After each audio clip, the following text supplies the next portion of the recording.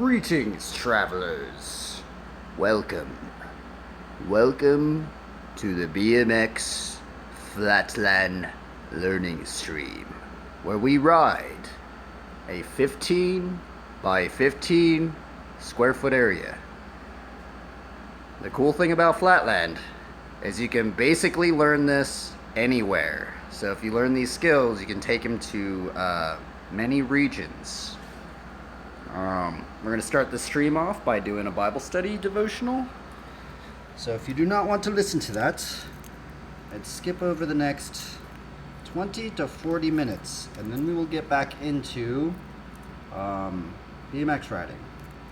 I'm going to try and honor the Lord and try to seek first the kingdom of God in some degree, right? I don't know if I'm really doing it right. I don't know if this is the right way to do it or something, right? But we're gonna try and give it a go, right? Hey, what's up, man? Man, you're in here really quick, huh? Doing pretty good, man. Had some good rest. Okay, let's see here. What are we gonna get into today? I don't even know. We're just gonna... That's the thing, I don't have these days planned out. Some days I kind of think through the night and I go, okay, well, I'm going to maybe look up that verse or something, but today it's another day. We're just going to go in and just see what God reveals, right? What God reveals today. Let's see here. What are we going to look up?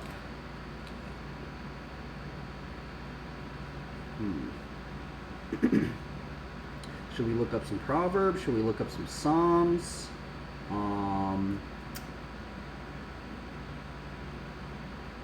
Let's see here.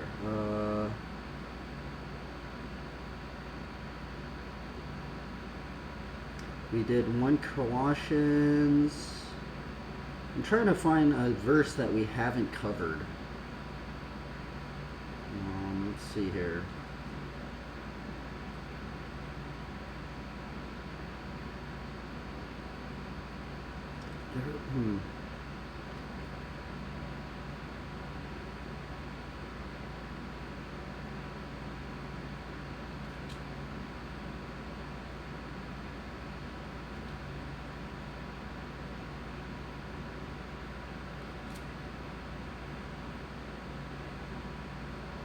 I guess we could go into this one. I think we did cover this one a little bit, but I think it's good because today, some days I do think that, these Bible study devotional things are somewhat in vain, right?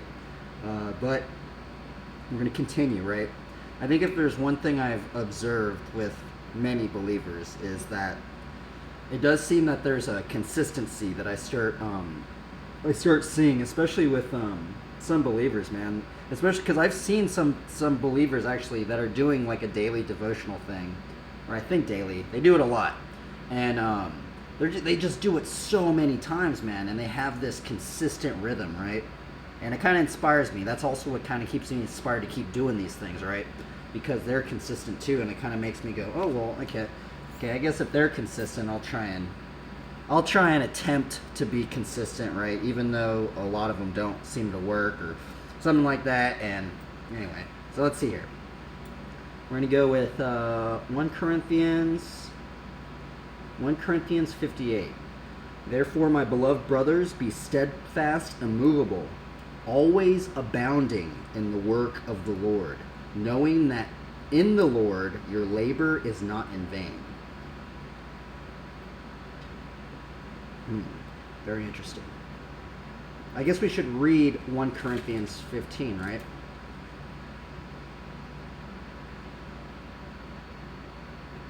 Yeah, let's read... Wait, how long is this one? Yeah, we'll read 1 Corinthians 15 now. Okay, let's see here.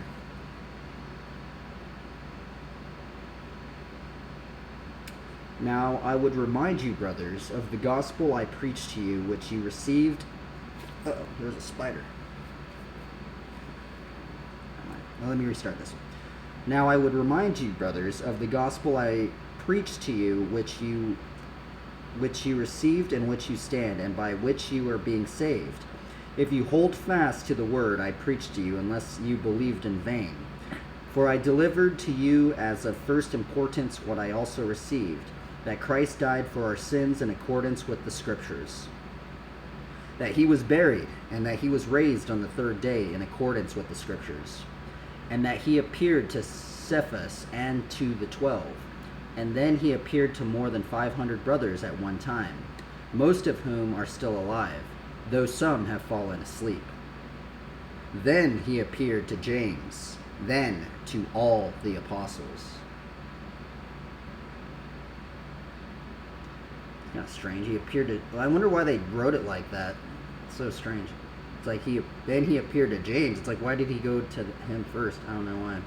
Last of all, as to one untimely born, he appeared also to me. For I am the least of the apostles, unworthy to be called an apostle, because I persecuted the church of God. Actually, you know what? This is actually a very, very interesting thing right here. So Paul actually used to be really against the faith, I'm pretty sure, as far as what I've heard from other people. And I think Paul even killed somebody. I don't even know. Right? Did Paul kill anybody? I can't remember. Let's see. Let's look that up. Did Paul kill anybody in the Bible? Did Paul kill anybody in the Bible? I'm pretty sure he did. Okay, wait. No, he didn't.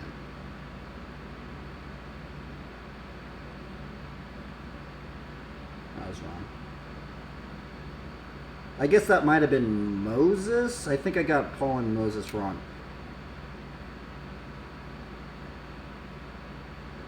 Did Paul kill? Yeah, I guess he didn't. He just persecuted them. Okay, yeah. So this guy says no, Paul did not directly kill anyone. However, in modern day parlance, I think it would be called aiding and abetting. Those who did not do the killing of Christians, you would find narrative of Saul/Paul in the book of Acts.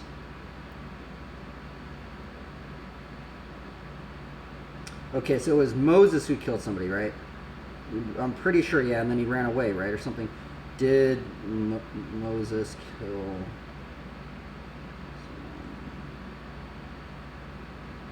Okay, yeah. One day after Moses had reached adulthood, he killed an Egyptian who was beating a Hebrew. Moses, in order to escape Pharaoh's death, fled to Midian, a desert country south of Judah. Okay, so that's the thing. So it was Moses. So it's kind of interesting, right? You think that, especially committing, such a heinous act like that, I think sometimes people will go, oh, well, God can never use me or something like that, right? But it's kind of crazy that God still will use people, especially if they've done heinous things at times, right? Sure, man. Okay, let's see. Where are we at? Okay, let's see here. We were at... Okay. But by the grace of God, I am what I am, and his grace toward me was not in vain. On the contrary, I worked harder than any of them, though it was not I, but the grace of God that is with me. Whether then it was I or they believed, so we preach, and so you believed. Now, if Christ is proclaimed and raised from the dead, how can some of you say that there is no resurrection of the dead? But if there is no resurrection of the dead, then not even Christ has been raised. And if Christ has not been raised, then our preaching is in vain, and your faith is in vain. We are even found to be misrepresenting God, because we testified about God that he raised Christ, whom he did not raise, if it is true that the dead are not raised. For if the dead are not raised, not even Christ has been raised. And if Christ has not been raised, your faith is futile, and you are still in your sins. Then those also who have fallen asleep in Christ have perished. If in Christ we have hope, in this life only, we are all people most to be pitied. But in fact, Christ has been raised from the dead, the firstfruits of those who have fallen asleep. For as by a man came death, by a man came also the resurrection of the dead. As for in Adam all die, so also in Christ shall all be made alive.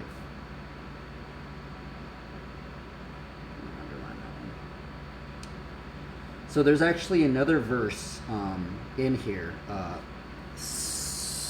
I thought this was actually, I was going to bring it up, but there's actually another name for Christ that I don't hear many pastors really bring up, but let's look up the verse, because it's like Christ is known as the second Adam or something like that. Christ is known as the second Adam or something like. I'm pretty sure there was a verse. It's somewhere in here. So Jesus is called the second Adam. The Apostle Paul tells us in the first letter to the church of Corinth, the first man became a living being. The last Adam, a life-giving spirit. So it's actually very interesting because it's very interesting because I know this might be kind of controversial if you are a believer, and if you are a believer and you hear these words I'm about to say, but there was a time actually before I really started believing. There was a manga and an anime called Evangelion that I was into. Surprisingly, what's weird about that anime is that I read somewhere that saying that actually the creator of that anime, he actually converted into Christianity later on. He had some sort of mental breakdown while creating the anime, actually, like animating it out. And what's weird is he put some Judeo, like Christian undertones in the anime. If you haven't already seen it, there is some heavy significance in it. And what it's actually kind of strange, if you watch the old shows, I think it happened in the old shows. It's not the movies. It's the old shows that this has happened. And that's what the movies are based on. But there's actually more substance in the shows, actually, I think. But if you watch the shows, it's like, you can kind of see toward, well, I guess I shouldn't even say this, right, if you're going to watch. But anyway, I guess I'll say it. I don't even think anybody's going to even watch them. Because I don't know where you could really watch them in some degree. Probably could find them somewhere. But towards the shows, you can kind of see where he has like a, kind of like somewhat of a mental, maybe epiphany or a breakdown or something. And it was weird because like, he put all these, actually it wasn't even that subtle. He put them right out there. These kind of like, Christian undertones and stuff like that. And what's weird is like, I think he just kind of meant to put them in there as kind of like, just trying to just to try and make it look cool or something like that. Well, what's funny is I think as he got deeper into the lore of it, he got deeper and deeper trying to find the lore of it, and he actually, from what I've been told, he actually converted to Christianity.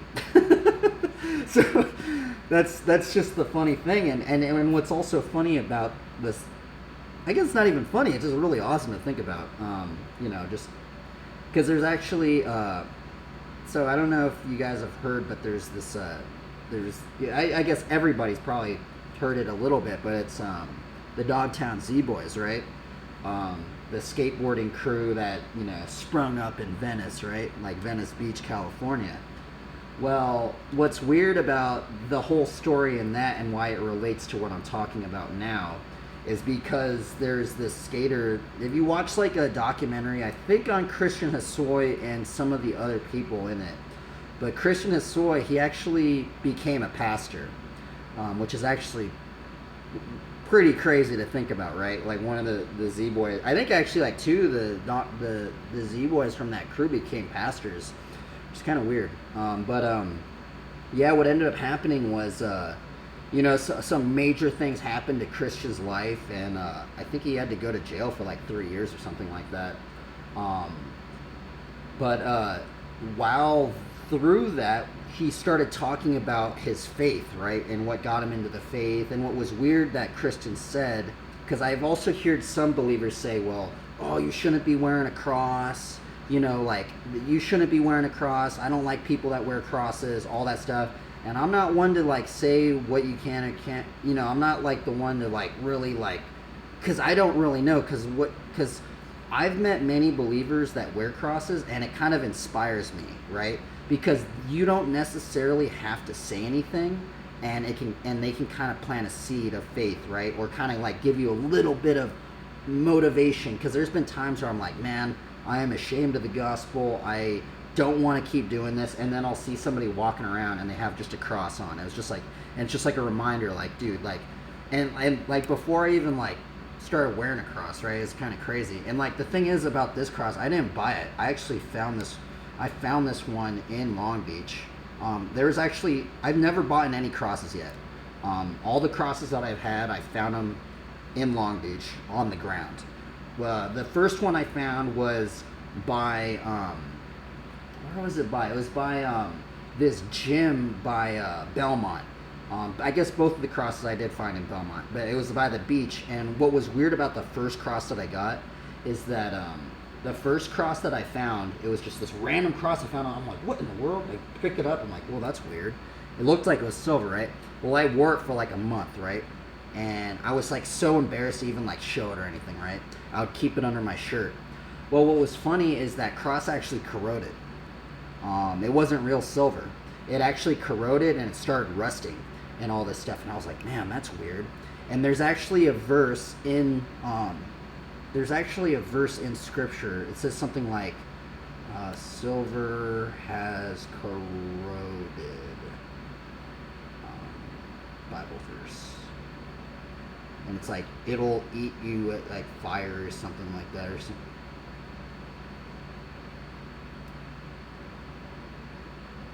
So this is what a weird one is. So your gold and silver are corroded, and your corrosion will be the witness against you, and it will eat your flesh like fire. You have heaped up treasure in the last days. So what's weird is that I had this this cross, and it corroded, right? And then I took it off, right? It was very strange. And then what was weird is that maybe like a month later, because I used to like recycle through the alleyways, right? I'd like try and pick up like cans and stuff for a little bit of money and stuff like that. And there is this military vet, this Vietnam vet actually. His name was Freddie, and he used to be a Vietnam like engineer or something. And he was this homeless vet out in Long Beach. And it was weird because I was like going, like literally, so I'm riding my bike in the alleyway, and I see Freddie. I've seen Freddie a lot because he was actually a believer too. We would always talk about scripture and stuff like that, and he always just said it was really important to get in the Word and all that stuff, and it keeps you, you know, even in the worst times, it'll keep you, if you really get into it, it'll help you, man. It'll strengthen you, and it'll give you the strength to keep going. And just seeing him, man, it's like, I'm like, dang, bro, it's really cool. But yeah, I saw him. So I'm riding past, man, and I see Freddie, dude, and he's like sitting there, man, and he just has like an old Xbox that somebody threw away, because this is like Belmont. So this is Belmont, kind of the more upper class part of Long Beach, right? So people just throw out like just stuff that they'll just throw away stuff that like you know, most people probably wouldn't throw away, right? Well, what ended up happening is he had like 20 crosses out that he found. Like I don't know if he either collected these crosses, if someone threw them away or something, but there was like 20 crosses on the ground. He goes, and the thing is, I already had that cross that corroded, so I was like, oh, I don't want to wear them anymore, you know. But then Freddie was like, no, man, you got to pick one. I'm like, what, dude? What are you talking about, bro? Like, and then I was like looking around, man, and this is the cross that I chose out of the bunch. It is actually it is a Catholic cross. So this is a cross of Saint Benedict, and it's kind of weird, you know, because then at the time I was going to mass at Saint Bartholomew. Because the thing is, I am multi-denominational, right? So because I have friends that are believers in so many denominations, right? I'm still confused about it all, right? But yeah, this is a Saint Benedict cross, and it's actually a very interesting cross because looking into the lore of it, there's actually on this one right here, there's if I look at it, there's there's something with like a raven, and then there's a vial. A wine goblet. And supposedly, what ended up happening in Saint Benedict's life is that I guess he was working at a monastery or something like that, and so as the story goes, as the lore goes, there was some priests that became like demon possessed or something like that, and they wanted to kill Saint Benedict. So what they ended up trying to do is they tried to put poison in his cup, and supposedly a raven comes in and knocks over the cup. And very interesting. And you know, actually, that's actually very odd. When I think about it, it's weird because that's what happened. The raven. That's what happened with the raven. Then it's weird because even in Long Beach, I found this raven talon, right? Because I found a dead raven, and you know, I've shared this many of times on the stream, right? This raven claw on here, but yeah, it's so yeah. And then if we look deeper into this, you know, this it's kind of weird because I feel. You know, I have a lot of friends that are Catholic, so it's also, you know, but it's also I have a lot of friends that are in, you know, Protestant, and it's all this. It's a very interesting thing, and I do say I really liked Saint Bartholomew when I went there, man. You know, it was really cool. We went there, you know, me and my buddies would go there, and it was cool, man. I enjoyed it. So I like lots of parts of Christianity. I'm kind of in the. I don't know. It's like weird. It kind of seems like the Lord has been like kind of like leading me into so many different like facets of the faith in some degree, right? But yeah. Anyway, I don't even know how I've gotten into this. So anyway, what's weird is I found this this cross, right? I literally did not buy this cross. I literally went through the alleyway and I met this guy Freddie, and he had all these crosses, and there were so many crosses. There was like plastic crosses. There was another cross that looked kind of like, there was many other crosses, right? But when I looked at this one, it looked so intricate, right? It looked so intricate, and I'm like, man, that thing is like really crazy looking, man. Like, and before I grabbed it, I didn't know it was a Saint Benedict cross, right? So it was like weird. But that's the one I chose out of all of them. That's just the one I picked up. And what ended up happening is the one that I picked was actually real silver, and this thing has not corroded yet. So it's kind of trippy, right? And it's just weird that whole story happened, right? Because the first cross that I picked up, it actually corroded away. And this one is still going strong. I'm actually really surprised it's still going strong. But yeah, it is actually real silver. And just so weird. It's just such a strange story, right? It's just such a weird... And I'll always remember it, too. Because, like, you know, it's just the homeless guy. It's just this mysterious homeless veteran. And he just had like all these crosses out. He just tells me to pick one, and I'm like, you know, what's going on? Like, this is just so weird, right? It's just so strange. Like, what? It's just like I don't know, man. It's like I'll never forget it. It's just amazing, right? Because I feel like if I were to like buy a cross, it'd be way like not it. I mean, I don't want to like put anybody down that has bought, because I think it's cool to buy a cross because I guess you're supporting the faith in some degree, but also like if you find a cross or something. It's like, it just feels like an RPG game. Like that scenario literally felt like an RPG game. Like you're going in and you just find an item and you're like, what in the world? You know, it's like so weird, right? Anyway, but yeah, okay, that's why I was getting into the cross. Man, it's so strange how I just diverted. But I guess it does bring up, this is the first time I did bring up about this cross that I'm wearing, right? Hopefully it doesn't cause any controversies on, you know, the whole, that stuff, you know. But I'm just, you know, I think if anything's trying to glorify the Lord Jesus Christ in any way, I mean, especially in the modern day we're living in, I think that's better than not trying at all, right? And I know some believers would say, well, that's not the way it should be. It's kind of like turn and burn, all this kind. And well, the thing is, how I see it, how I'm viewing it, man, is like, even if you're trying to plant just a subtle seed, man, even the most subtle seed, maybe even if it's just an illustration, like even if you just promoted like the praying hands or something like that, or just like even just one little cross on a drawing or something, that is better, because as the scriptures say, right, it says like the smallest seed of faith can like grow in people, right? And if we akin to the parable of the sower, right? We've done many studies on the parable of the sower. If the Lord Jesus Christ akins the kingdom to sowing good seed in the field, right? And the seed is very small seeds at times, right? So I think even if you subtly promote it, right? That's better. For me personally, I think that's better than not trying at all, right? Because I mean, at least because that's how I did it at first, and that's why I say it's cool, because that's how I did it at first, right? When I first started getting into the, well, it's like I grew up in the faith, but when I used to draw little crosses. I wouldn't say anything about the faith in my own words, right? How I started is I would draw a little cross in my drawing. Like I'd draw a character. Sometimes I'd just draw something and I'd just put a little cross somewhere, right? And that's how it first started. And now I look back, it's so weird looking back at my old illustrations. If you actually go to my old Instagram, my art Instagram, I haven't posted in a couple of years. I haven't posted on Instagram in a couple of years, honestly. But if you go back down, you'll see drawings from when I was like 12 years old or something.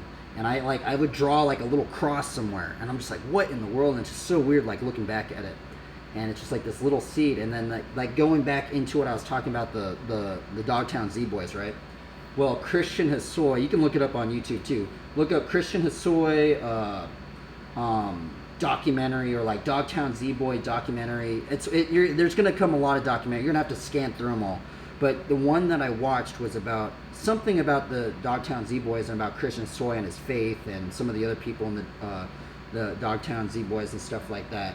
And what ended up happening with Christian is that he used to wear crosses, right? Because his name's Christian, right? He was like, so he used to wear crosses actually before he even believed. Before he even believed in Christ, right? He would wear crosses because he thought they looked cool.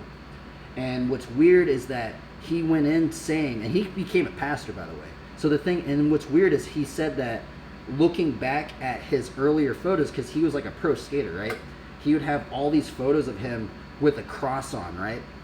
And what he said is that, like, when he looked later back at his photos with a cross on and stuff, he thought that it was God, like, giving him a sign, you know? Like, it was God, like, kind of being like, hey, man, I was with you. I was with you even when you didn't believe in me. I was there, man. I was like, you know, and I thought that was really, really cool. And seeing and hearing how he became a pastor and how that perspective of it all, it's like, it really hit me more than when I hear believers say, oh, well, you shouldn't be wearing crosses and stuff like that, right? Or you shouldn't be like, or if you're not a believer, you shouldn't be wearing a cross. And so that's my own viewpoint on all that, right? And so I don't know if that's right or wrong. So you gotta have to take it with a grain of salt. You're gonna have to do your own due diligence studying that. But anyway, that's how it be for me, anyway. Anyway, let's get back into this. Oh yeah. Oh, that's so strange, dude. It's so weird, like how I thought I was gonna go into this verse, but now because we're reading so many of these things, it's so weird how I'll read one verse, man, and it just goes into so many different things. So what's weird is that, you know, because I stopped right here. For as in Adam all die, so also Christ shall be made alive, and then there's the other verse that we were looking into about what was it? About Jesus becoming the second Adam, right? Well, in Evangelion, I guess I don't want to. I mean, I guess this isn't. In Evangelion, Adam is on the cross, and it's kind of weird. You're gonna have to look at. But I always thought that was weird. I was like, well, that doesn't make sense, right? That's weird, you know. And then it was weird because then when I reread the Bible, I was like, wait a minute. That's why he did that. It's so interesting that he did that, because like it doesn't make sense if you don't actually read some of the scriptures. It doesn't make sense that, you know, Christ would become as a second Adam, and you know, and all this stuff. It's just very odd, right? And it's just very, very interesting to me. And it's just interesting that it was kind of like inspired by scripture in some degree. Yeah, it's just very, very, very odd. Anyway, getting back to that was a very, very long thing. I actually did. It was so weird. I did not think I was going to talk about all that stuff. Anyway, let's keep going. But each in his own order. Christ the first fruits, then at his coming those who belong to Christ. Then comes the end, when he delivers the kingdom of God and the Father after destroying every rule and every authority and power. For he must reign until he has put all his enemies under his feet. The last enemy to be destroyed is death. For God has put all things into subjection under his feet. But when it says all things are put into subjection, it is plain that he is expected who put all things in subjection under him. When all things are subjected to him, then the Son himself will also be subjected to him, who put all things in subjection under him, that God may be all in all. Otherwise, what do people mean by being baptized on behalf of the dead?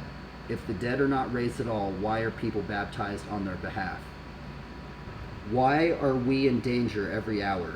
I protest, brothers, by my pride in you, which I have in Christ Jesus our Lord. I die every day. What I do I gain, if humanly speaking I fought with beasts of Ephesus. If the dead are not raised, let us eat and drink, for tomorrow we die. Man, that's kind of interesting. This verse kind of reminds me, this whole little section right here, it kind of reminds me of like just trying to live each day, man. Live each day to the fullest, man. And maybe that's another strange thing, right? Because it kind of makes me wonder, like, so if we were just to live each day like we were about to die or something, right? Would you not try to proclaim the gospel at all? If we are to somehow, so if the kingdom is likened to sowing seed in the field, right? And if we are to die, or supposedly, well, as I read this, that's what I get. We haven't done a commentary verse on, but when I just read that, it made me think of, like, you know, that thing that people say is like, live each day as your last, or something like that, right? Something weird like that. So it kind of makes me wonder, maybe, yeah. So I don't know. That's what I think about anyway. Let's continue. Do not be deceived. Bad company ruins good morals. Wake up from your drunken stupor, and as is right, and do not go on sinning, for some have no knowledge of God. I say this to your shame. But someone will ask, how are the dead raised? With what kind of body do they come? You foolish person, what you sow does not come to life unless it dies. And what you sow is not the body that is to be, but a bare kernel, perhaps of wheat or some other grain. But God gives it a body as he has chosen, and to each kind of seed its own body. For not all flesh is the same, but there is one kind for humans, another for animals, another for birds, and another for fish. There are heavenly bodies and earthly bodies, but the glory of the heavenly is one of a kind, and the glory of the earthly is of another. There is one glory of the sun, and another glory of the moon, and another glory of the stars. For the stars differs from star in glory. So it is with the reassurance of the dead. What is sown is perishable. What is raised is imperishable. What is sown in dishonor, it is raised in glory. It is sown in weakness. It is raised in power. It is sown in a natural body, and it is raised and it is sown a natural body, it is raised a spiritual body. If there is a natural body, there is also a spiritual body. Thus it is written, the first man, Adam, became a living being. The last Adam became a life-giving spirit. What is in this part? Very interesting. We have not read that verse on stream yet. But it is not the spiritual that is first, but the natural, and then the spiritual. That's actually very weird, That verse, when I reread that verse right here, it kind of reminds me of, like, you know how, like, sometimes, like, I feel like sometimes you have to experience some things in your life to really maybe get into the spiritual side of things, right? That's why I think sometimes when people go through great ordeals or tribulations or adversities or just hardships, long suffering. This is where I think the spiritual aspect really comes into play in people's lives. And this is where the rubber meets the road, really. Like when the rubber of the faith really, really, really meets the road is when we are under hardships and ordeals and stuff like that, right? Because I also have heard from many pastors saying, it's easy to, or it's actually sometimes it's like you don't want to pray, right? When something's easy, when everything's going right? But when things go wrong, right? Like you get thrown in jail, all this stuff, or if you're wrongly convicted, or some bad things happen in your life, right? This is when you start seeing people pray, right? But generally, it's like we should be trying to seek first the kingdom of God all the time, right? Maybe not. Well, I think we should be doing it as much as we can, right? But I don't know. I'm pretty sure we went into some scriptures the scripture that reminds me of that is like David, right, of Psalms 1:3 saying he meditates on the law of the Lord day and night, right? It's not just like, I worship, I meditate on the scriptures just on one day, right? David literally he says, "Blessed is the man who walks not in the counsel of the wicked, nor stands in the way of sinners, nor sits in the seat of scoffers, but his delight is in the law of the Lord, and on his law he meditates day and night," right?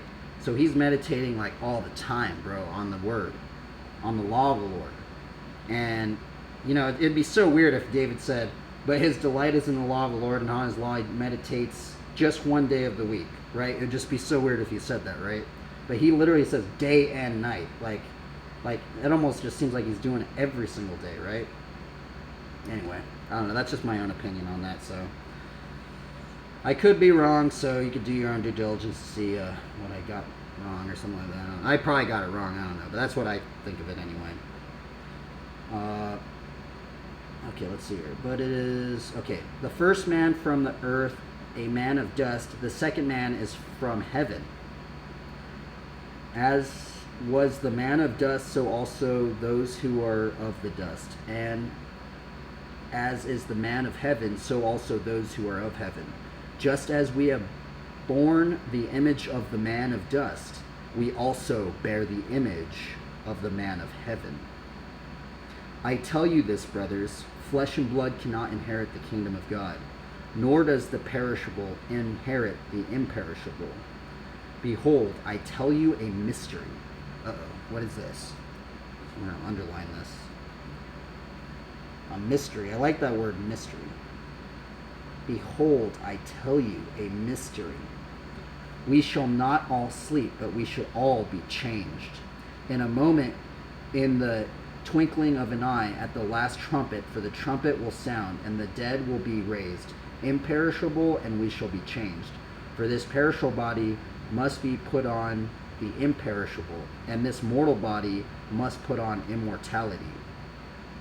When the perishable puts on the imperishable, and the mortal puts on immortality, then shall come to pass the saying that is written, death is swallowed up in victory. O death, where is your victory? O death, where is your sting? The sting of death is sin, and the power of sin is the law. But thanks be to God, who gives us the victory through our Lord Jesus Christ. Therefore, my beloved brothers, be steadfast, immovable, always abounding in the work of the Lord. What does that mean? What is this? That's why I chose this one, right? Just because of this part right here. Always abounding in the work of the Lord, knowing that in the Lord your labor is not in vain, right? I'm wondering what these words mean right here. What does abounding mean? Let's look at the definition of abounding.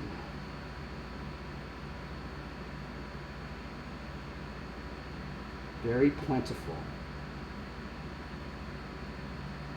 Existing in or providing a great or plentiful quantity or supply.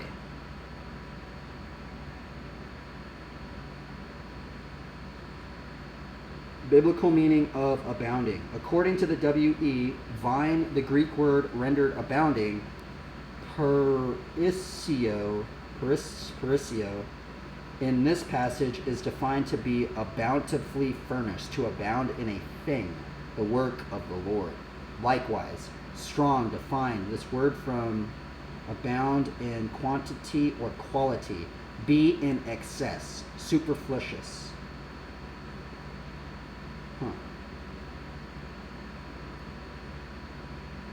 Interesting. Well, look at this. There's a commentary on this. I guess this is the commentary we'll read. What site is this? This is Best of Christianity. Abound meaning, therefore, okay, so therefore, my beloved brethren, be ye steadfast, unmovable, always abounding in the work of the Lord. For as much as ye know that your labor is not in vain. This verse is often used by gospel preachers to encourage brethren to abound in faithful work and service to the cause of Christ. A Christian's life must be a life of abounding work. A Christian must be a faithful follower of the Master. A steadfast, unmovable, always abounding servant who is firmly grounded in the Bible's revealed truths. Unfortunately, some brethren are not steadfast and unmovable. Rather, they are like children tossed to and fro and carried about with every wind of doctrine, by the sleight of men and cunning craftiness.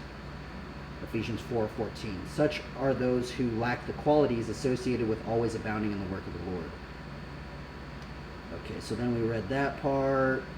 To cause to superabound or excel, make more, abound, have more, abundance, be more, abundant, be better, enough, and to spare, exceed, excel, increase, be left, rebound, remain, over and above.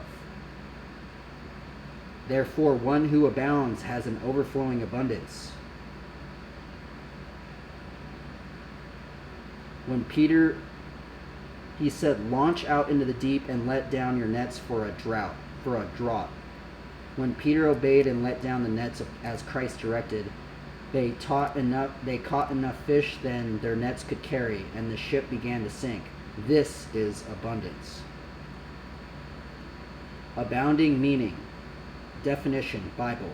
The phrase "in the work of the Lord" applies to all things that God commanded man to do. Regarding this phrase, commentator Albert E. Barnes said, always engaged in doing the will of God, in promoting his glory and advancing his kingdom. That's the other thing, right? So that's what I get a little tripped out, right? Because it's weird, because sometimes it seems that, like, you know, people just want to do it like one day a week, right? But what if God wanted... this might get kind of controversial, right? What if God actually wanted it the opposite way?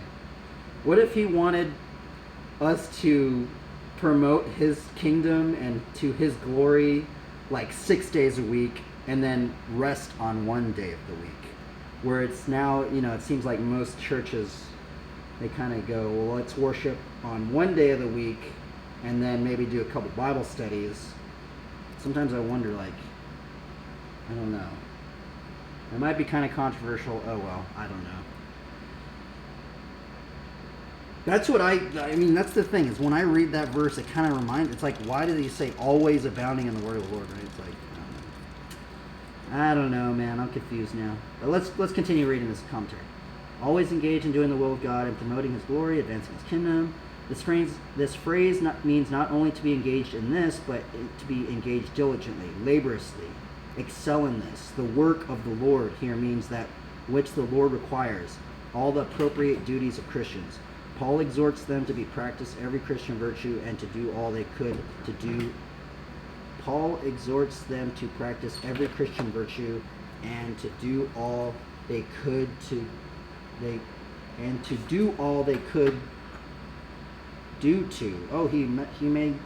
there was a typo right here. And do all they could to do, he even messed up those two words, further the gospel among men.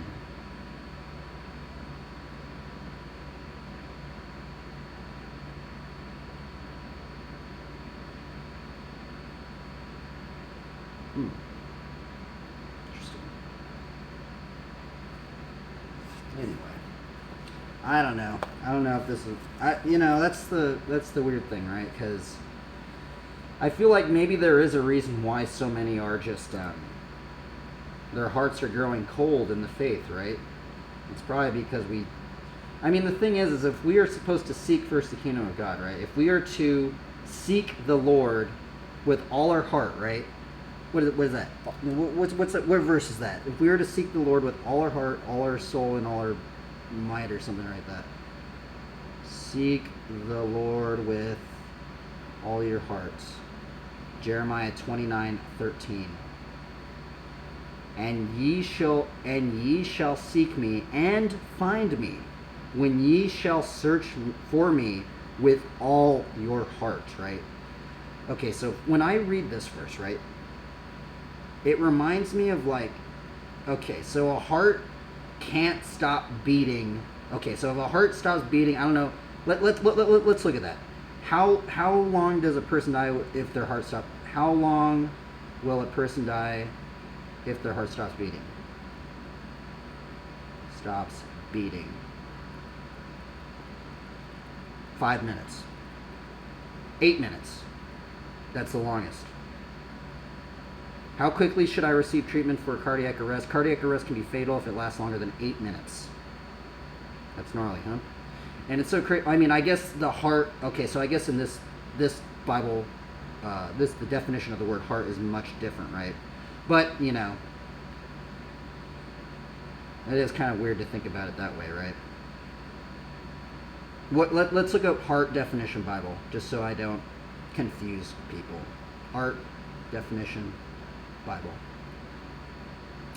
In the Bible, the heart is considered the seat of life or strength. Hence, it means mind, soul, spirit, and one's entire emotional nature and understanding.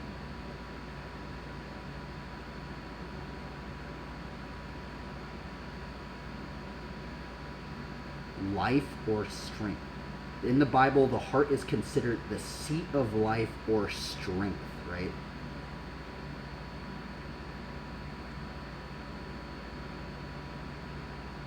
Okay, what is the heart? This is on Got Questions.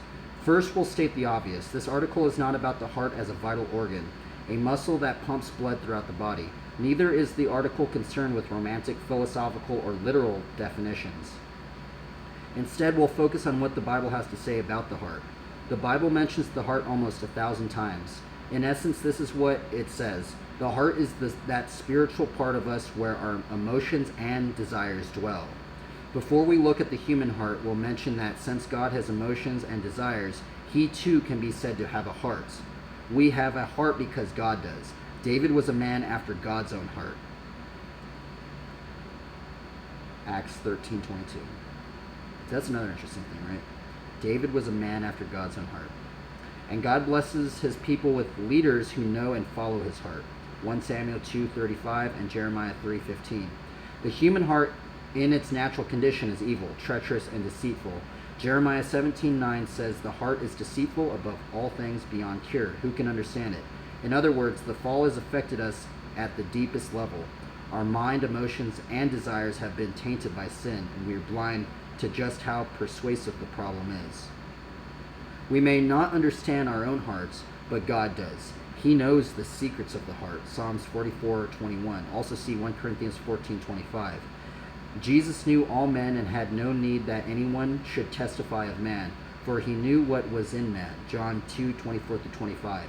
Based on his knowledge of the heart, God can judge righteously. I, the Lord, search the heart. I test the mind. Even to every man according to his ways, according to the fruit of his doings. Jeremiah 17:10. Jesus pointed out the fallen condition of our hearts. Mark 7:21-23. You get a package? Yep. From within, out of men's heart come evil thoughts, sexual immorality, theft, murder, adultery, greed, malice, deceit, lewdness, envy, slander, arrogance, and folly. All these evils come from inside and make a man unclean. Our biggest problem is not external, but internal. All of us have a heart problem. In order for a person to be saved, then, the heart must be changed. This only happens by the power of God in response to faith. With the heart one believes unto righteousness, Romans 10:10. In His grace, God can create a new heart within us. Psalms 51:10 and Ezekiel 36:26. He promises to revive the heart to the contrite ones. Isaiah 57:15. God's work of creating a new heart within us involves testing our hearts. Psalm 17:3, Deuteronomy 8:2, and filling our hearts with new ideas, new wisdom, and new desires. Nehemiah 7:5, 1 Kings 10:24, 2 Corinthians 8:16. I like that. I like how he wrote that. And filling our hearts with new ideas, new wisdom, and new desires. The heart is the core of our being, and the Bible sets high importance on keeping our hearts pure. Above all else, guard your heart, for it is the wellspring of life. Okay, that was the Bible study today. Oh, man. Sorry, this one was kind of long. Sorry, man. I haven't been looking at the chat.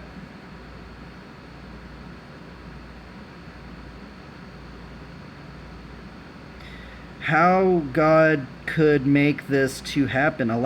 That's gnarly that I don't see your water. Sorry, man. Sorry. I was just so focused on reading. Sorry I didn't get your guys' questions. Sometimes I just get into this track and I just kind of want to finish it. So I apologize. Yeah. It was a long one today, man. But it's good, you know. It's a good one.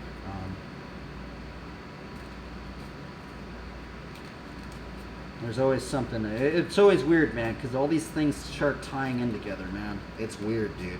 They're like, dude, it's strange, like, when God starts, like, putting these coincidences in your life, and it's like, you know, it's kind of strange, man. It's and it's weird because I feel like God hides a lot of things, and it's up to you to find them, right? Because there's that one thing. There's a lot of things like we're supposed to search out the kingdom, right? Stuff like that. Or the kingdom of heaven's like a man who, it's like someone that hid treasure, and we're supposed to go out and find it, right? So it's very interesting, man. It's just so interesting thinking that, like, you know, it's just, isn't that? I mean, doesn't that trip anybody else out? I mean, that totally, like, trips me out when I think of, like, Psalms like 36. Right? The steps of a man are established by the Lord when he delights in his way, right? So if we delight in God, right, he is establishing our steps, man. He is going before us. He's laying the little treasures in your life, man. And we're supposed to go out in there and find them. And stuff like that. It's kind of interesting.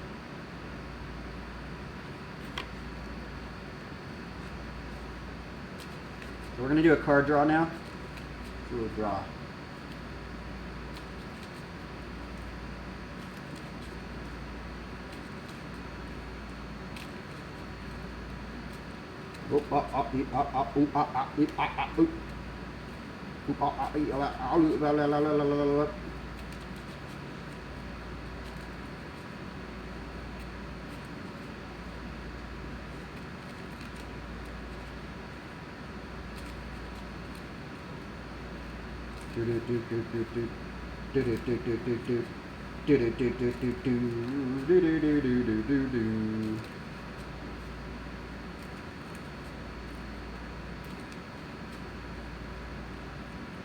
Okie dokie.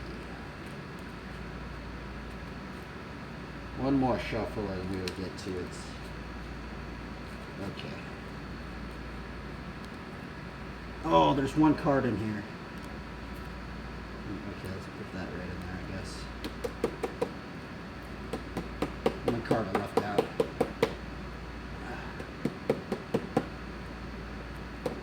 If I draw enough lands, I'm going to try and play it out, but other than that, I'm going to just draw. Because it's very, very rare if I were to draw enough lands to play something out, so. Okay, let's see what we draw. Pretty curious. What are we to draw? What are the cards to reveal today?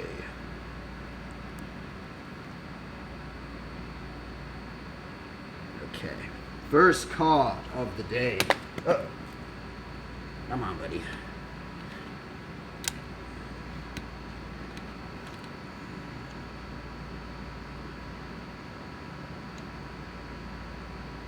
Go.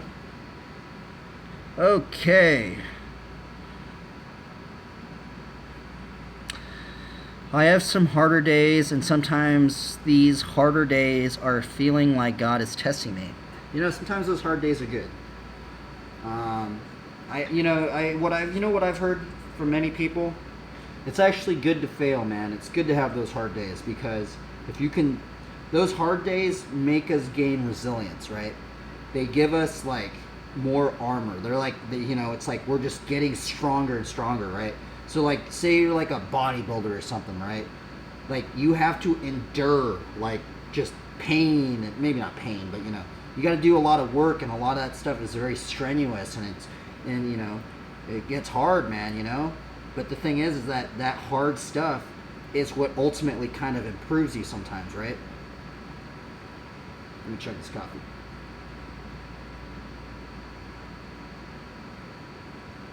And the thing about it is that, like, what I've heard anyway, is sometimes the people at the top, like, you look at anything, whatever you're into, anything, BMX, swimming, any athlete, any work you're doing, anything you're into, music, whatever, right? Art, something like that. What I've heard is the people that are generally at the top are sometimes the ones that failed the most but never gave up, right?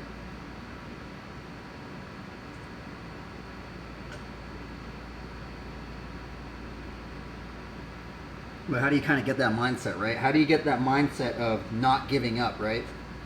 That's a hard one, right? Now let me cut this one more time. All right, first card of the day. Ooh, wow. Test of faith. Bro. I love that card, man. Reminds me of Proverbs 28:1. The wicked flee, though no one pursue, but the righteous are as bold as lions. I like the flavor text on it too. Those who survive the test. Oh, dude, you were just talking about testing, dude. Look at this. Those who survive the test bear a mark of power anyone can recognize. Test of faith. That's kind of funny that I just drew this one. Okay, second card. Curse break. Another new one I put in there. So curse break, man. Curses are out there, bro. Curses are real. Curses is a solemn utterance of something negative to happen on people or even yourself. Sometimes people are cursed by their own words. Generally, I think if you want to be cursed, you kind of have to be cursed through your words or something like that. Anyway, our words can either, bring cursings or blessings. It's even in scripture. Okay, number 3. Wow. Interesting hand today.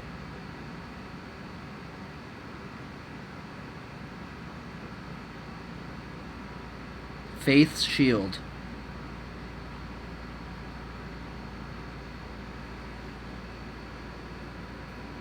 We remember Ephesians 6 is it mentions the shield of faith. Wow, dude, today is gnarly, bro. Look, got righteousness, bro. That's awesome, dude. You know what's weird? You know what's weird about the whole trope about fighting the dragon, right? Like the knight versus the dragon. It's like a tale as old as time, right? But it's just very interesting that it's kind of mentioned in the Bible. Ooh, sweet. We got Silver Warrior. This is my only Frazetta card. Dude, look at that card, man.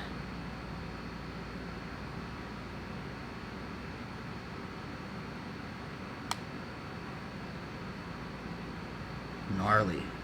Love the artwork on this one.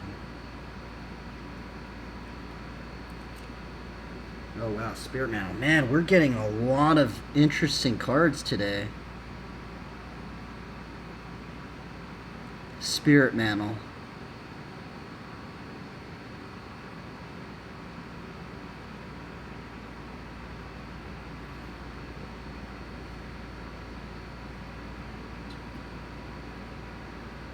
7.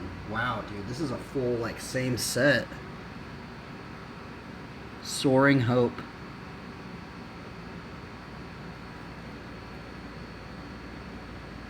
Is it all going to be the same color? Wow, dude, that's so weird.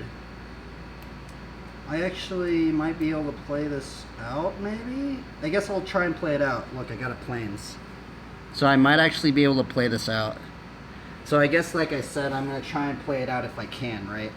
We drew 1 land, which is very, very rare.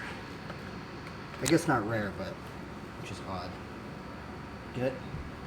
Yeah, got 2. Nice. Nice, nice, nice, nice. Okay, so this is our hand that we got, like I said. I'm going to try and play it out, right? So we got 1 land, right? This is our 1 land. I'm going to put down my 1 land, and then I'm going to cast Righteousness, right? Well, I guess I could put that one down too, since that one's just... That one's actually not in the... Actually, I could keep going for a while. So we'll put out Righteousness, since we have 1 land. We're going to untap it and draw a card. Ooh, we got Brilliant Halo. Hopefully we can find another land, so... to start doing some other stuff. Well, we could do Face Shield. Untap it, draw a card. Nope. I have 1 more chance to get a land. I might have to just put some more lands in. Darn. Yeah, I don't have enough lands to start doing other stuff. See, because this is the mana cost. This is how much mana you need to start casting them, right?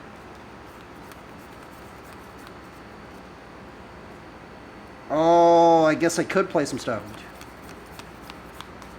Okay. So we have two lands now. Oh, wait, this is like getting a little messed up on me. Okay, we got 2 lands. 2 lands now. Luckily, I did draw another land. So what can we play? We can play. Oh well, I guess we could do. Let's do Curse Break. Curse Break. Let's untap these. Draw this one. Oh wow! Look, we got a creature. We got Angelic Page. Sweet. We'll draw. I can actually play this. We got Angelic Page. I only have 2 lands at the moment. These are my only 2 lands. Let's untap them. Draw a card. Oh, we got 3 lands. I need to have this so it doesn't look like I'm just cheating.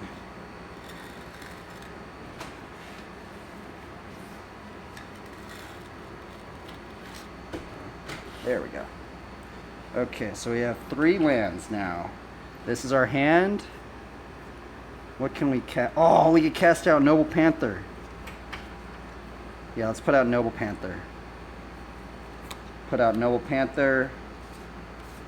So now I'm going to be able to play just a lot of stuff. This is going to be something that we just keep going on and on and on, I'm pretty sure.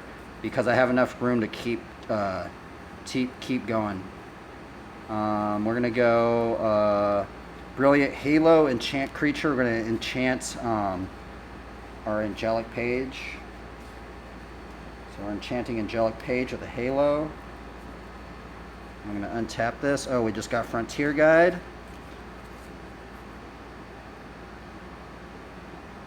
Dude, look at how gnarly that card looks. We got Frontier Guide. We'll cast that out with 2 mana. Let's untap, draw a card. Ooh, we got New Benalia. We got another land. We can cast this one out. When I cast this one out, we get to scry the first one of our library. I get to say, do I want to keep this card or do I not want to keep this card? I'm going to keep this card. So we're going to keep it at the top. Okay, okay, so we just drew that one out. We have 3 mana. I'm going to do Spirit Mantle on Frontier Guide. We're going to untap these. I have 2 white manas and I have 4 mana right now. We'll cast Elspeth Knight Errant. That's all 4 of my mana. We got Tranquil Garden. This comes in... Oh, this doesn't come in tapped. Okay, so now we have 5 mana. So now I could basically just play forever. You know, because this is basically... I have enough mana to just keep going and keep going and keep going. But what we're going to do is we're going to cast out Soaring Hope. We'll put Soaring Hope on Frontier Guide. And I gain 3 life. Actually, let's do Soaring Hope on Angelic Page. So that's all 5 of my mana. We got Builder's Blessing. See, I could just keep going on and on and on. We got this enchantment.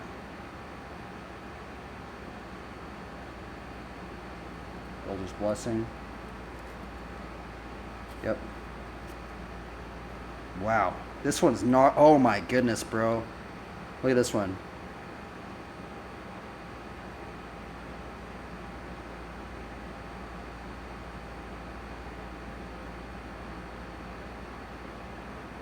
Celestial Ancient.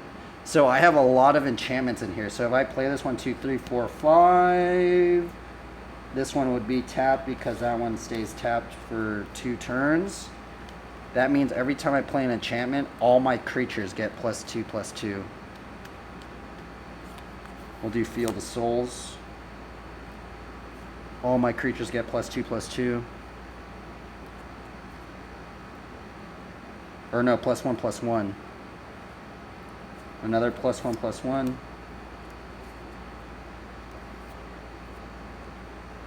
Yep.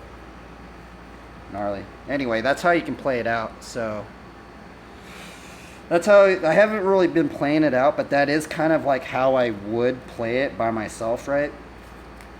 You know. But normally I can't. But normally, here's the thing: is I don't have enough mana because this set right in here, the set that I crafted, it's mainly just for you know, just drawing cards, right? Just drawing cards, seeing what I draw. Oh, that was a land right there. But so I don't have much lands in here. And the thing is that this right here is your mana. So you need this. You need your mana to play these cards, right? But I guess right there it worked. So that's kind of weird. Because normally I don't even have enough mana to even play anything. So today, I'm actually wondering what... I'm going to start doing this now. I'm just going to see, like, if I could play it out. If I have enough lands, I could play it out. So, it's kind of fun to see. Anyway, let's get back this on. Right here. We'll get into riding. Okay. Got our ice water bottle, plus this on the phone so it doesn't overheat. And we're going to do our knee stretchers, and then we will get into riding our bicycle. We got this over here.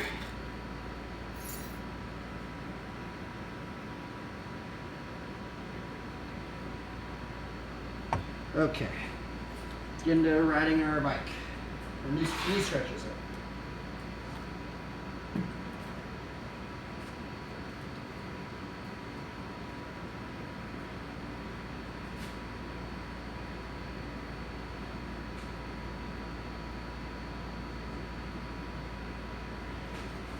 Alright.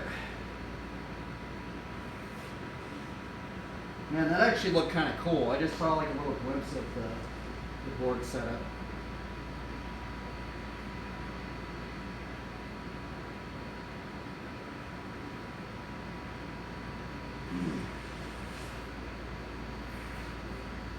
Stretching out this knee. I've lost some range of motion still. I still don't have it fully back.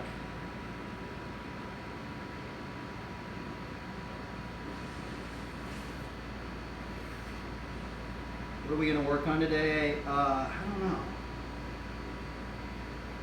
Fire hydrants, swivels, backyards. I didn't land a single combo yesterday. Yesterday was kind of brutal. It was weird.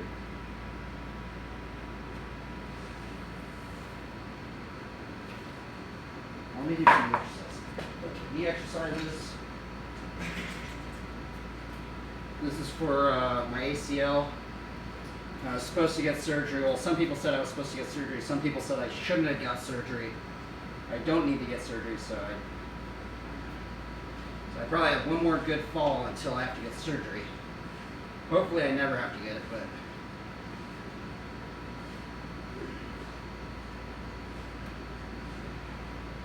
just doing pivots on a knee.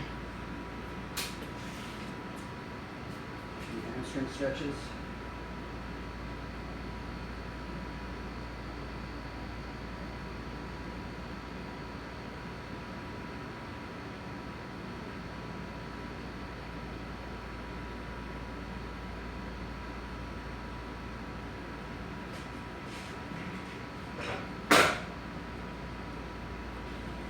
Now I'll put on my armor.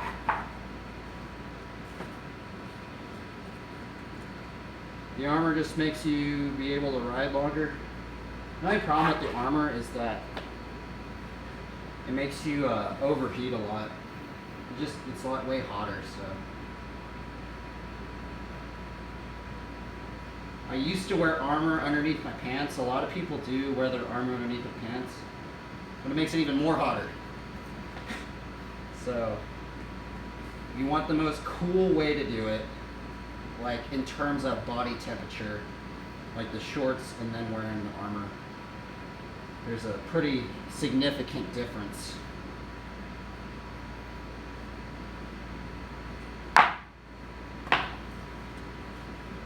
This one on.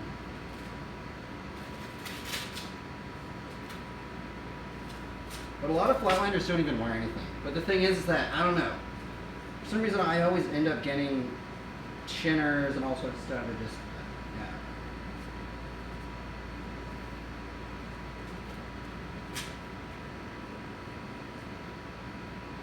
yeah. And I probably should be wearing this knee brace. So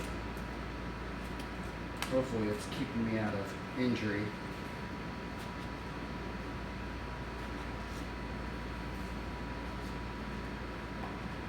This one. So these straps, look at, so this armor right here, these straps are totally gone, right?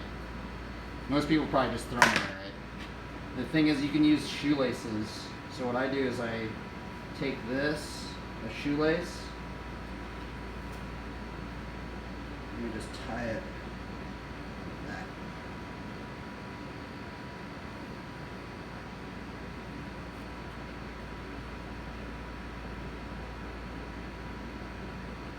And this stuff is like super, it's so crazy how much pressure this will take off. So see like this, like it fully protects you from like brunt force damage. Like it's crazy.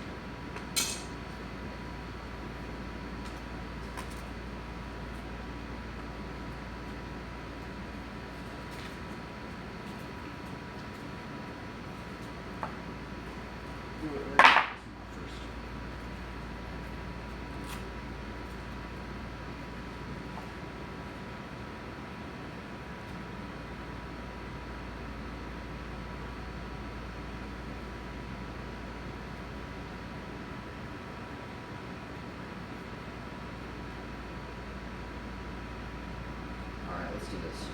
We're going to check our PSI. Check our PSI, we'll try and do some maneuvers.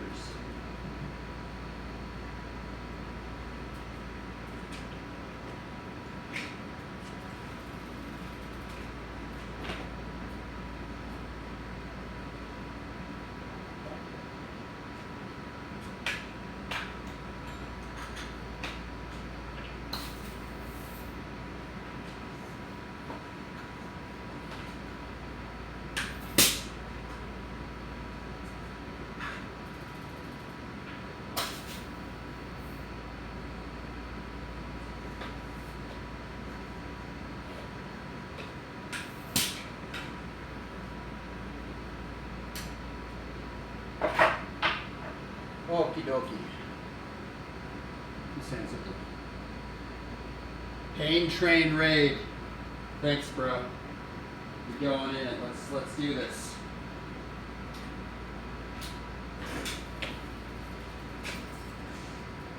Let's see if I can do a triple fire hydrant. Give it like 4 tests.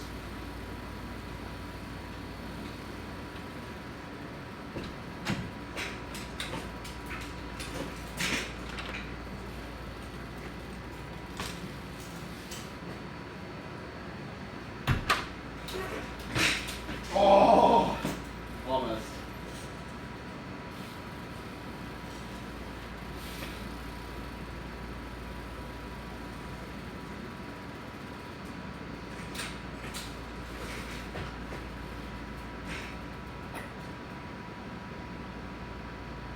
Wow, 14 people.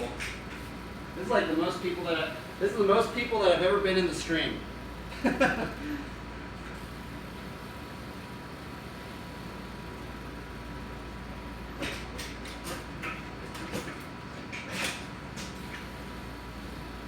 a double fire hydrant.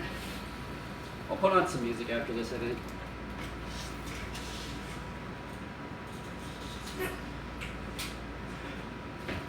Nope. Greetings, everybody.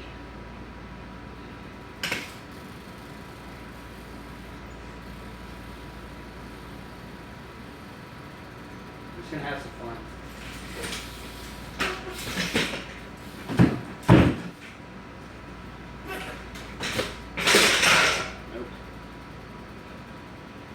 Wait up, I need to put some music on. That'll be right. Put this on.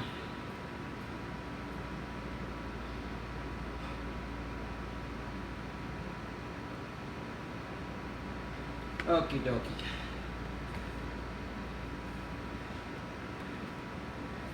Oops. There we go.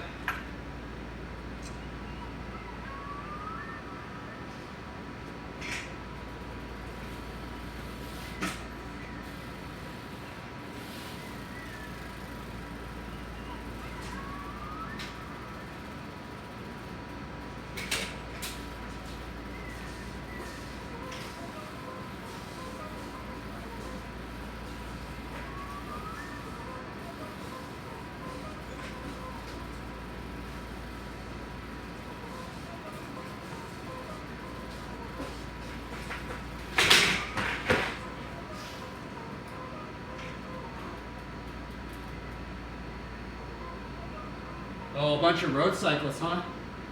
Sweet, man. Yeah, cycling's awesome. Any type of bike riding's awesome, man. I got a collection. I actually have a road bike right here. I need to fix up. Got a road bike right over here. Let me bring it over on here too. I got a. Oh, let's see here. So I kind of like to have this in the garage.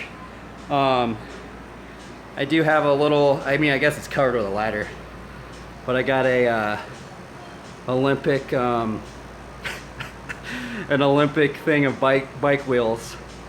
So the story on this is that I used to work at Woodward West, and there's a bunch of Olympic athletes that used to work there. So it kind of like inspires me every time I go past that, right? So I have to like turn in this garage, and I always view that, and it's just a reminder of myself, of everybody that's grinding. Like everybody in the Olympics that is grinding right now, they put in so much work.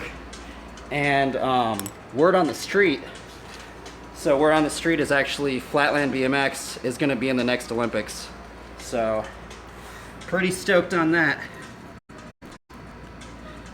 And right now we're riding in a 15 by 15 square area, specifically for Flatland BMX. It's kind of like another discipline of BMX. A little bit more obscure, but still part of the same BMX thing. And it's kind of crazy because you just learn in really tight areas.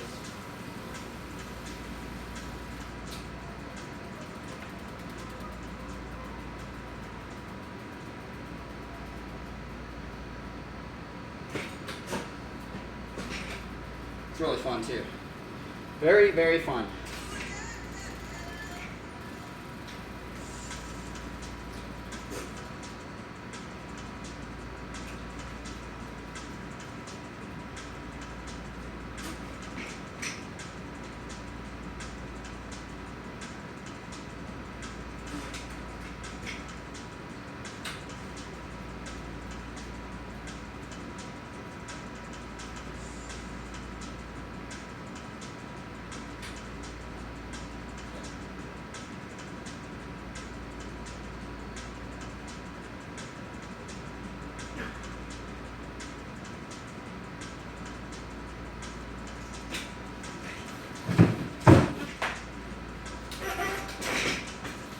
Woo!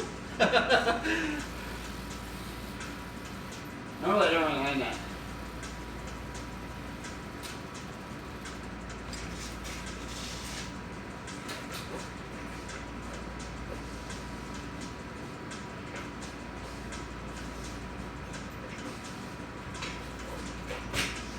Ah! Almost landed it.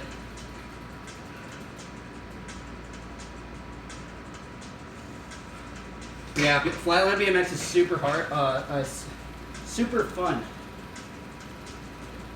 There is kind of like a bit of a steep learning curve, but what's really cool about flatland is that a lot of the combos, they start comboing into each other, right?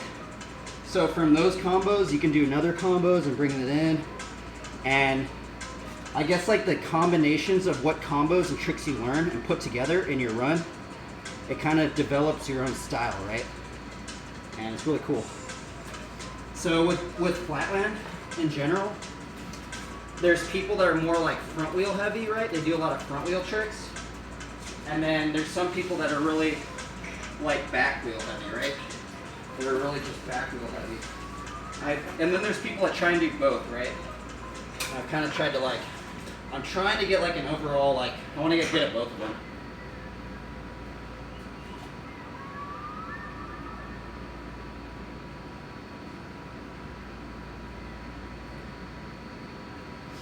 We got that. Shout outs to Colt Crew. They're the ones that hooked it up with a lot of bike parts and they helped me out. So shout outs to them and shout outs to Golden Days in Long Beach. Golden Days Bike Cup. Bike shop.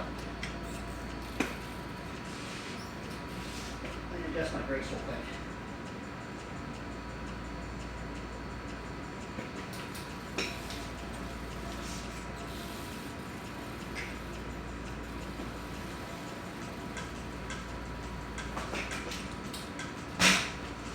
Nope.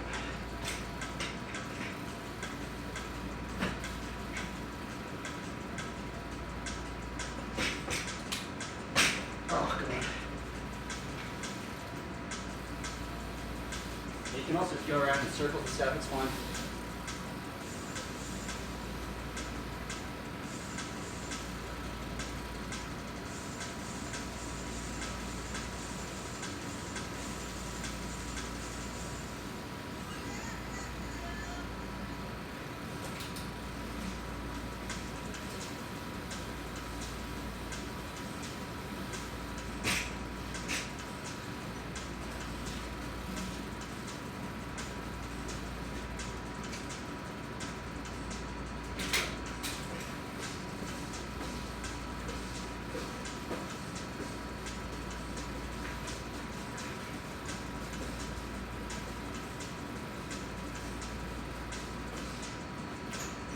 Oh, darn.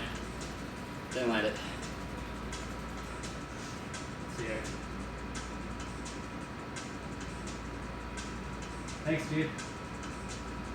Average heartbeat per minute. Actually, I don't know. Is there a way to do that? I think what you check it right here, right, or something like that. I don't actually know though. But yeah, another thing is that flatland's way safer, okay? So like if you watch a lot of other BMX riding, it's like they're going down stair sets and like, you know, going like 20 feet in the air. So kind of like the complete opposite, right? This is just straight, just level ground. I've been trying to incorporate some more street and park riding in. So yeah.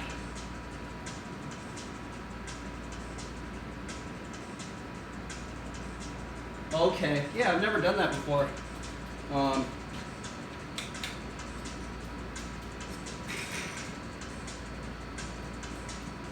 But there's also, you know, actually the other crazy thing is I actually used to race. So actually I grew up racing BMX. So I am still somewhat, but I like all bikes, right? I like any type of bikes. So when I used to live in Long Beach, I actually got in contact with a lot of bike companies, right? And there's like a big thing right now with like climate change, like green energy, and the bike industry. Even though like global warming, climate change is really, really bad right now, it's actually helping to fuel the bike industry. So in some weird way, maybe it's helping the bike industry as a whole, not just BMX. I'm talking about cycling, mountain biking, you know, so it's kind of interesting.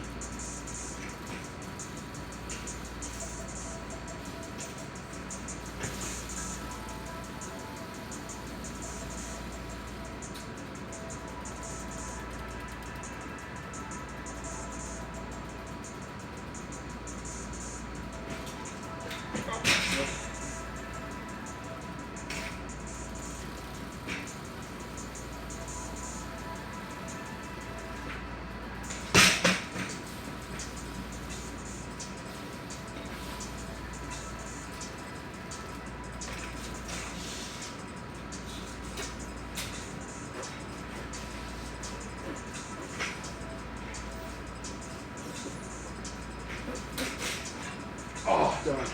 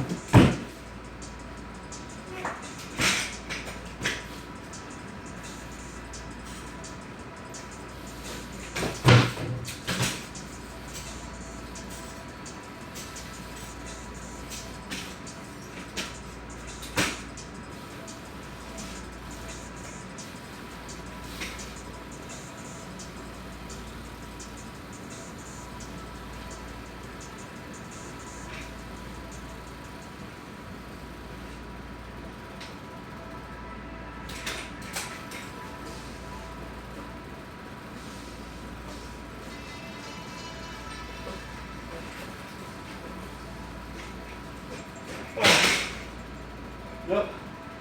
Well, look at my bike. What the heck? My bike's never landed like that. It looks so weird.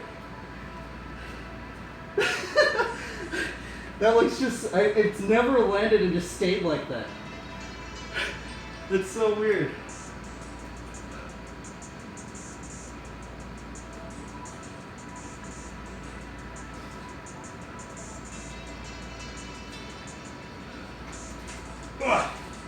So I'm going to switch my seat out.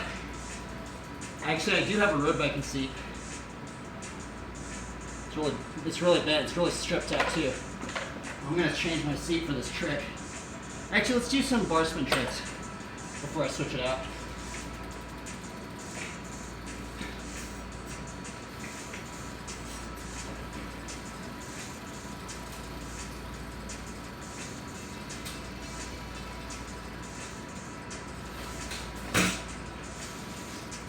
So bar spin to bar spin back.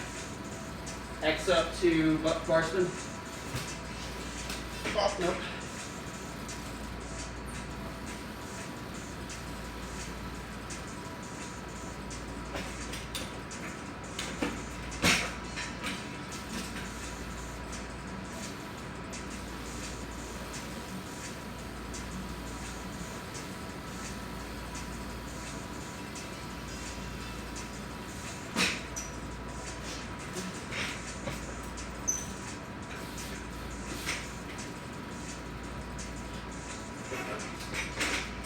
Ah.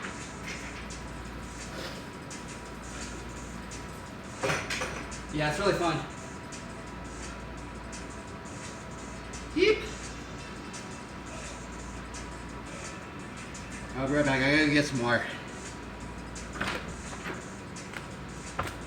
I'll be right back.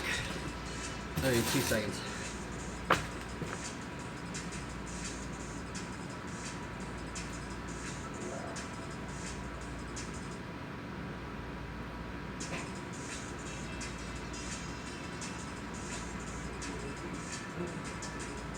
Oh, okay. Alrighty.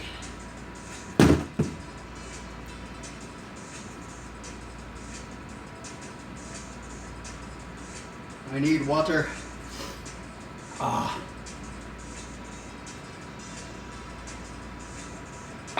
So if you guys have any questions on like getting into BMX, getting into flatland in particular, any bike questions,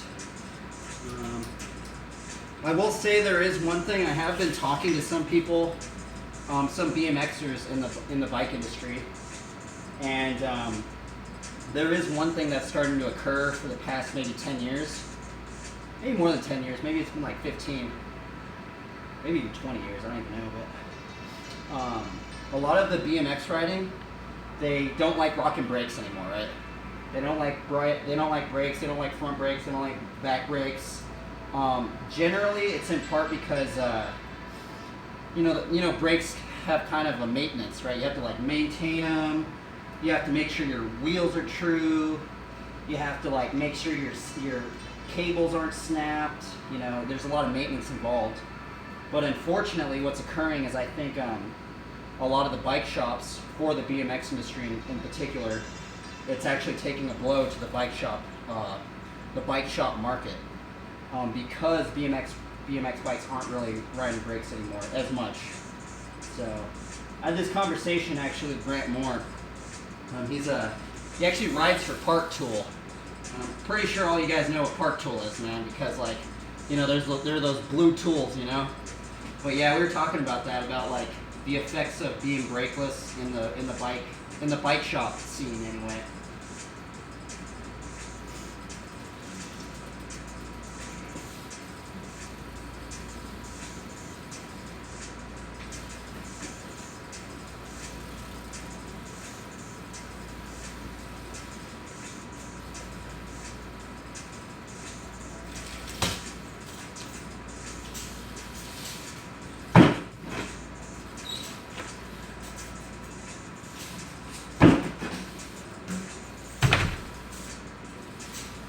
That filter that's in there Yeah. is good for 1,500 gallons. Okay. It removes everything. Okay. Bacteria, the fungus, the bad chemicals, you know, like arsenic and all that kind of stuff. Yeah. And you end up with pure water. Let's see, you asked the question. Any advantage or disadvantage to using a fixie? Well, in BMX, it's actually, I don't really think there is really a fixed gear in BMX per se. So there's actually like three different types of gear things that BMX uses, right? So this is just a free coaster. I mean, not free coaster. This is just a cassette, right? The thing is, if you're going backwards, that's when you need the pedal, right? I do have some friends that are really into fixed gears, though. I think fixed gears. It started out with like the track cyclists, right? The hard track. I think like the first type of bike ever, actually, I think was fixed gear.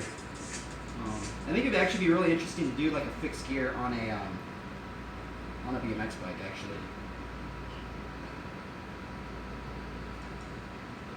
Yeah. What do you guys ride? Do you guys ride fixed gears? It kind of seems like more of like a, I guess maybe some advantages to a fixed gear is it would lighten up your bike, right? Because you're only using one gear, right? But I guess if like you're doing like a Tour de France or something, like you would need a bunch of gears to get over all those hills and stuff. So I don't know. I guess maybe that's why like the fixed gear was mainly meant for that circle race, right? It wasn't like going up in hills and stuff like that.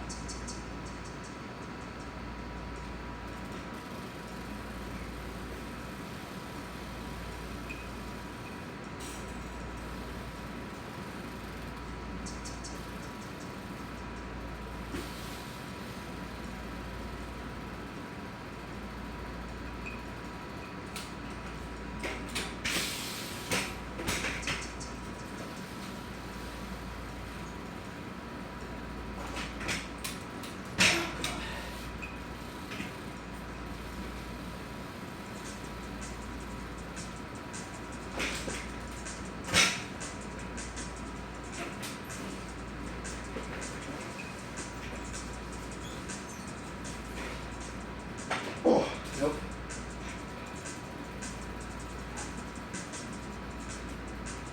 See here. No, we aren't. No, we aren't on fixies, but I was wondering if backpedaling could open up some new tricks. Okay, yeah.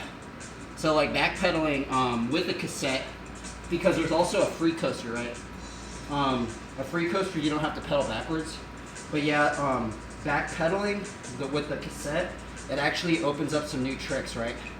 Because you can line up your crank arm, right? And say if like I didn't have a cassette and it didn't go backwards, because some tricks you want to have your crank arm like right there, or some tricks you want to have your crank arm right there, or like even, you know, the opposite, so it's not in the way, right? So I think that's one advantage to the cassette, but also it's a disadvantage because now, like if I were to do an upside down trick, right? If I were to do an upside down trick like this, and I go forward, it's gonna push my crank like a fixed gear. See? So it's like, and then that could get in the way. So there is that.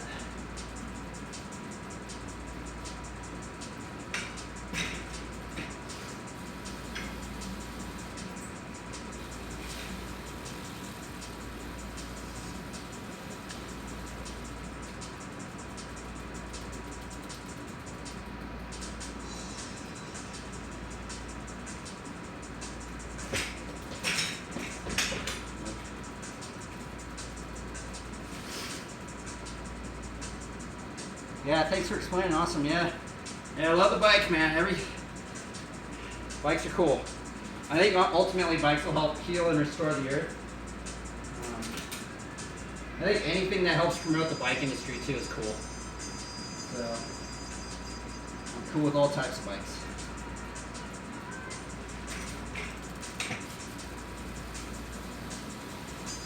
I'm trying to think of like a combo I haven't really done yet. Oh, we could do the increases tilt out.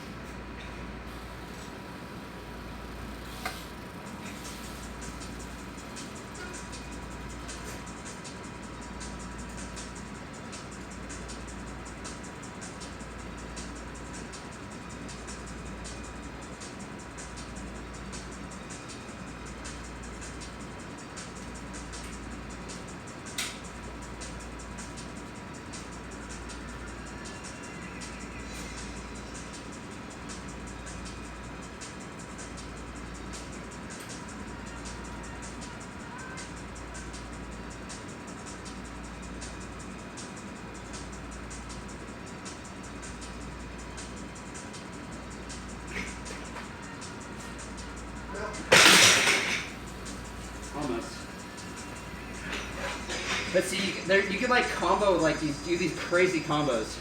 So like from that trick, I can put in another trick. I can put in like another 2 tricks from that one. I was trying it yesterday. So we could do hang 5 into fire hydrant into that. So hang 5 one-hander peace sign. Peace. Oh. You kind of get the point, right? And then I could get into like another combo. But generally, you don't want to hop around. You'll get like points reduced for that. All bikes, let's go. Yep. I should get that bike fixed. My friend gave me that one. I need to get it fixed, actually. Hey, do you guys like... I bet you guys know Viola Loves Cycling, right? I think most people have seen Viola Loves Cycling, right? She's the chick from Germany. And she does like, she rides the fixed gear and she does all those tricks. You know what's actually funny about Viola? Is that a lot of the tricks that she's doing actually stemmed from Flatland BMX. It's kind of crazy. So if you watch Viola, she does this, one of her main tricks that Viola is known for. It's called a death truck. So it's like when you're like, it's like, you know when you see her, she's like doing this. She's on top of her pedals like that, and she's like no-handed, like that. So that's actually stemmed from BMX. That was actually a flatline BMX trick. Yeah, Viola's gnarly. So go check out Viola. Basically, she does like so many crazy combos too.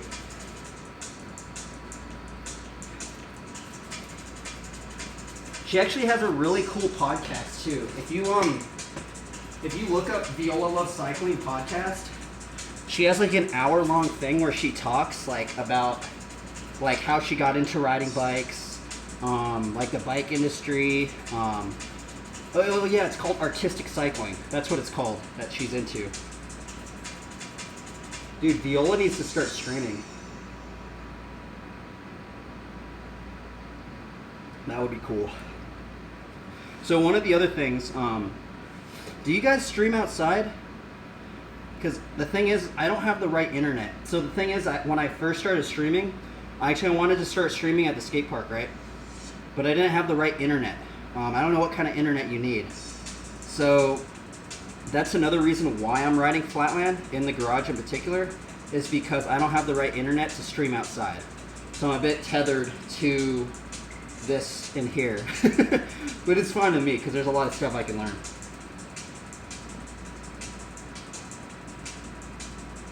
Because, I mean, eventually I would like to have the internet. Do you guys have like that rig? Because somebody said like you need like $1,000 setup to stream outside, right? Like you need some sort of backpack or something with a modem. But I'm not sure. Okay, let's see here. I think others use 4G and a device to tether multiple carriers to 4G together. Interesting. I'm gonna have to try that out. Cause like that would be really cool. Cause there's actually one cyclist. You guys might know him. I can't remember his name right now, but he is a cyclist on Twitch, and he actually used to ride flatline BMX, but then he transitioned over into cycling, right? I can't remember his name, but he was a really gnarly flatlander. But yeah, actually a lot of my it's kind of funny how the bike scene is, right? Because I have some friends that are bike messengers, like I know so many pros. A lot of my friends are just pro, like, and just the people you meet riding a bike, man. Just the people you meet, it's amazing. It's like you can go to any country, any state, and if you're riding a bike and you see somebody else with a bike, it's like you have that connection, right? You're like, bro, you want 2 wheels, bro? It's like, it's awesome. I love it. I love it.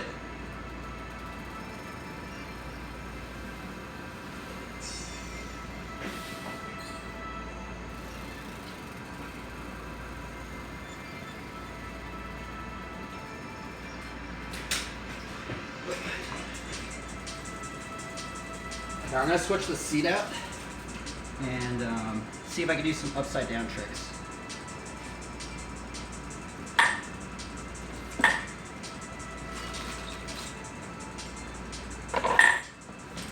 Markups are crazy right now. I used to be able... Oh, interesting. We are like that over on Zwift. It's virtual cycling. We are all... Oh, for sure. I've been seeing that too, man. Like the virtual cycling, where like there's like that screen, and you guys are like playing that game.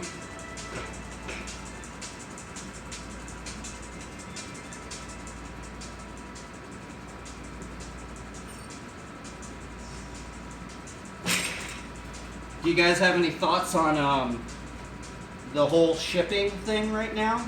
Because I know that's affecting a lot of bike companies right now. Something about the shipping. I used to live in Long Beach, right? So I know a bit of something about you know, like the ports. Like I think the port in Long Beach is one of the biggest on the West Coast anyway. And a lot of the stuff over there is like it's getting like backed up or something, and I think it's affecting the bike industry in some way. Because the thing is, I don't really know if it's like this in like the other parts of the cycling industry, but there are a lot of BMX companies that they make their parts in the U.S., right? So we don't need to like ship over some parts, but not everything's like that, right? But I'm kind of wondering if it's affecting other parts of the bike industry besides BMX, because I know BMX is getting kind of messed up from that. I'm gonna switch the seat out. So this seat has padding, right? But I can't do like upside down tricks. This is actually a road biking seat, and it's stripped out, so this is just plastic.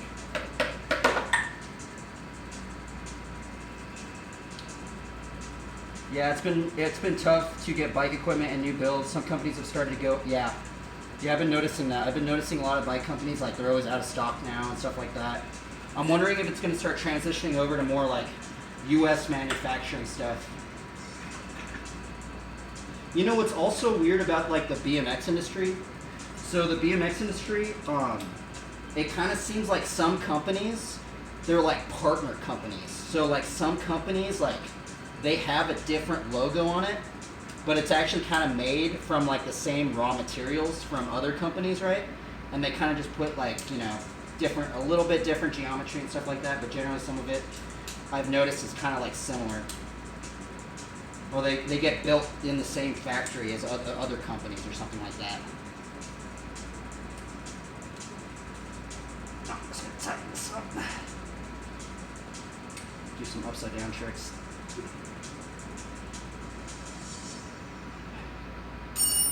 Okay. Yeah.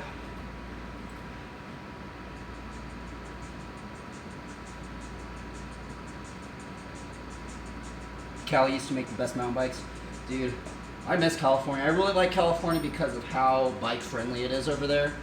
Like, out of anywhere I've ever been, California's definitely been like the most bike friendly state I've ever been in. You know, like it's awesome over there.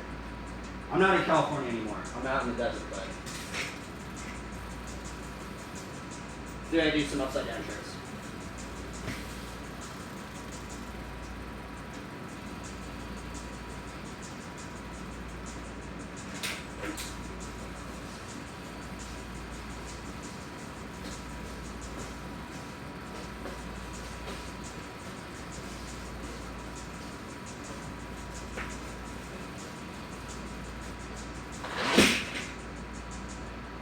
And this is why I have this seat, because I can do upside down tricks like this. Oh, really good. Yeah, that's why I modded the seat so it has no padding. I really like modding my bike. I find it fun just to mod parts.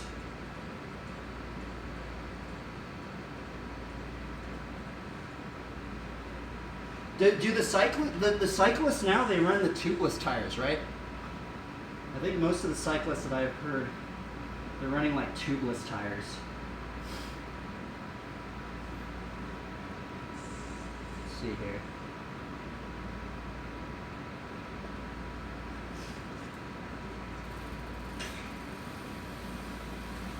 Try this again.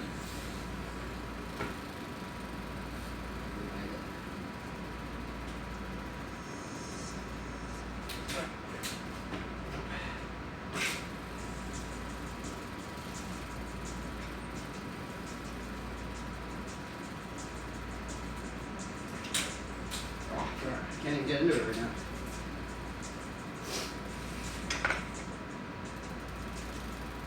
Now let me go for the ultimate combo. I might as well just go for ultimate combo.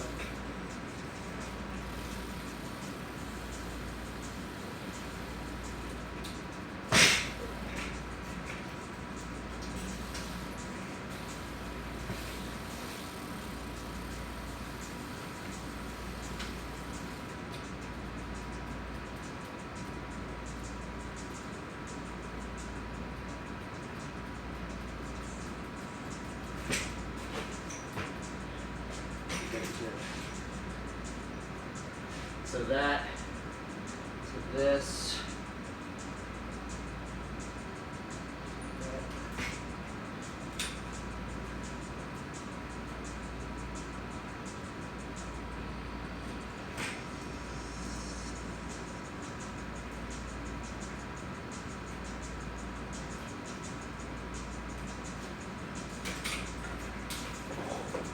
That's hard.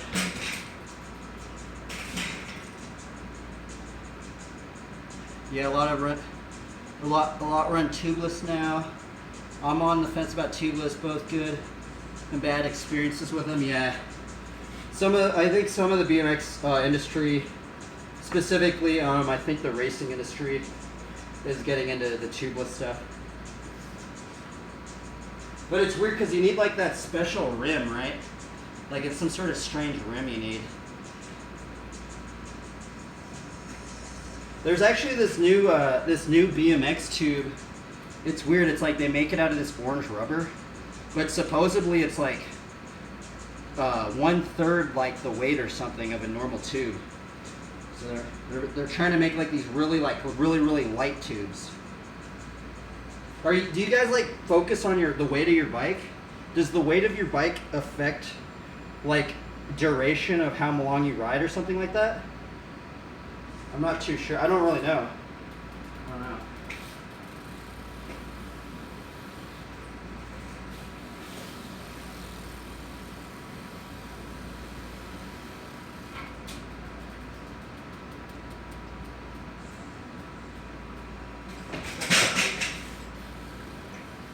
Maybe I just get into it from this one.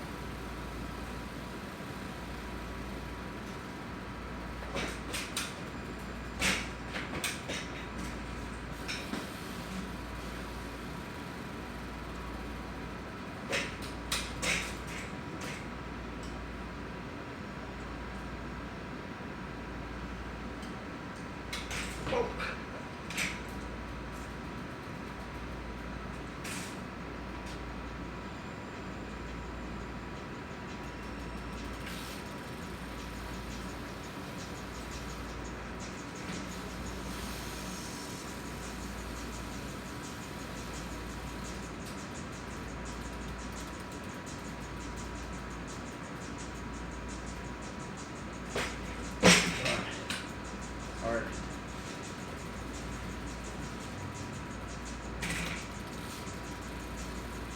I'm trying to get into this combo right here. It's just hard to even get into it.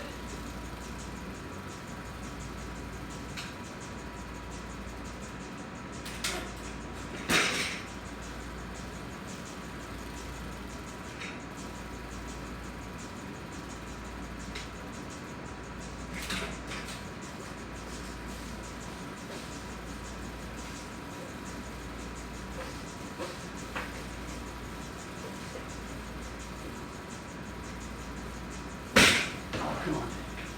Messed up.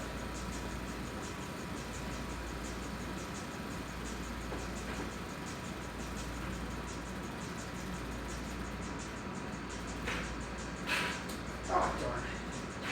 Let me practice that.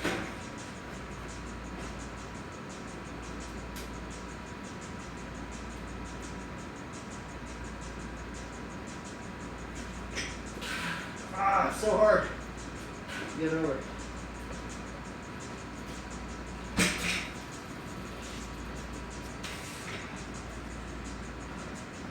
Okay, let's see here.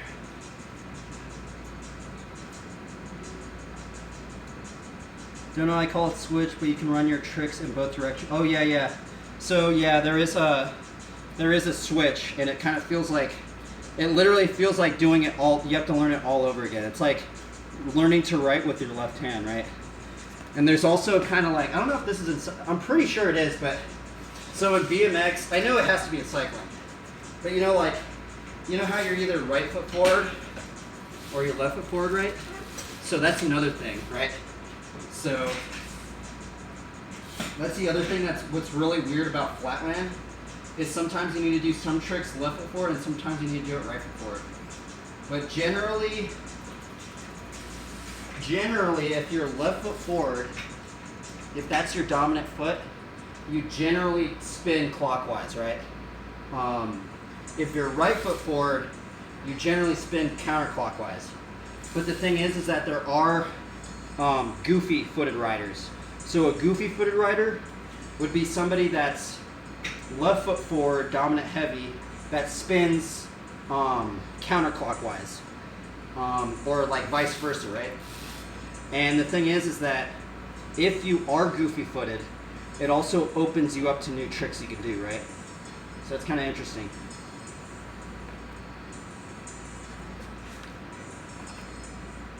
All right, let's see here. It definitely matters, but there are road cyclists who take it to the extreme. Some bikes are built for uphill though, and weight does matter a lot on long climbs. Most people are concerned with aero though. Interesting. Yeah, so what's weird about the BMX scene in particular right now is that some of like the gnarly park riders in BMX, like the very top park riders, actually some of the most top BMX riders at the moment, they're running like almost full titanium bikes. So there is this guy, I think he lives in, I don't know where he lives. He lives somewhere, I think, in the Midwest. But his name's Mike Laird. And Mike Laird is one of the biggest like manufacturers right now for titanium, custom-made titanium frames for the BMX industry.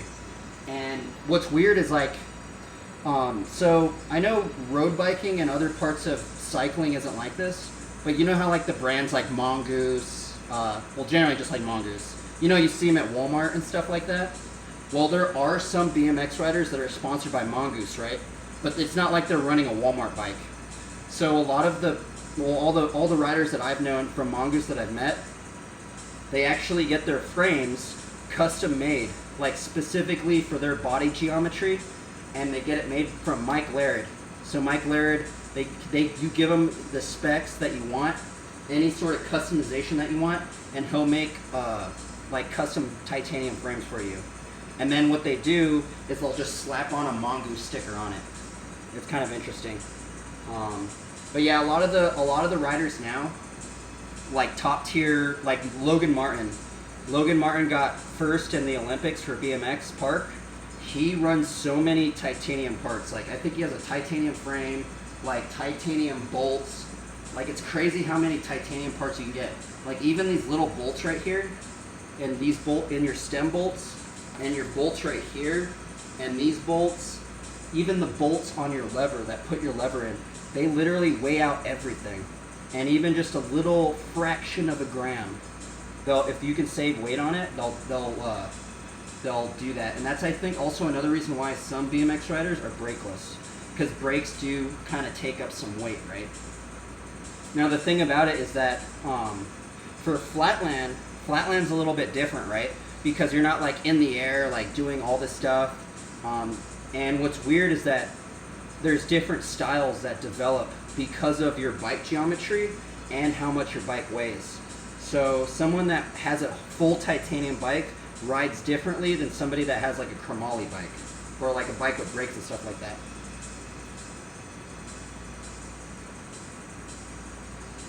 Oh, I ride a Diamondback. Okay.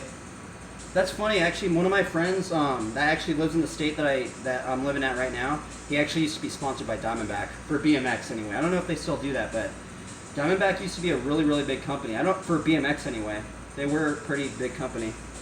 It's kind of funny, yeah. The Diamondback.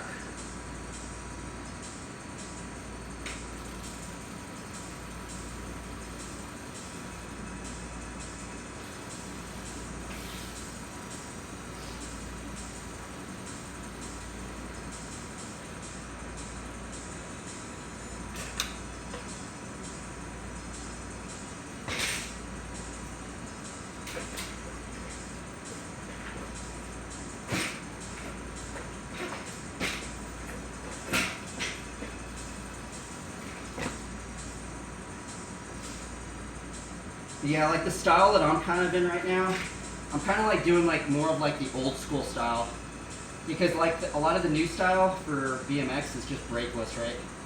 But I think there's more things you could do with brakes. And like if you're riding in like a tighter area, so this is a 15 by 15 square foot area, I think with brakes there's just more things you could do. But basically that's kind of like the big thing now. Everybody's like most people are brakeless. If you see like most pro riders for BMX street, BMX park, BMX flatland, they're brakeless. I don't know why, but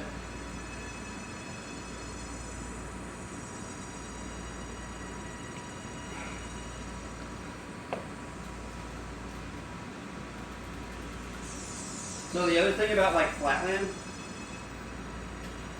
you can like walk into a lot of the tricks, right?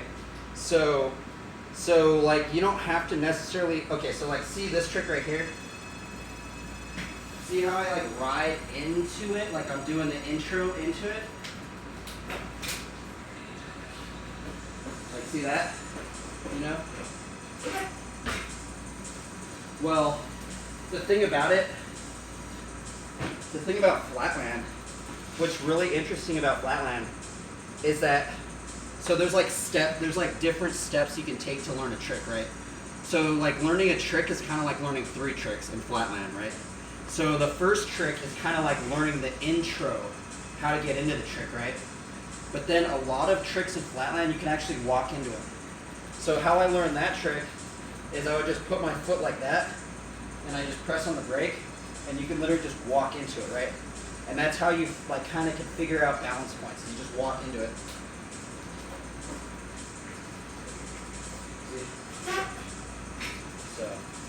So that's another part of like learning a lot of flatland tricks. Not a lot of tricks. There's some tricks you can learn like that. Not every trick, but there are some tricks you can learn like that. Like the funky chicken. So there is this trick called the funky chicken. A lot of scuffing tricks are like that.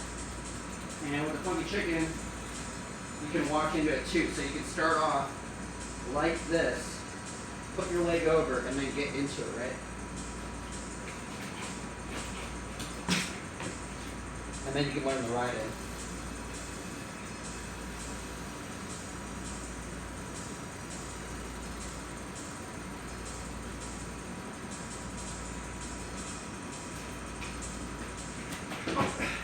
It's hard. I'm not good at this trick.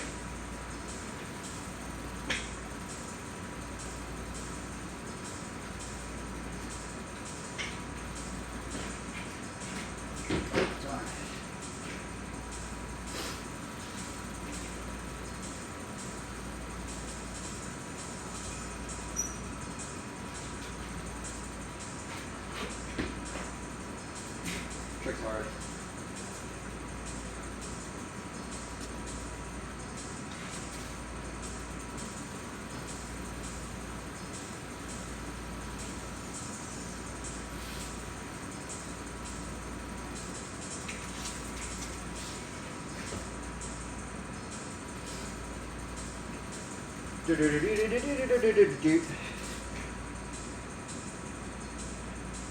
Thanks, dude. I appreciate it. Yeah, I'm just trying to have fun, honestly. Like, so another thing that I've learned from like other athletes, right? Like a lot of athletes that I observed, like at Woodward and stuff like that, they actually record themselves, right? And they record their mess ups. So one of the reasons actually why I started streaming actually was because normally I get clips, right? And the thing is that this phone right here, I only have maybe 30 minutes of memory before I have to delete clips and then do all that stuff, right? So one of the reasons I actually started streaming was because I am viewing streaming as kind of like a unlimited external hard drive, right?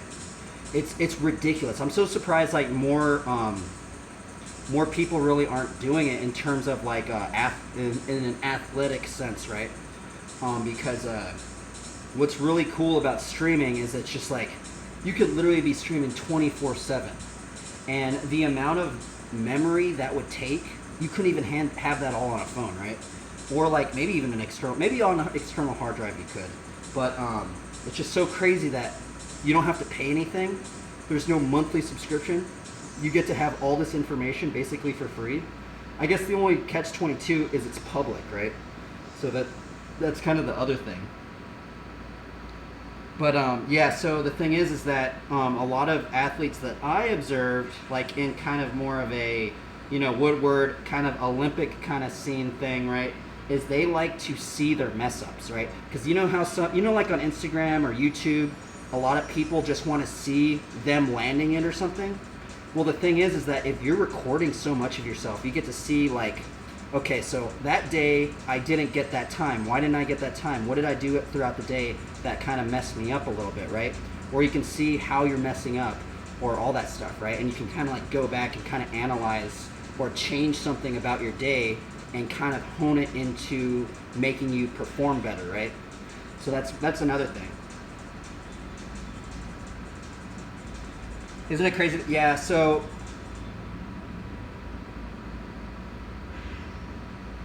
yeah, for sure. The grind, definitely. I think that's another aspect about Twitch that I really like about streaming is because it is in real time, right?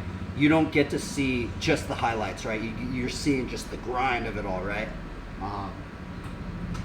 And the thing is, I don't know if a lot of you guys know, but I didn't know this for a while, but you can save your highlights forever, right?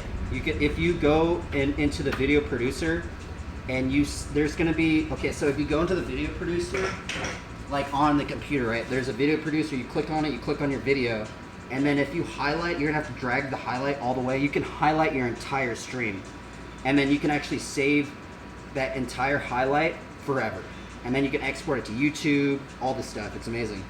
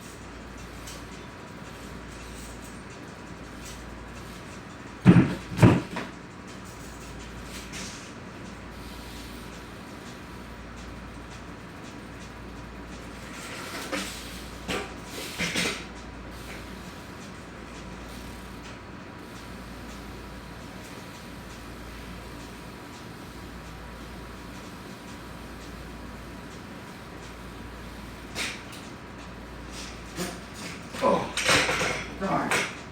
Almost landed that line.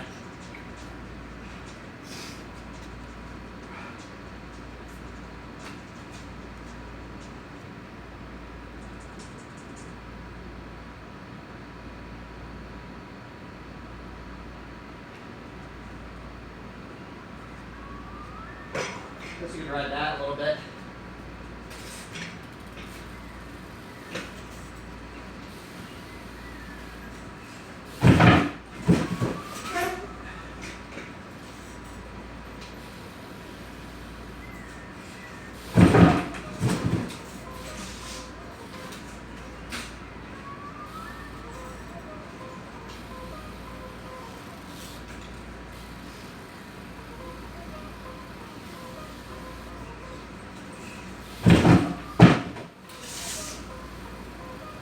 This thing's hard to ride in here. It's so tight.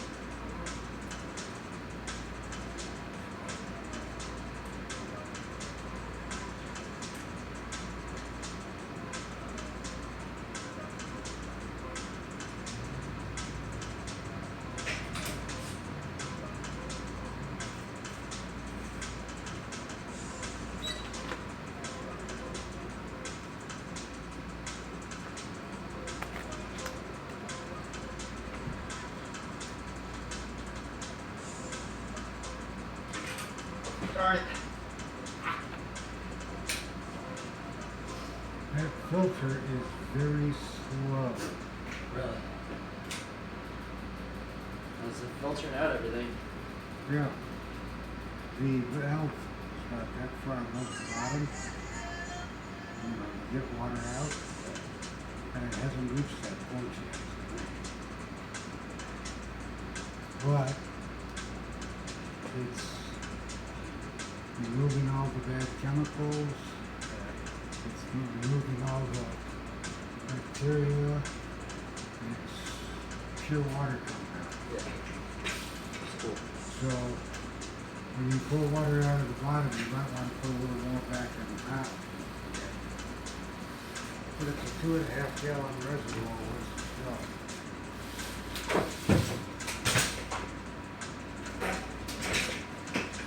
Nice.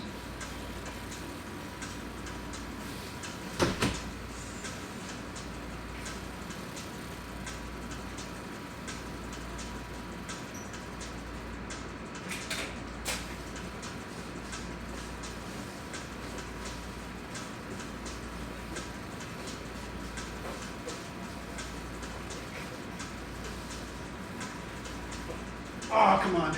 Darn. Why can't I land this trick?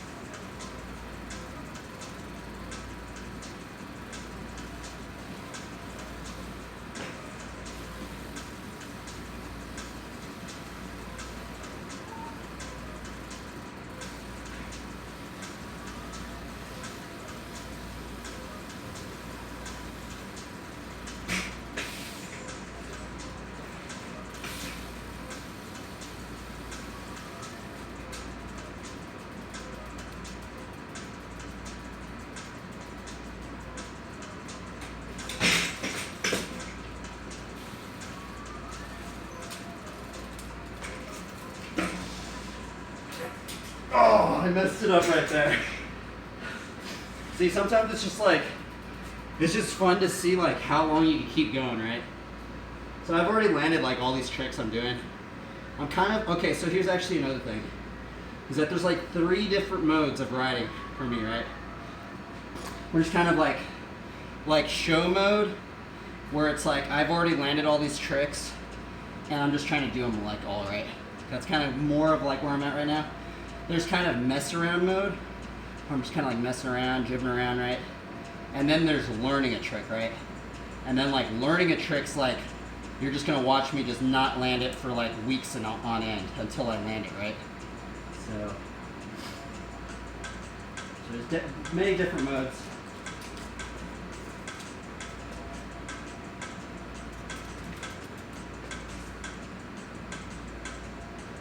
You ever do dirt or flow riding? Yeah.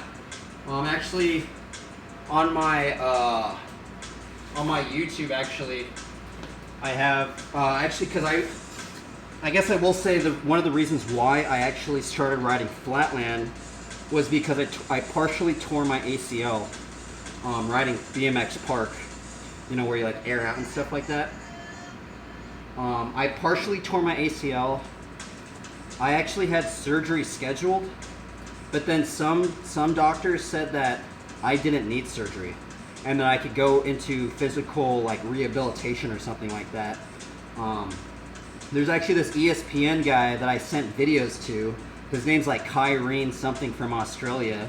I sent him videos of my knee and my range of motion on my knee, and he's like, bro, you should just do physical therapy and see how long and before you get into surgery. And I was like, okay, well, I guess I'll just try that out first, right? And in so doing the physical therapy, a lot of the movements that you see in flatland are actually somewhat akin to the movements that you do if you tear your ACL and you're doing ACL rehabilitation. And so then I just started getting super into flatland because I used to ride like fully like street and park riding, right? And so yeah, I guess I'm riding on a partially torn ACL.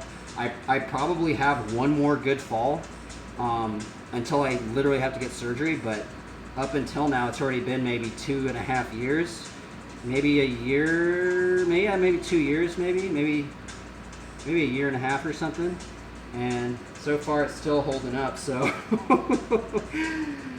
now I think it'd be a little different if I was riding park again, right, or something like that, where I have to air like super high and then I put my foot out or something.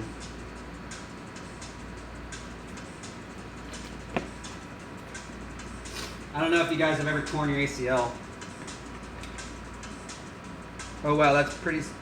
Yeah. Well, I try to see it as a blessing in disguise, right? I don't know if it actually is, but it did get me into flatland, so I feel like that's kind of cool. Because I feel like if I never would have got this knee injury, I never would have gotten into flatland. Probably never would have started streaming. You know, all this stuff. It's kind of crazy. But yeah, honestly, like I've only broken one bone in my entire life. The only bone I've ever broken was my collarbone while riding my bike. That's the other thing. The collarbone's actually really, really easy to break. What the doctor said is like it's like the easiest bone to break in your body because it only takes like 15 pounds of pressure on your collarbone to break it. So, I mean, the other thing is like what I've been told, like if you're gonna fall, like, you know, it's called OTB where you go over the bars. Like I always try and put my hands out, right? Because if you put your hands out, it takes off some of the pressure on your shoulder if you're gonna fall, right? Like at Woodward, what some of the people at Woodward taught was like, you know, the parkour stuff, you know, like where they jump around, they're just like running and they're just like running and jumping. And so what they kind of taught is that, like, you know, when you're falling, if you do like a barrel roll, if you master the barrel, they call it the Zelda barrel roll, right? You can get out of like absurd things, like crashes that I think that's a whole thing about sports in general, right? Especially in cycling, skateboarding, rollerblading, anything. It's like learning how to fall, right? Or just being aware of what to do if it occurs, right? And just knowing that intuitive thing, because you can get out of. I've seen some people get out of some insane crashes, bro. And if they didn't do a barrel roll, all their momentum would have went like this, boom, right? But if you take that momentum and you do a barrel roll, you can get out of like ridiculous stuff, man. It's crazy. But a lot of riders I see, they kind of don't do that, and they just boom, right? And they don't know how to force their momentum to keep going, right? And I think it's a very good thing to kind of like learn how to fall, I guess, because it can get you out of some injuries. But talking like that is like, it's also, that's how I actually messed up, that's how I broke my collarbone, right? So there's actually this ledge, right? There's this ledge, and then there's a shopping cart, right? And a bunch of skateboarders and me, we were jumping over the shopping cart. Like, here's the ledge. We were on the ledge jumping over the shopping cart, right? Well, I had like the smart idea, freaking dumb idea to jump over the shopping cart onto the ledge, right? So I'm like trying to jump on the ground and then jump over the shopping cart onto the ledge, right? But it was like really like, the sun was really shining, right? It was super shiny, and I couldn't, because you know how shopping carts have two wall things, right, of metal, and I couldn't gauge that gap because it was so bright out. And I went up and I flipped over like that, right? And generally, I put my arms out and I do like a barrel roll, right? But since the ledge was there, I didn't have enough time to put my arms out, right? So I basically landed on the ledge with my shoulder like this, boom, and it just like, and that's what broke my collarbone. And I think that probably applies to cycling too, because if you land like that on the ground, if you were to land on the ground like this, boom, you're probably gonna break, boom, depending on how much force is in it, right? But you can break a collarbone like that. I'm an adaptive athlete, so I'm familiar with physical hurdles. I broke my collarbone going OTB. Oh my goodness, bro. Then you know, I think a lot of bike riders break their collarbone, right? Got unlucky. I rolled, but a rock caught. Oh wow, a rock caught you, bro. That's gnarly. Now that's actually one aspect of riding I've never got into, like downhill. Bro, those guys are insane, bro. like I don't know how, like what's the longevity of that type of riding, man? Because like I know some people that got into downhill, man, and they weren't in it that long.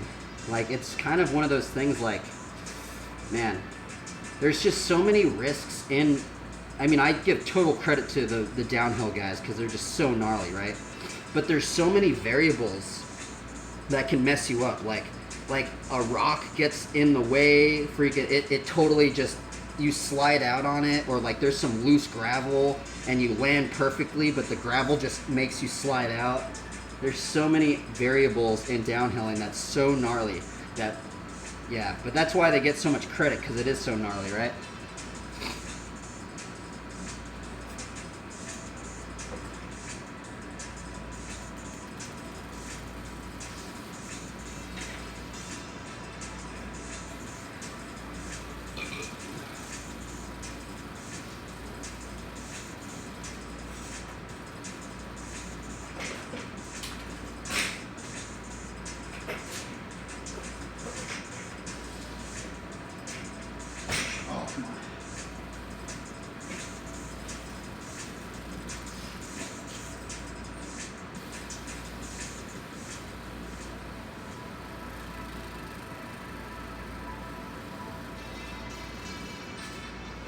So now you do like a triple fire action.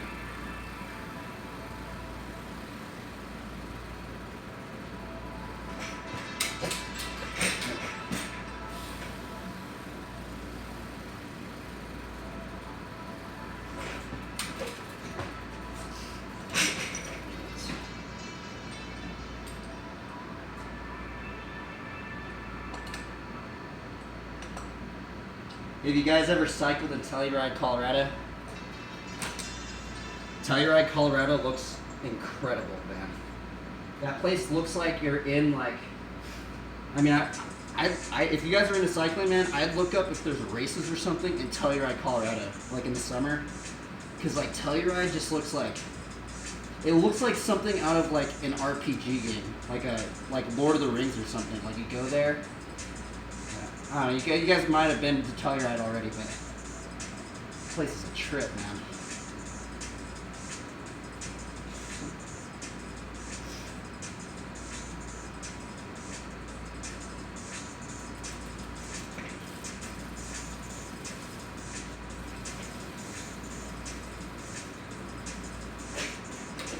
Oh, come on. I'm trying to do double. This trick's really hard. I don't have it on lock. Yeah, Telluride is insane, huh? It's crazy, dude.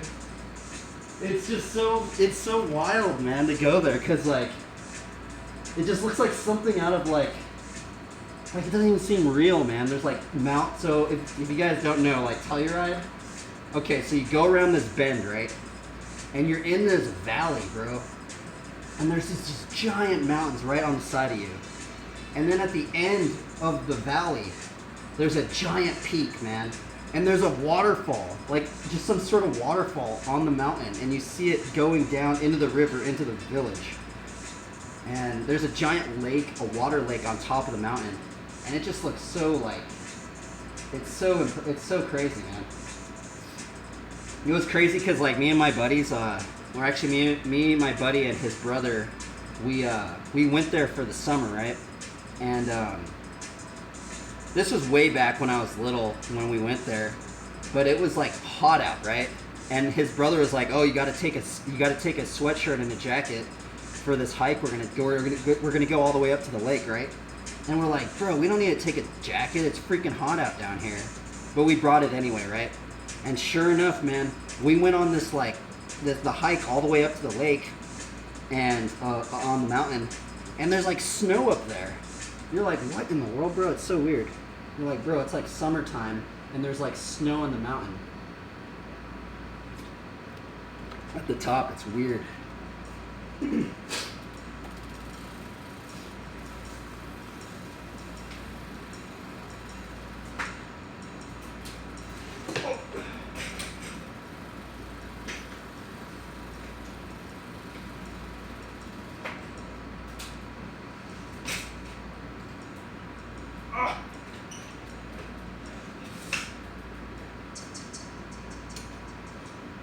But we did also a gnarly mountain bike ride actually out in Telluride. There's a gnarly mountain bike ride. Just some gnarly hills you gotta climb up, man. Like it's the hills, you know the hills where it's so steep, where you can't pedal up, you literally have to pedal like this.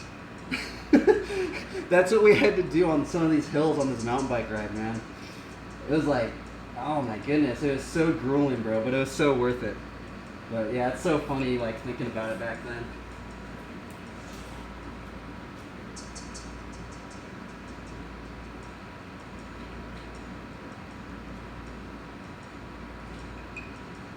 Yeah, Uray? Yeah, dude, I went there too. I've only been to Uray once, though.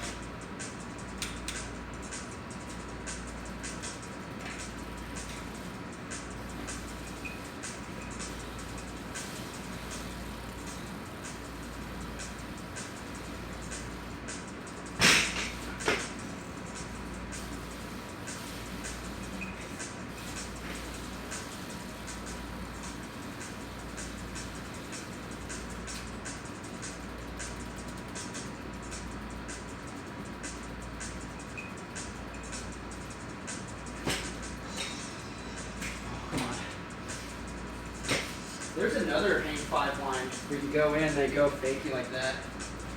Ugh, my brakes are all weird.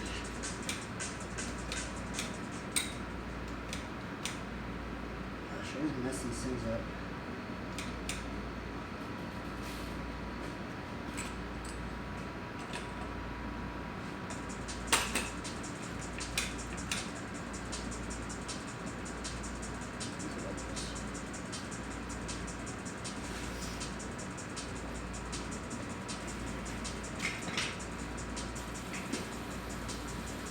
See if I do a hang 10 no-hander.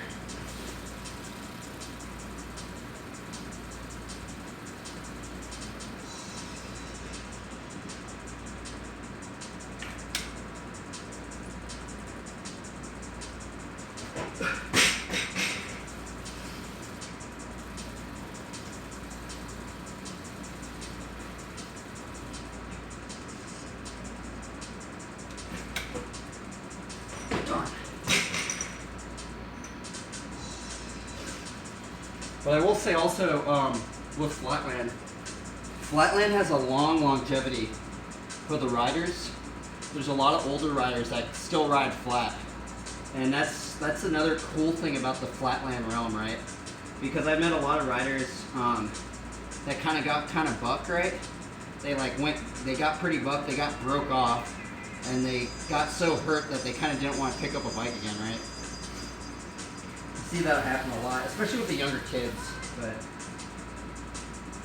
with Flatland, it's way more safe. So the longevity is there.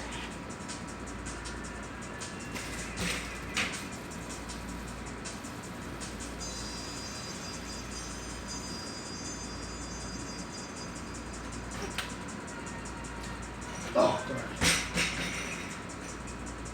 This trick's hard. What's up, dude? Senegal. What's up, man? What up, bro? Just trying to catch these indoor waves, dude. Honestly, man, if I lived I bet if I grew up in California or if I lived in Hawaii or something, I probably would have become a surfer. But there's no surfing where I'm at right now, so. I've never surfed actually, but I feel like I would have probably become a surfer if it wasn't for the bike.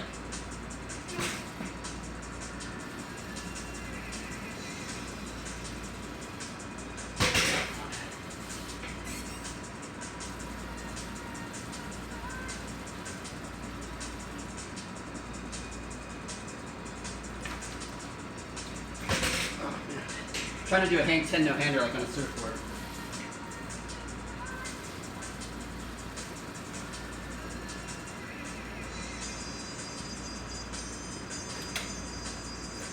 Oh, are you kidding me?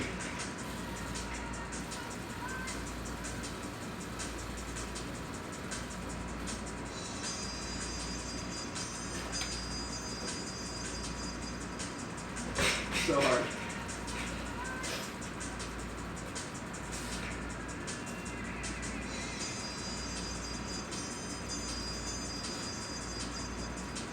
move on.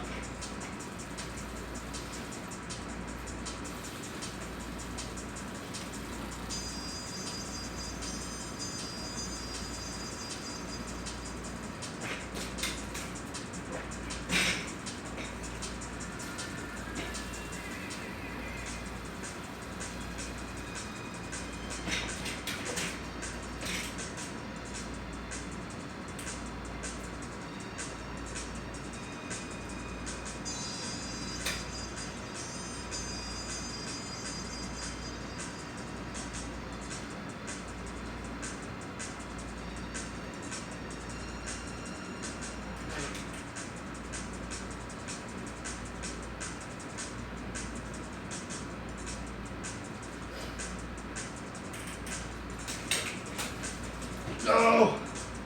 All after nothing.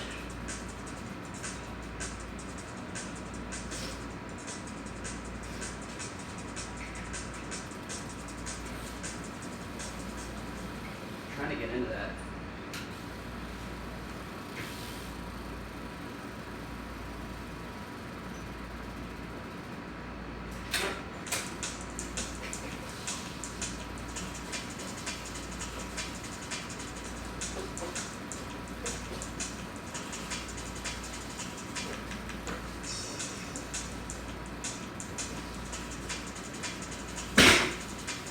No! I wish I could just do this trick first tee.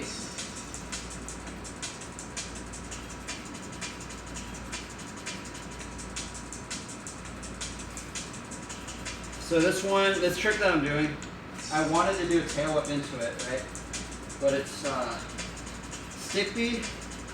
So it's stick bead, no hander, to dump truck. Dump truck is this, where you take this hand and you push it over the tire and you let it drop down like that. Into dump truck, into pivot, upside down stall tail whip to dump truck, stick bead, no hander.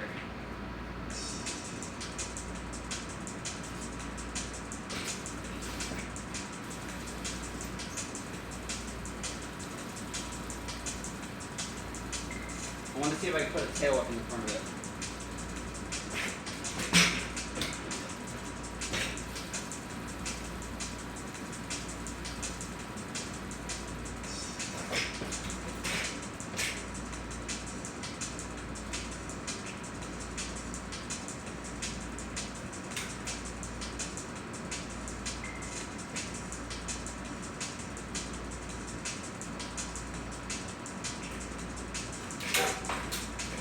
So hard to pivot into it. Yeah, it's a gnarly combo.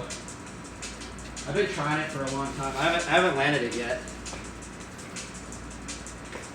So another thing is that like, so there is kind of different modes. So say like there's a contest, right? Or say you're going to the Olympics or something, right? Generally, you would have like maybe a minute and 30 seconds to 3 minutes or 5 minutes, depending on what they're doing, right? And the thing is you have to make up a run, right? And what some of the riders do is that they set a run, right? And they have to master all these tricks because you have to land them first try, right? And so just getting that to that consistency where you land something first tee, that's such a different realm, man. Like, because it's like one thing of like landing something, right? But it's another thing when you can do it every single try. That's just pure like muscle memory. You know everything about that. It's crazy.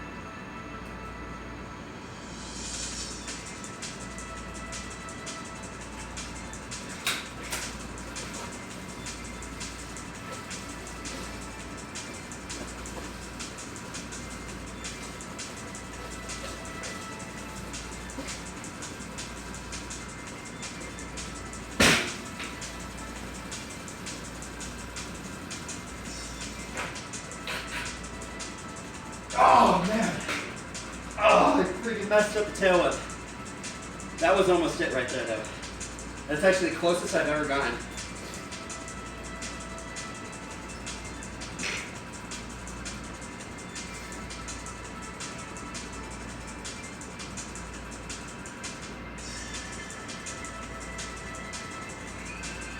But how's that saying go?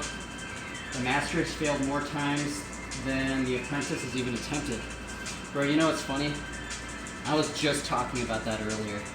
Someone actually asked me a question earlier on the stream about that. But yeah, that's a good one. That's a good analogy.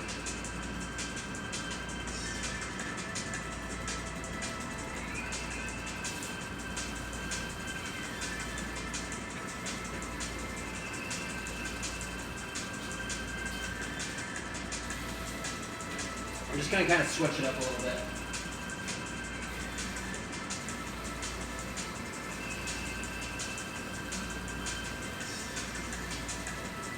Oh, darn. Let's actually see if I can do this a Google code on here.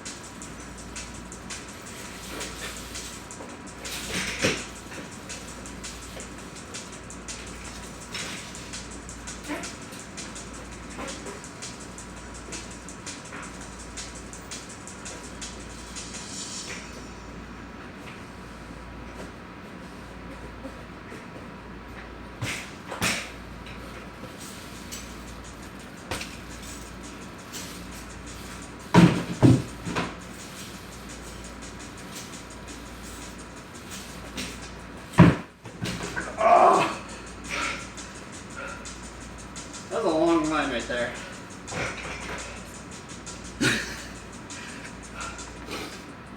Oh, that might be one of the longest lines I've ever landed. Maybe.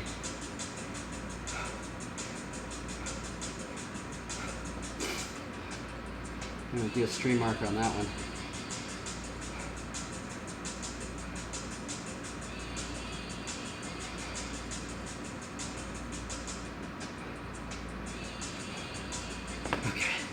Back to it.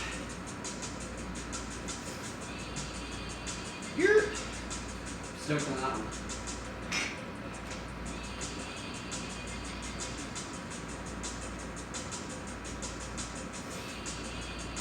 It like kept going. I was like, I'm normally used to just landing one thing, right? Now somehow just like kept going and kept going and kept going. I want to do one of these track stand lines. See if I can land one.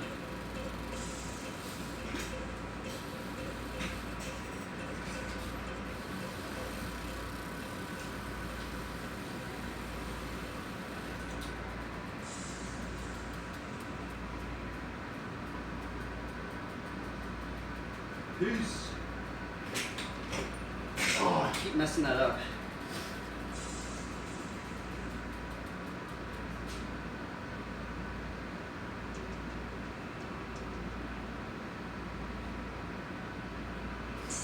I'm going to kind of switch it up a little bit. There's some tricks I haven't really been doing. I haven't been doing the swivel.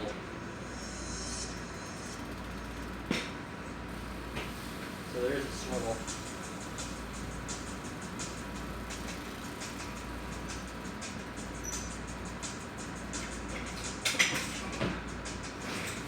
Hard.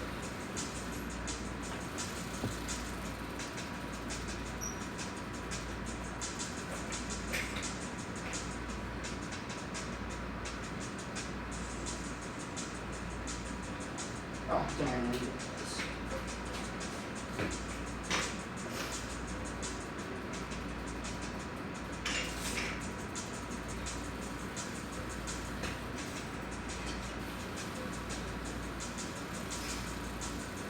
What other ones is there?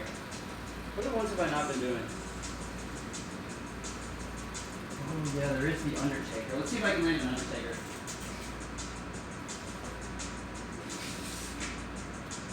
Now this one I know is just going to be a struggle.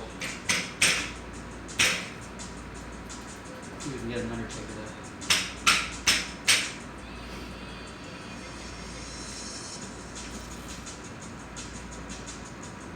There.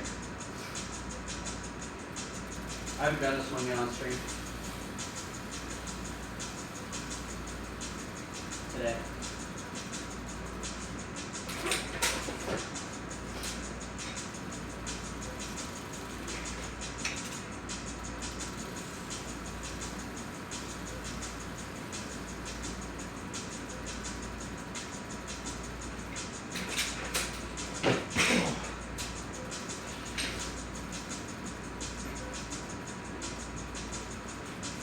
See, this one you have to make sure your crank placement's correct, right?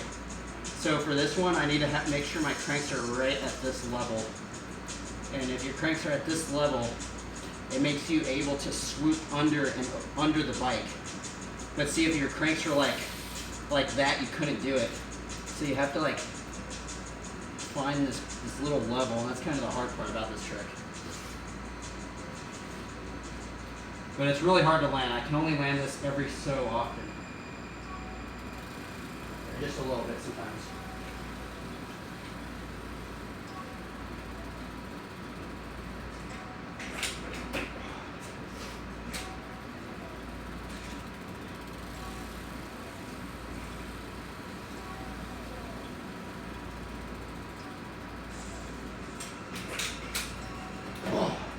So you gotta like get it and then throw the tire through you. And then land it like that. It's pretty brutal.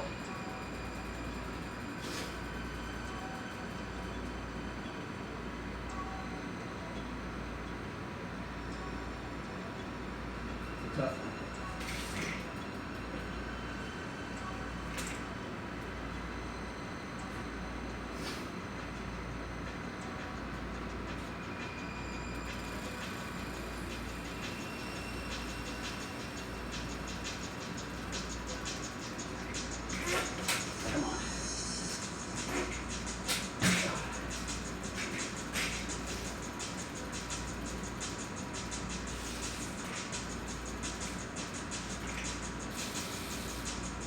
Wonder how many tries. I don't even think I'm going to land it today, but I have landed them. I know I can do them. It's just feels like again like a rare Pokemon or something.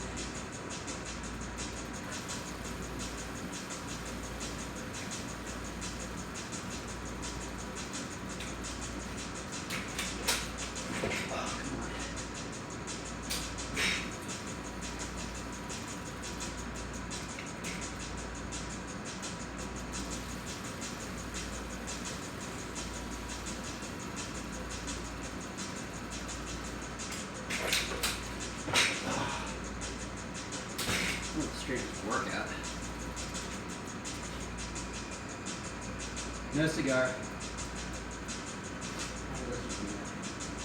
I tried. Do some funky chickens. I'm not good at this trick, so practically.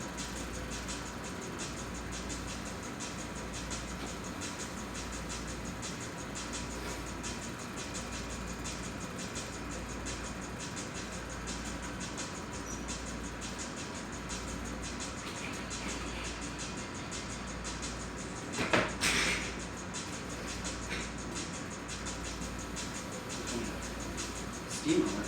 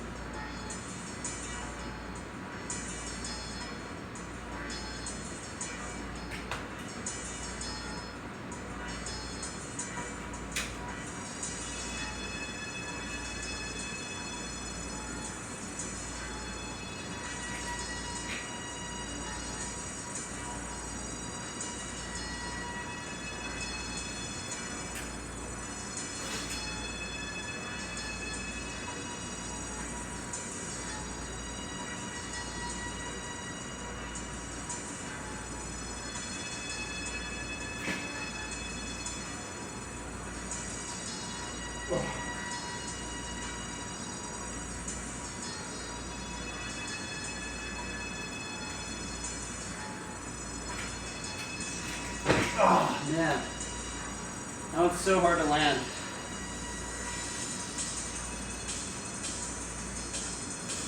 I can never land it.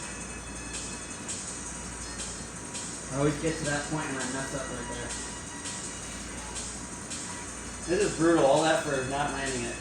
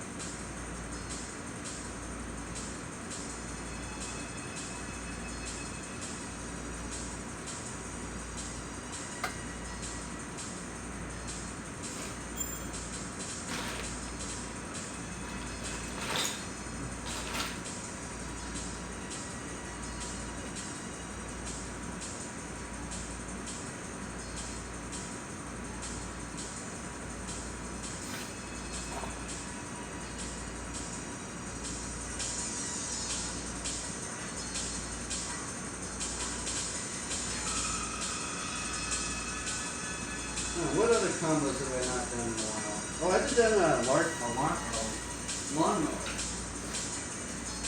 I haven't done a lawnmower in a decade in a while. I've only done one lawnmower in a decade.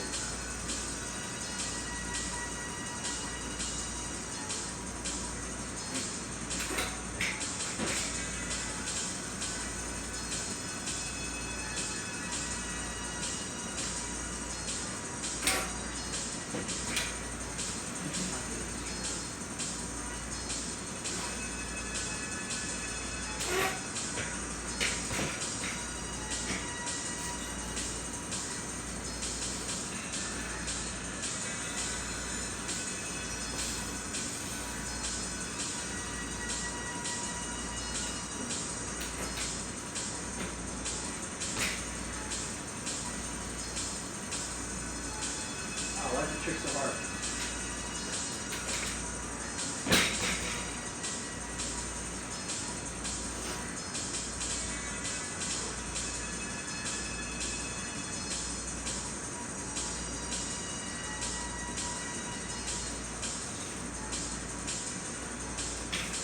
Oh yeah, I haven't practiced my regular foot generators either.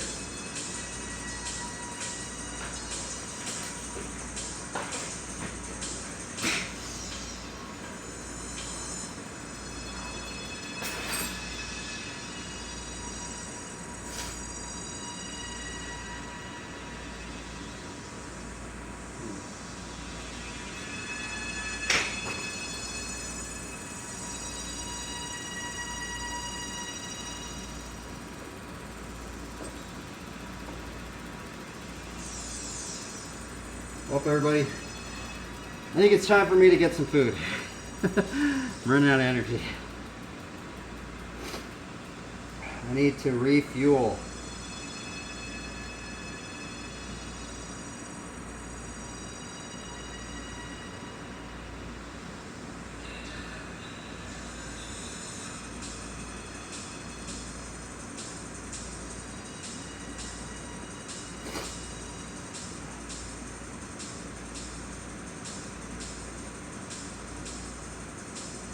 We out of here. Yeah, dude. Jude, nice meeting you too, man. I'll be back in like 30 minutes. I'm just gonna put up a sign. Put a brake sign, but yeah, I need to refuel. I'm running out of energy. I need to get some food in me. A lot of food. So I can keep riding. Peace out, guys. Thanks for stopping by, man. I'll be back in like 30 minutes, but I don't know. Probably go to a different stream now. Peace out, guys. Thanks for tuning in. I appreciate it.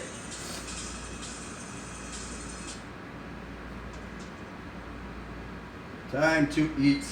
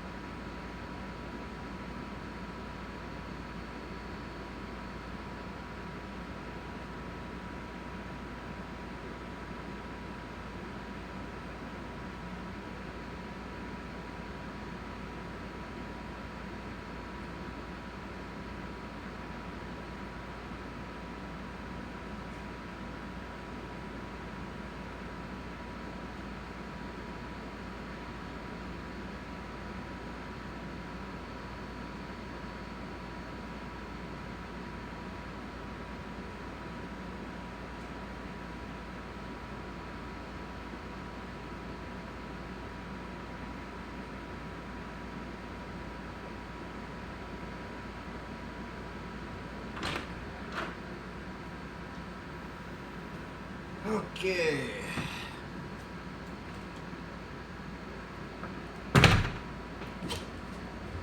We got some more food in us. Let's drink this potion.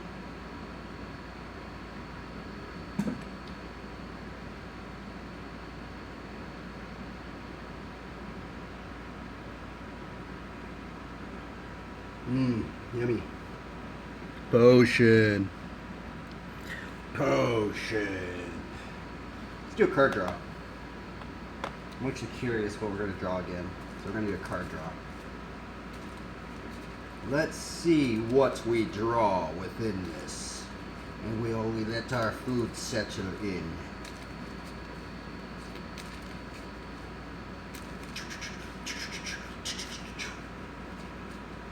If you're just tuning in, we're learning more. We're grinding more of Flatland. Kind of doing more, just messing around. I've already landed like most of these tricks, though some of these combos I haven't really, or links I haven't really done. Lines, I mean, not combos. So I might get into maybe grinding out, trying to learn a trick next. But overall, we're just gonna try and have some fun. That's the thing. As long as we're having fun, right? Like that old quote, it's whoever's having the most fun is the one that's, it's not if you're first or if you're last, it's the one that's having the most fun, I guess. But I guess some people find being first fun, right? So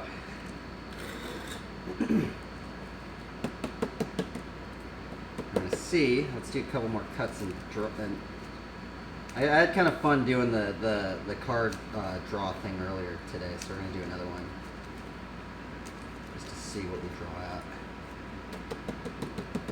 This is MTG, by the way. Let's see what we draw. Let's do a cut on here. Boop, boop, boop, boop. Throw this light on here. And let's see what cards we draw. If any of you play Magic, that's what we're doing right now. I'm not necessarily really playing it. I just like to draw the cards out, and sometimes I like. Lately, I've been kind of having fun, like almost kind of like playing out what would happen with the hand. So, let's see. All right, first card, Island.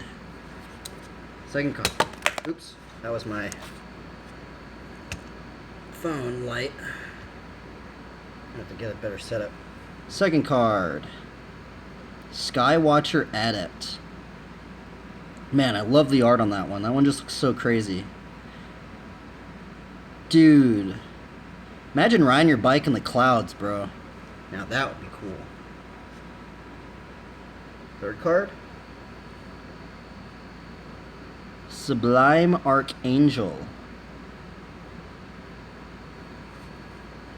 Fourth, ooh, this card again. We drew this earlier today. Righteousness. The old story as old as time. The knights fighting the dragon. Fourth card. Or no, this is fifth card. Fifth card. Mistveil Plains. We actually might be able to play this one out. Oh, we might do it. 1, 2, 3, 4. 6. Field of Souls. Come on. This camera's weird on my phone. What's weird is like this is a Galaxy, like it's like a Galaxy 1 or something, right? And it has like some sort of weird autofocus. And the thing about the iPhone, if for some reason it doesn't have the autofocus thing, it's weird. 1, 2, 3. Okay, number 7. Ooh. Steward of Valeron. A Druid Knight. Like Nature Knight. I love that, man. The Nature Knights. 1, 2, 3, 4, 5, 6, 7. Last card. Ooh.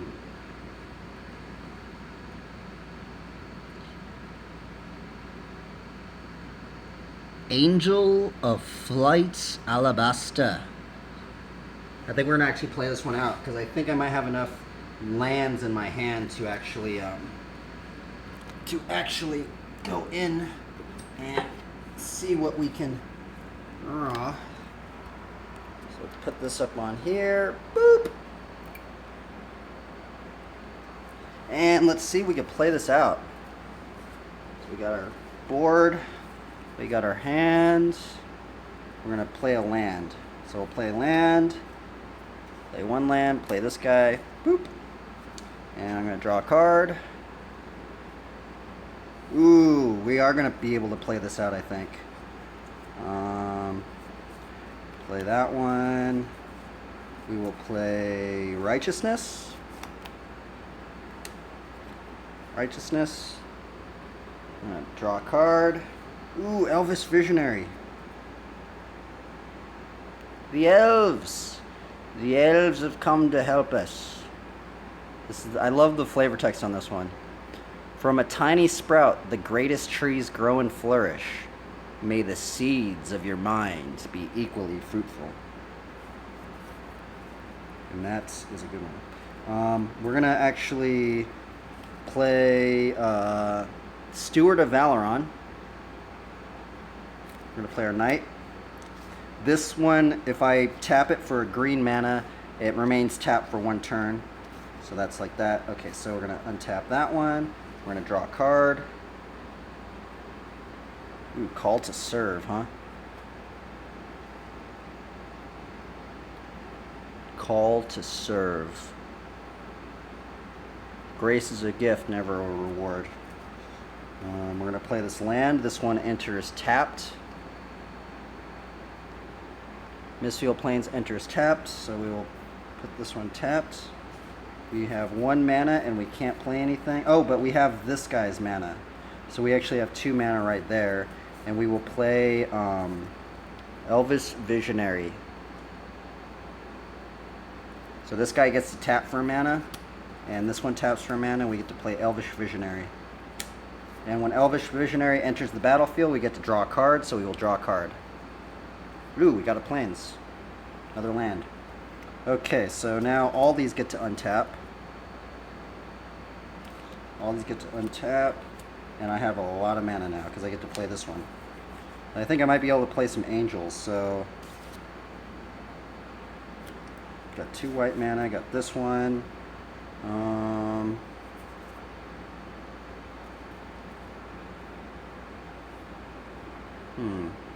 Which one am I going to put out?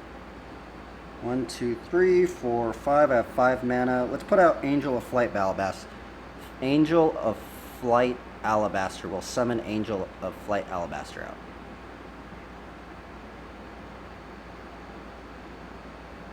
So we're going to tap all these. Boop.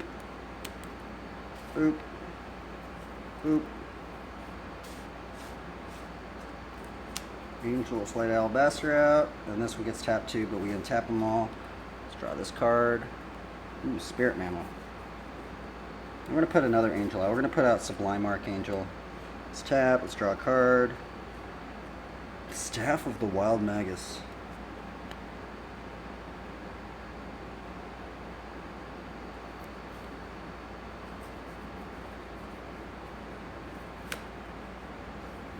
Call to Serve on that one. Spirit Mantle. Let's draw a card. Plains. Let's draw a card. Ethereal Armor. Draw a card. Ooh, Wall of Reverence. Dude, this card looks so gnarly. Man, the artwork on that one is incredible. Bro, we get to play that one too. That's really going to be gnarly. So we have Steward of Valoron. He has Ethereal Armor on. There's actually kind of like a weird story now. Look, Steward of Valoron, look at... So I enchanted Steward of Valoron with Ethereal Armor. So this is Ethereal Armor. It's like weird because like lightweight, right?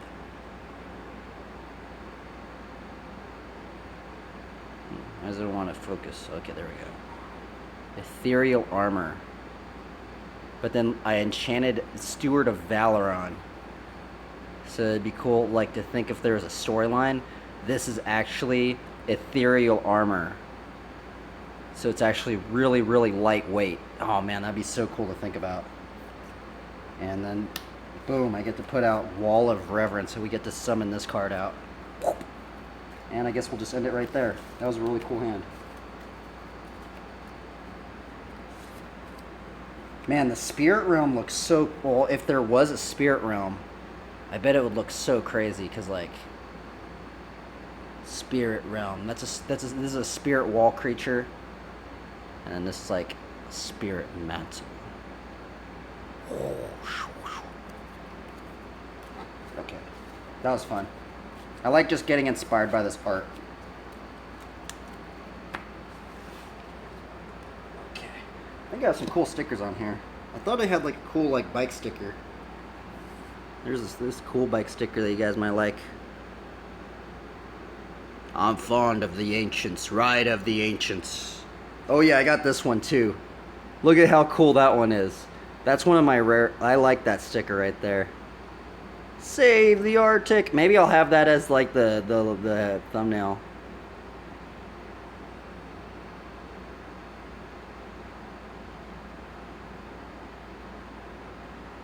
Actually, no, I'm going to have this as a thumbnail for another one, for a different stream. Anyway, okay. Let's save the Arctic. Ride a bike. Help to restore the Earth.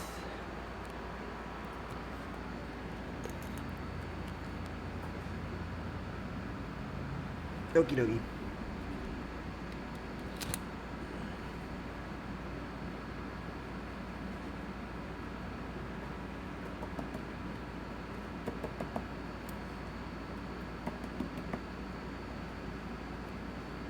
I'm gonna watch, or I'm gonna listen to some vloggers. Let's see what some of the BMX vloggers are talking about today.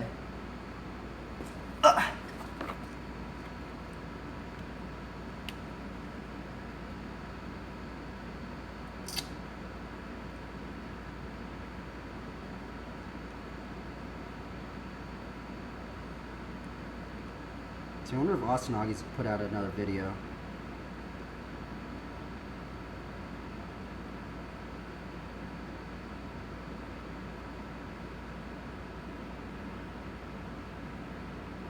Bro, you only put out one video of John in the streets?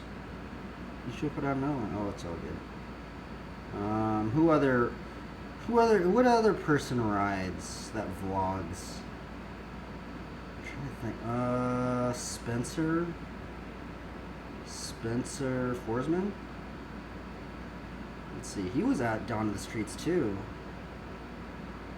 The heck, he hasn't put out anything in 2 weeks. Dude, there needs to be more BMX vloggers, man. There's so many skateboard vloggers that do it like every single day. It's ridiculous.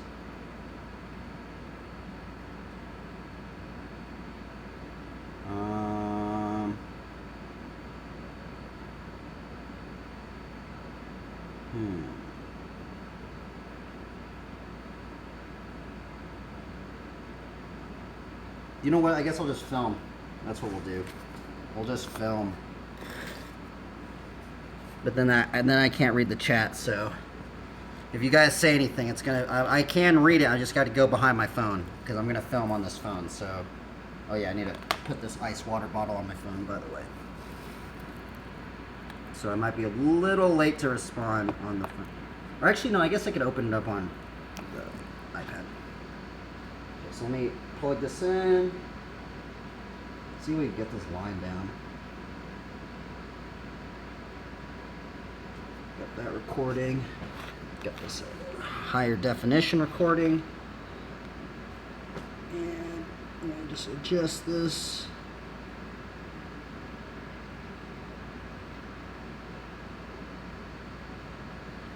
Okay. Open up the stream on here.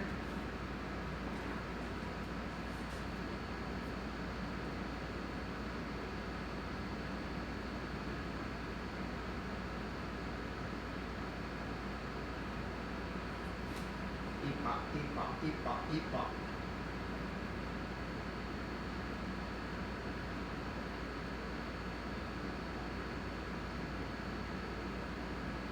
There we go.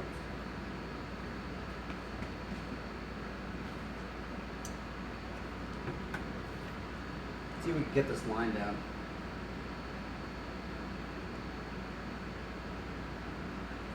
Ah.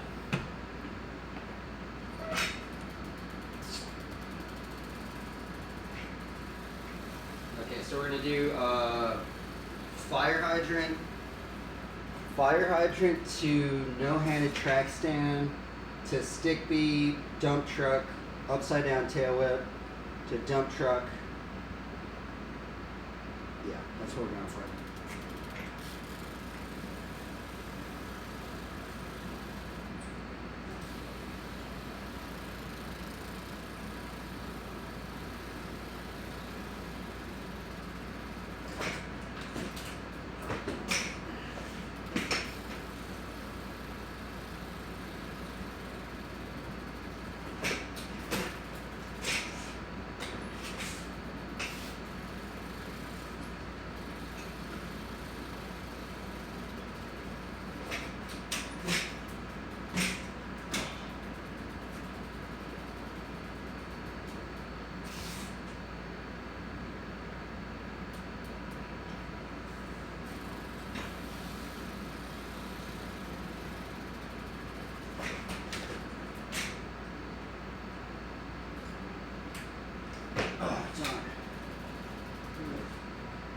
Seat. Now I'm going to have to change this seat post out. I broke the seat post.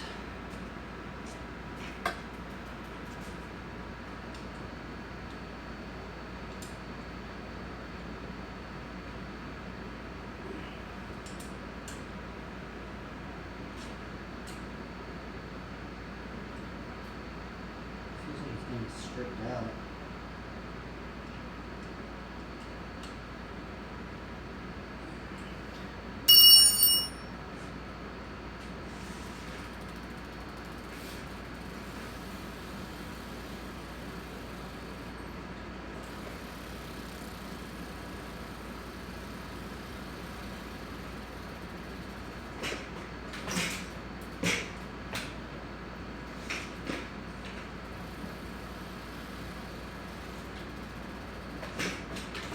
Oh, come on.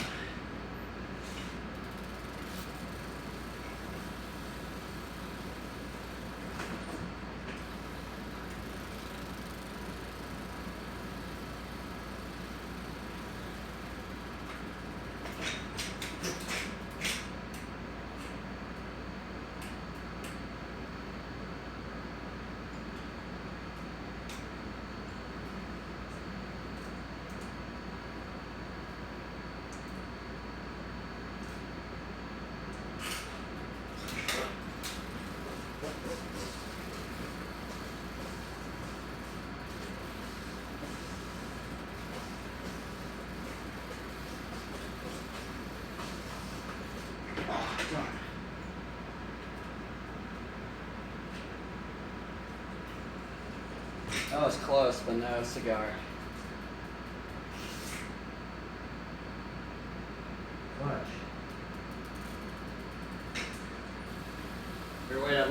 Let me open up the chat just in case people are saying anything. Okay, nobody is. All right, so I'm trying to land a combo, so hopefully, sorry if you're getting bored. I'm gonna try and land it. I haven't landed this combo yet. It's a fire hydrant. So I'm doing a fire hydrant tail whip to track stand. Sometimes track stand fake B to track stand no hander to stick B no hander to dump truck to upside down tail whip to dump truck stick B no hander.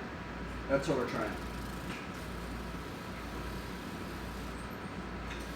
But I don't know, maybe I should just be messing around more today instead of trying to land a combo.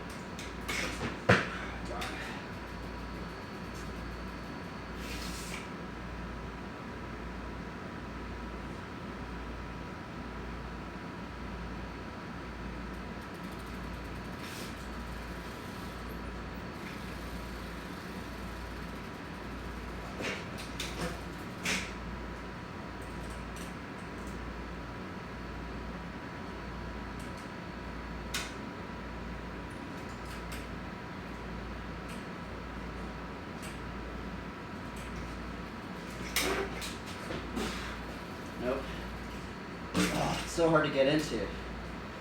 It's like this like teeter-totter thing I gotta do. From like going into the track stand and then going in and then doing this and then that. It's like you gotta like, you really gotta torque it to get it to work. It's hard.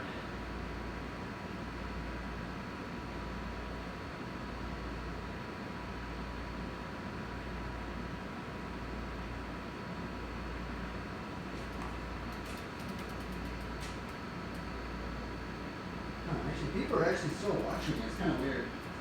Maybe I shouldn't do combo right now. I guess I'll just kind of go more in show mode. So that's like combo mode, right? Combo mode's like me going and doing the same thing over and over and over and over and over again until I land it right. Show mode's kind of more like I've already landed a lot of these tricks, right? But I'm kind of just messing around, right? So I think we're gonna just go back into like show mode more. Because I feel like when I'm grinding something out, like a combo I haven't landed, it's not as like fun to watch. That's how I imagine it anyway, so. Let me put some music on and we'll just go into show mode more.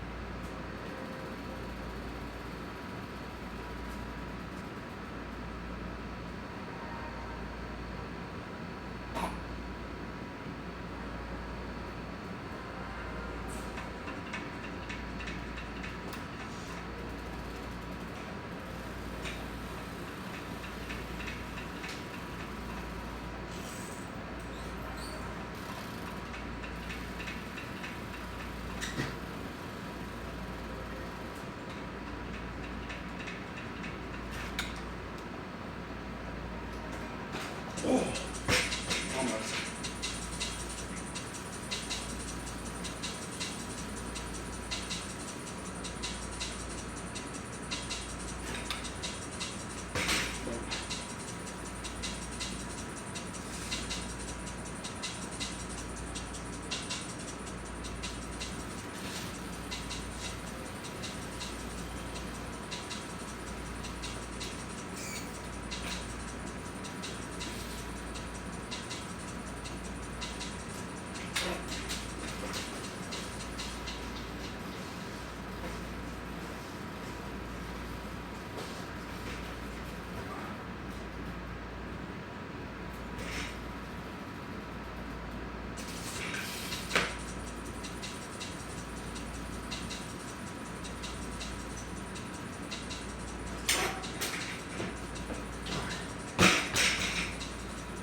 It's hard to get into sometimes.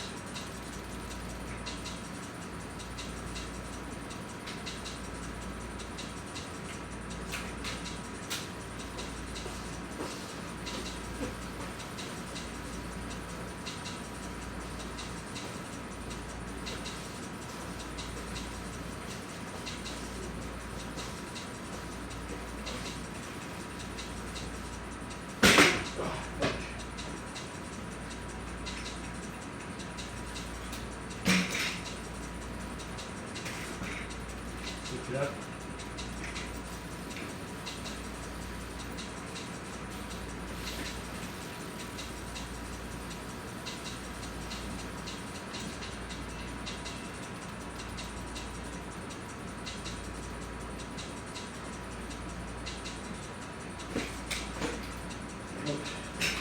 And that one's been stuffing me all day today.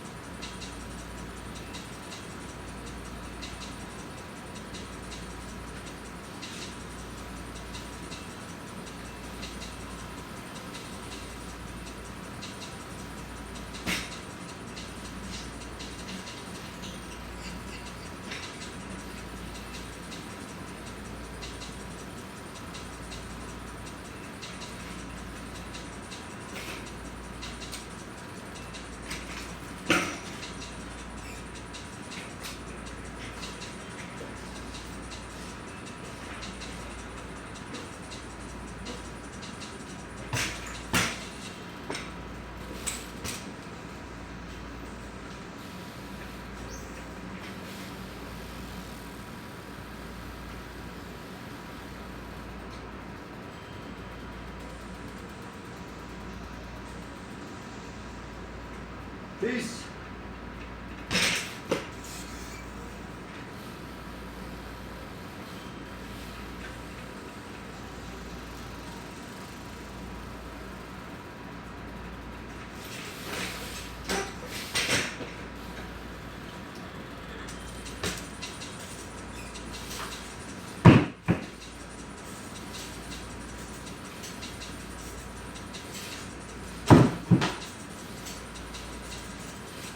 Oh, I missed it.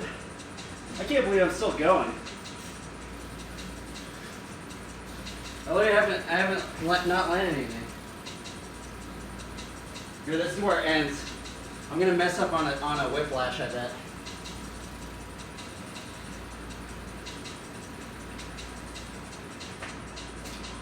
Yep, I knew it. I knew that was gonna take me out. That was a pretty long combo.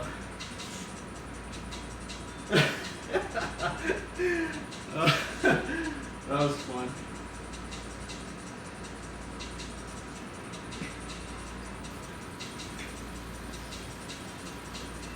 I want to get like, here, I'm going to try the combo I was trying yesterday.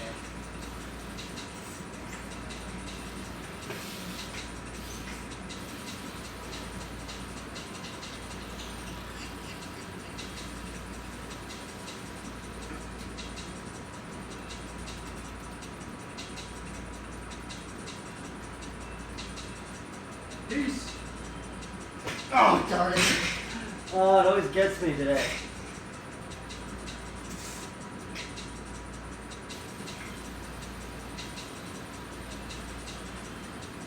I guess we'll just practice it. We'll just practice the combo.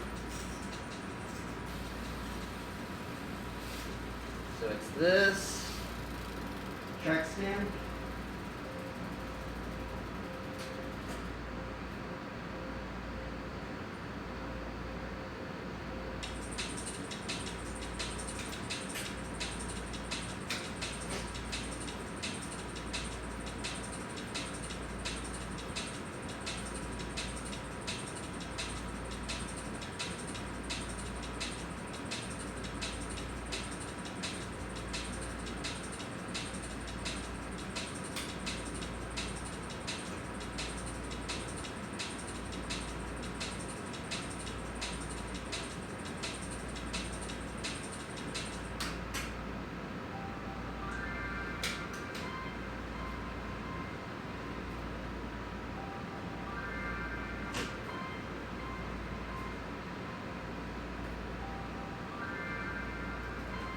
I messed it up, darn it.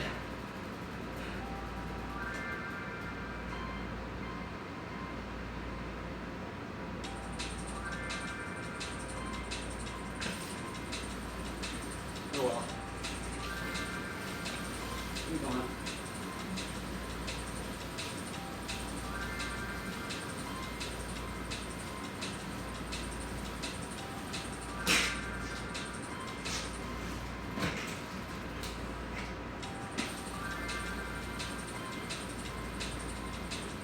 Ooh, we can do a fire hydrant to decade.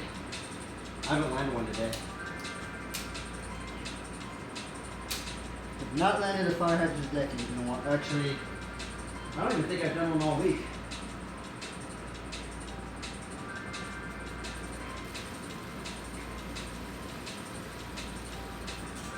I know this one's going to take a bit of time. Land one probably.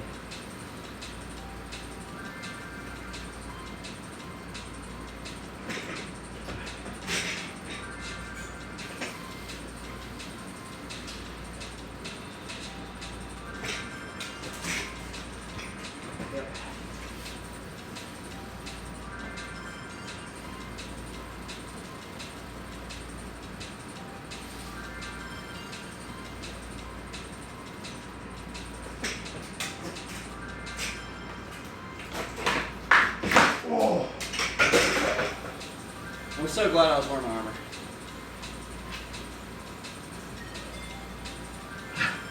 Freaking hit my leg so hard my armor came off. That's why I wear shin guards, right? Because I feel like if I wasn't wearing this, I probably wouldn't even be riding. I'd be like, oh man, I just got hurt. Can't ride anymore. That's why I wore the armor. That would have been. That would have hurt me right there, I think. If I hit this hard enough to where that thing just flew off, like, probably would have hurt me. But I came out unscathed.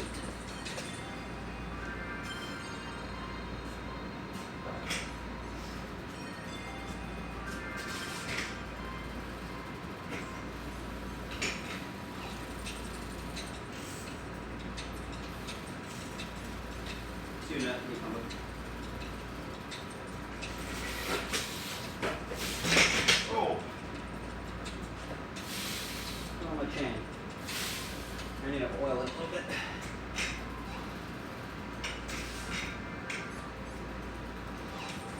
Shout outs to 3-in-1. This stuff's really good. Riding is good. If you don't have the name brand bike oil chain. And what do they use now? They use like Teflon. I think that's what it is. It's like Teflon powder. It's sort of weird metal powder. Or it's like porcelain powder or something. I don't know what it is. Dude, I think I like bent my sprocket or something.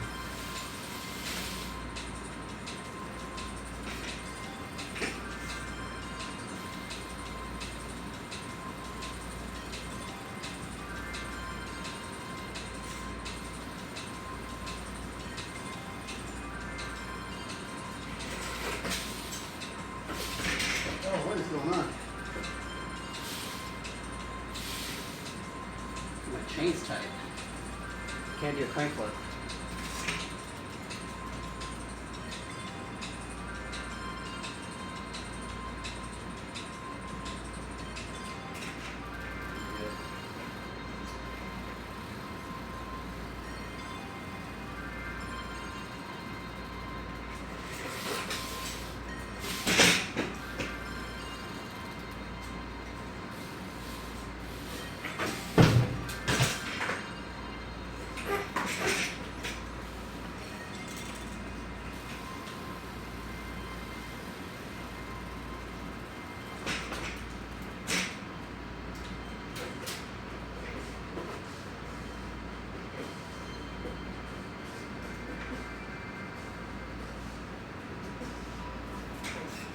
Oh man, gosh, I've never landed that combo before. Oh dude, I've been after that one for a while. I thought I was gonna land it, but nope. Always mess up the bar spin.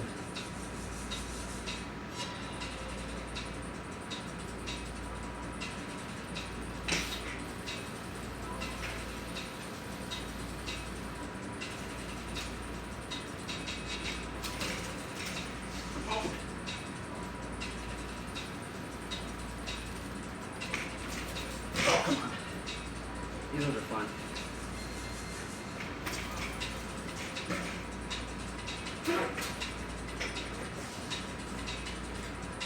No!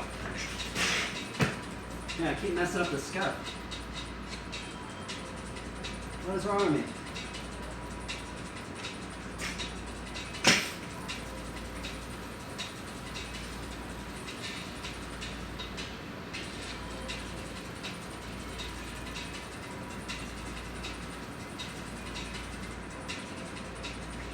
Oh, I got another combo. New combo. I haven't done this one yet today.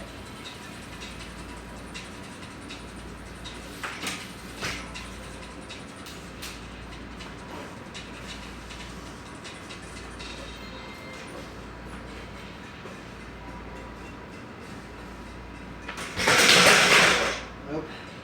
Man, that was pretty close though. Fudge.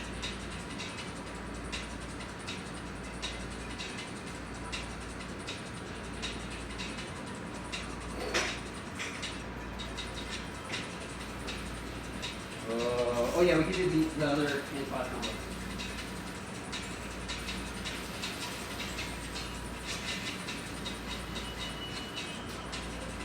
Ah, fudge. Rebate.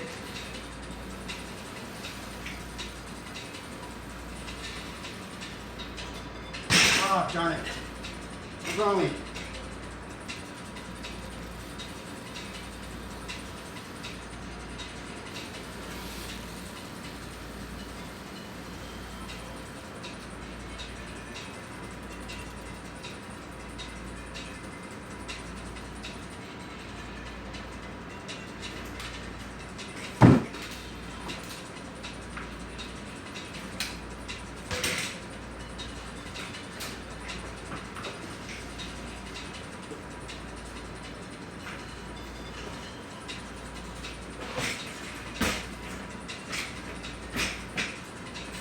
Woo!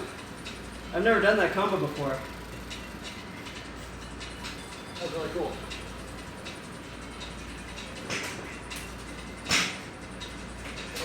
Oh, I messed it up. Wait, I gotta stream mark that one. I've never landed that combo. I landed one kind of like it. Or maybe I have landed this combo. I can't remember, but I'm gonna stream mark it because I need to save it. Oh, wait up, sorry. I need to stream. How do I stream mark this thing? Stream manager. Hit the pencil.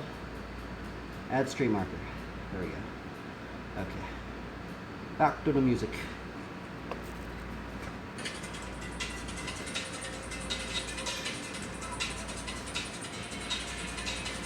Do some hang tens, man.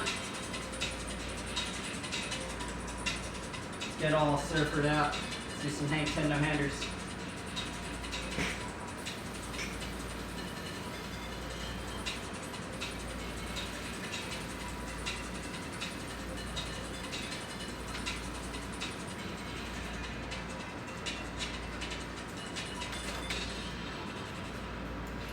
Ah!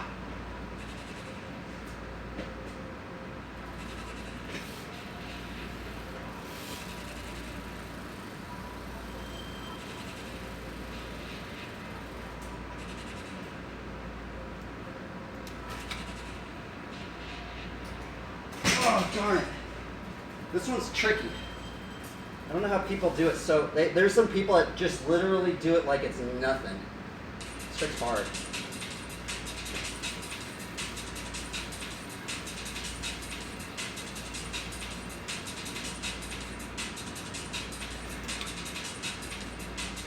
Ah!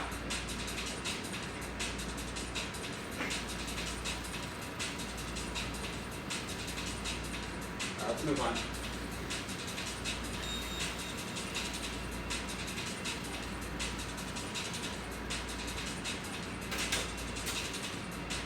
Whoa, that was weird.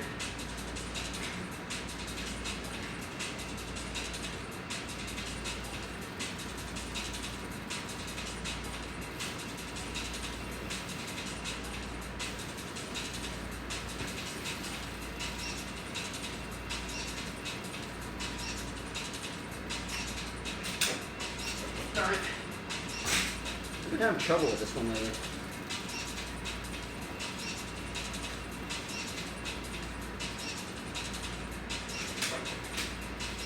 Oh, come on. Ah.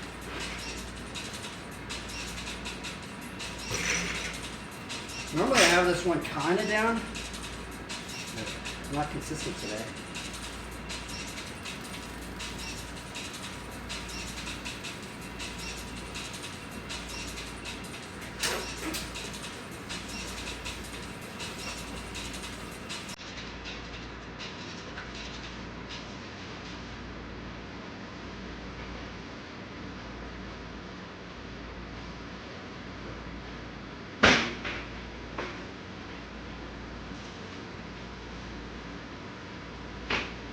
Oh, you're kidding me, man. Ugh.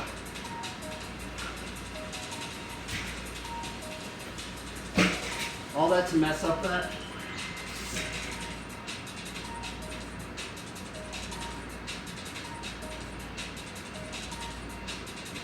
That's brutal.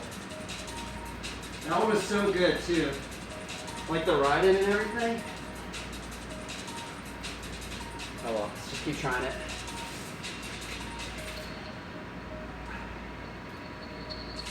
Man, it's so defeating getting to that point, and then you don't land it, the other part. Oh my goodness, bro. I was so close.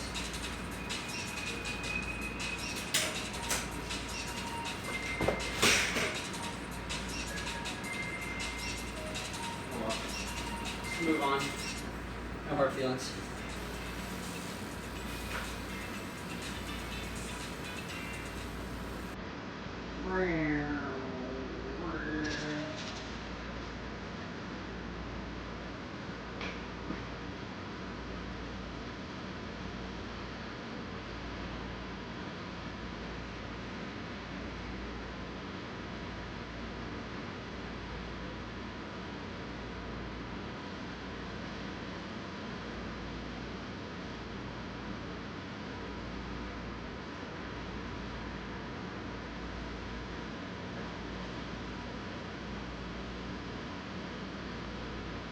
Oh, I want to touch the ground.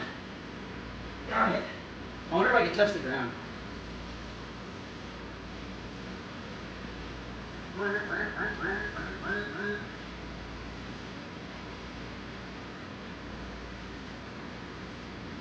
Ah, I know you can touch the ground. It's just I gotta like get that right card.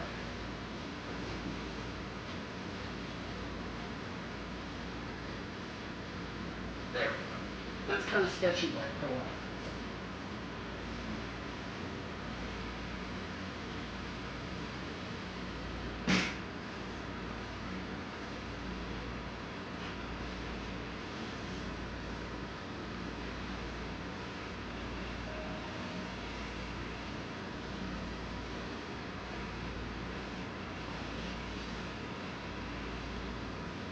Oh, I got one. The X ride.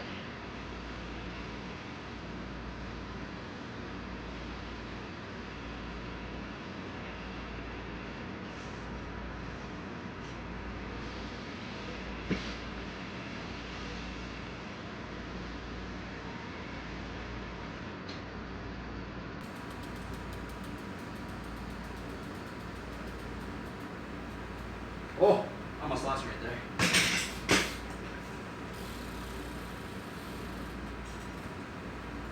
We have finished the quest. The album? Listen to that entire album.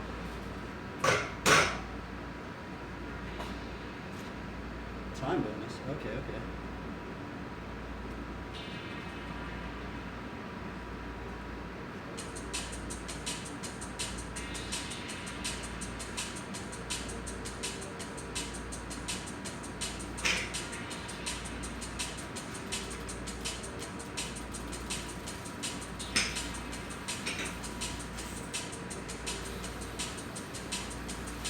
See some multiple fire hydrants.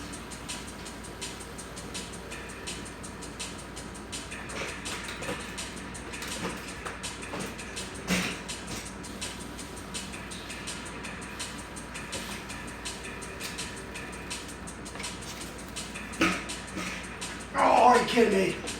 That was a good triple fire hydrant though. Bro, that was a clean one.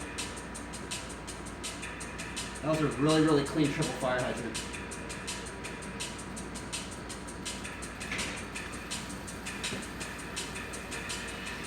Now let's see if we get a quad. We're gonna grind for a quad fire hydrant.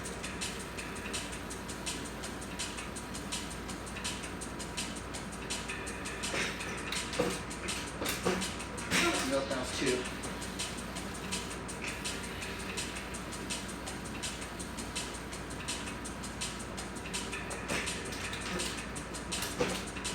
Oh, I don't know about that. I don't know if the quad's going down. I've only landed one before.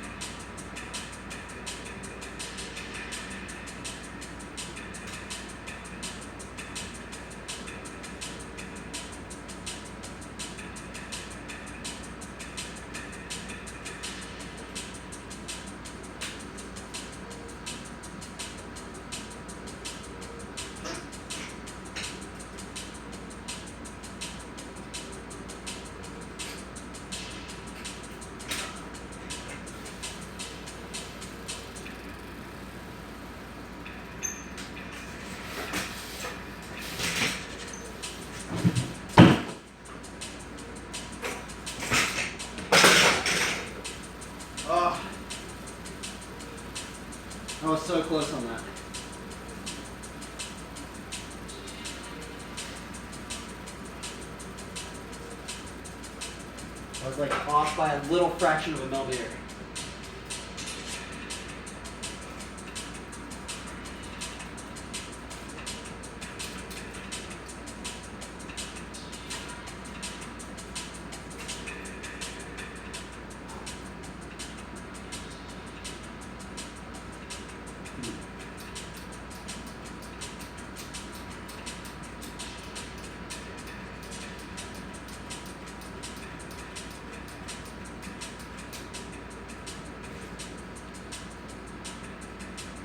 I don't know what to.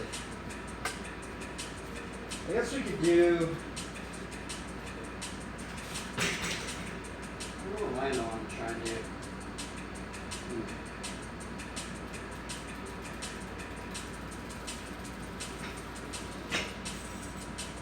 Let's do 360 tail tap, reverse ET, or 360 tail tap chainsaw, wood jam tail whip, generator, briefcase, fakie, decade. Let's try that.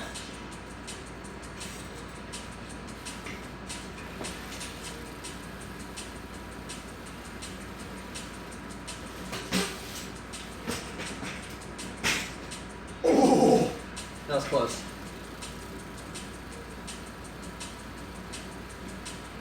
Man, my hands are sweaty. Wow, freaking. Right grip on them.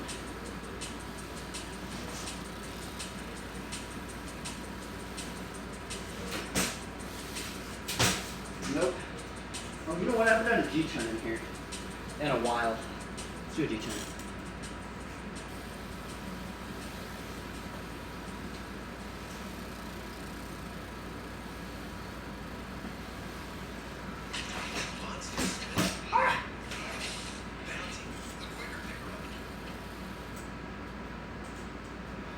Yeah, I'm tired now.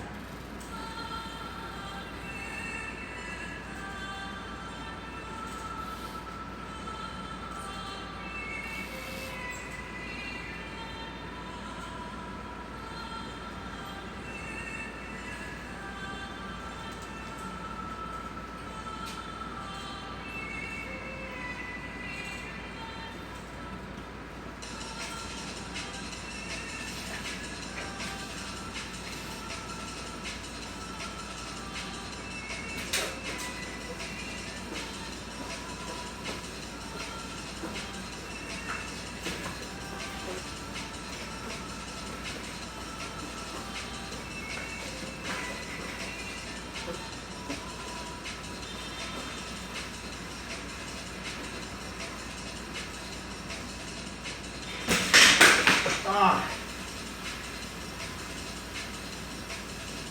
Now, so close.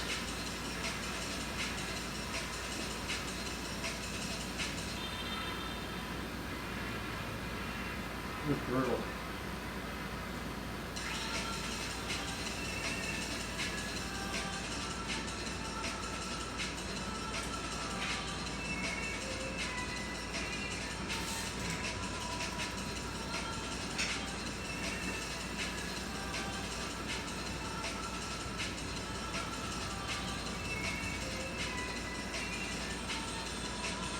New combo.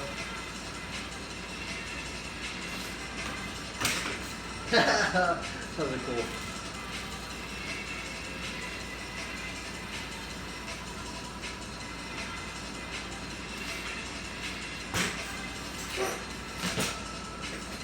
That was fun. It's like fun, like trying to extend it out.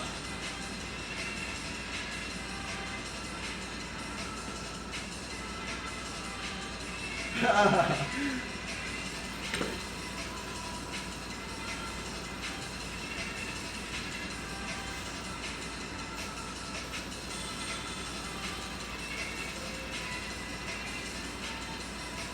let's do the upside down tail with one. I need to get one down already.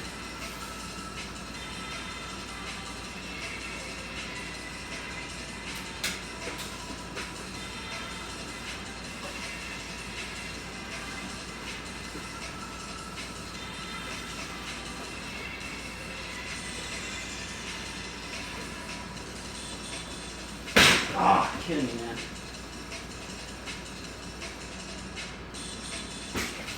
So weird. I like get so close to it.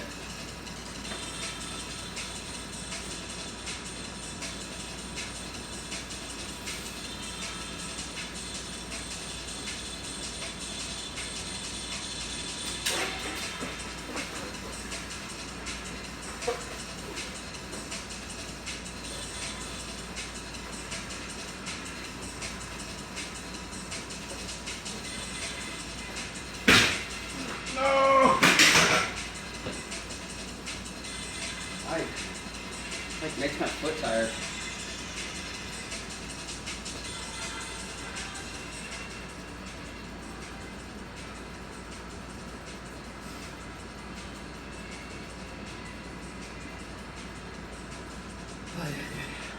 Been trying that one all day today. I got a close one kinda.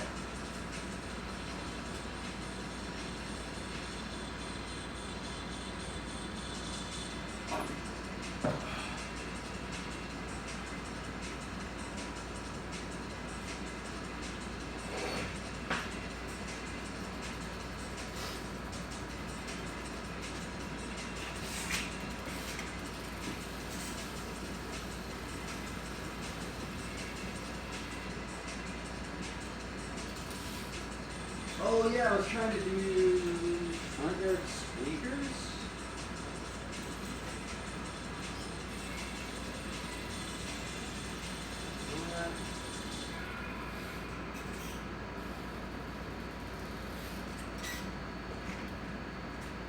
Oh, I'm tired now.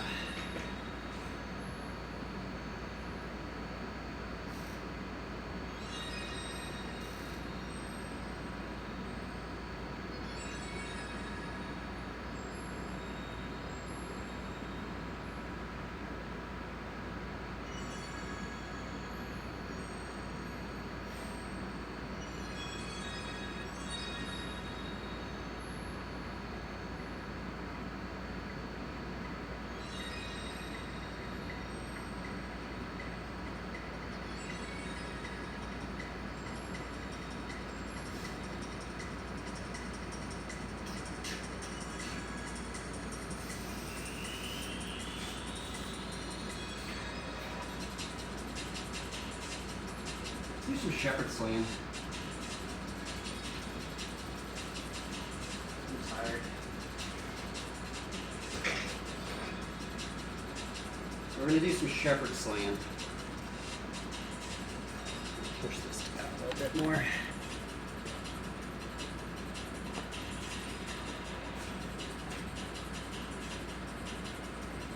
So the shepherd sling. Oh. The shepherd sling reminds me a lot about like flatland. Because you know how I'm not landing anything really? Well, that's kind of what the shepherd sling kind of feels like, right? You're just like doing it, and you can't land it. Last time I did, I couldn't even hit that plate right there. That's why I had that plate right there, so I could hit it.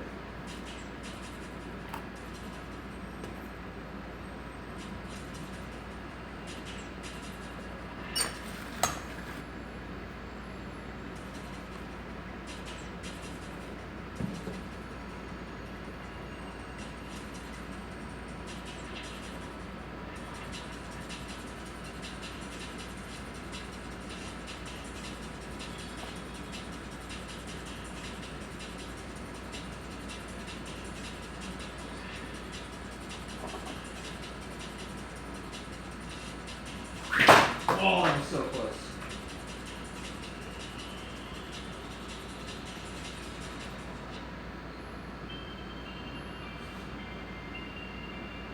That was so close. I was literally like 2 inches off.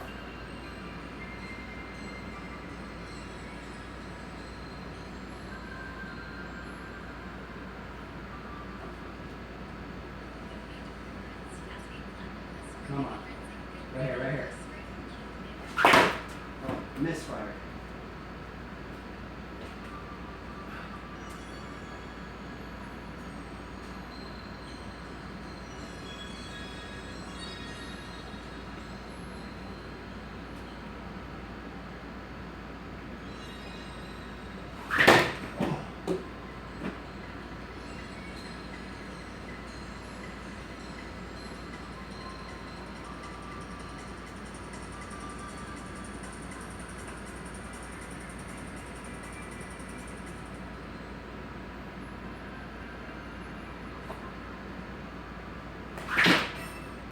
This thing is like.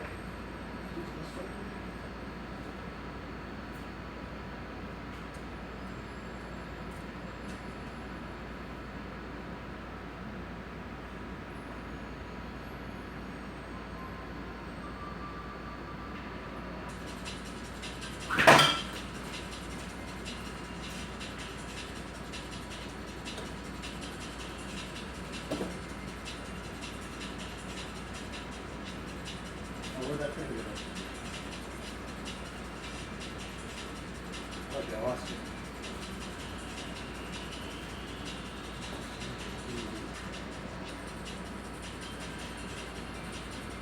That's the problem. I always lose those darn ammos.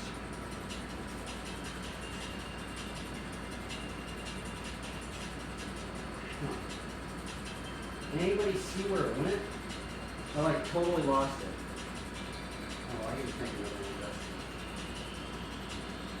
Where'd it go? Oh, well, I got this one, but this one doesn't fire as good.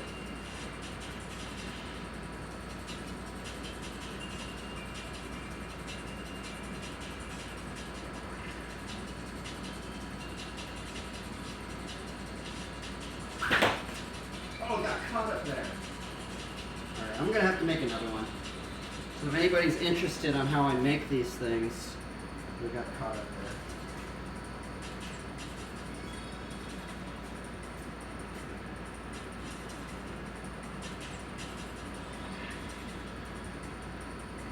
So this is how I make them. I'm not chucking rocks, right? I can't be chucking rocks in here, right?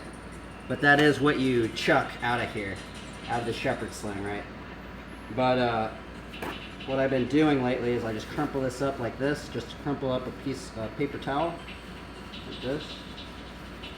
And then I get some duct tape, and we duct tape an X on it.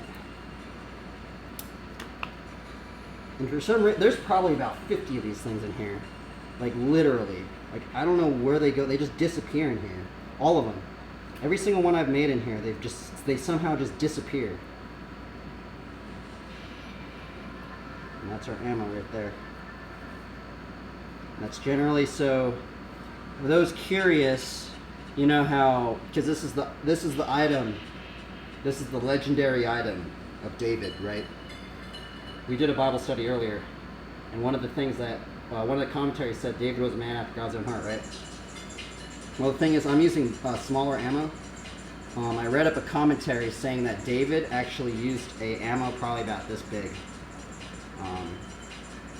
So if you got a rock that big to the head, even if you had a helmet on, probably do some damage. So we're just focusing on a little stone.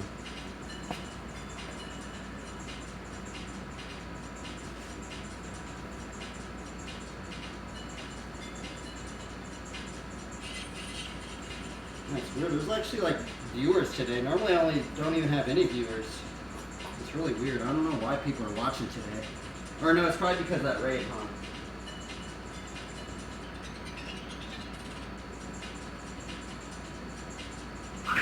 Oh, that's so close. Got it.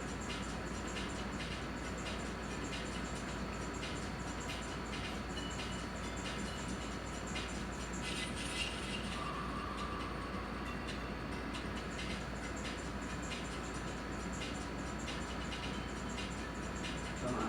Man, this plate's been messed up. It's always on that edge. Come on. Come on, move, great move. I guess it's, okay, here we go.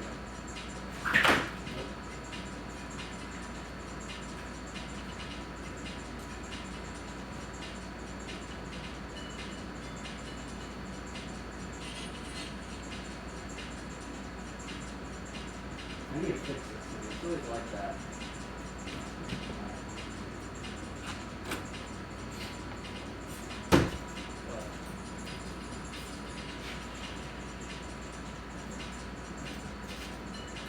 Okay, yeah, I've already done this. Okay. I guess I haven't referred it though. Yeah, but that'll get more people to your page.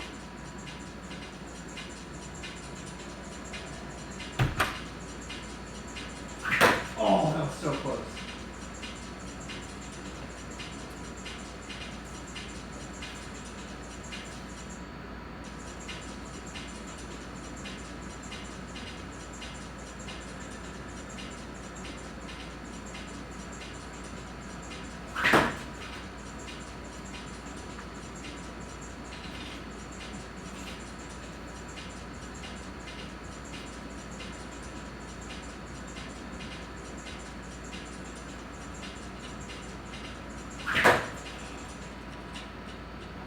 These things are so hard to use. Like, it's ridiculous, dude.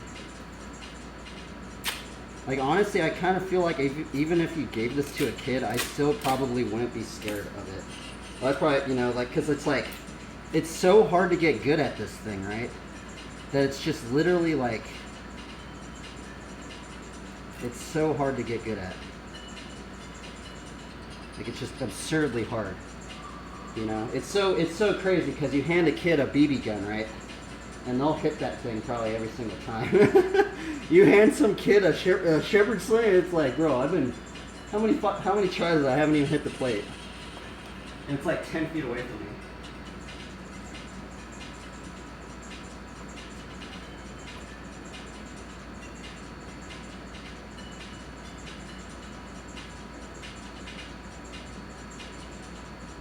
Oh, the plate's doing that, darn it. Okay, here we go. Oh, so close.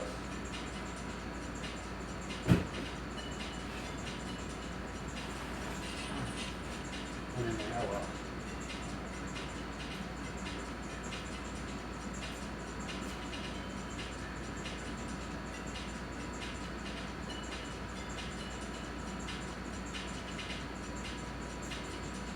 Wait, if I need to get these tongs, that's...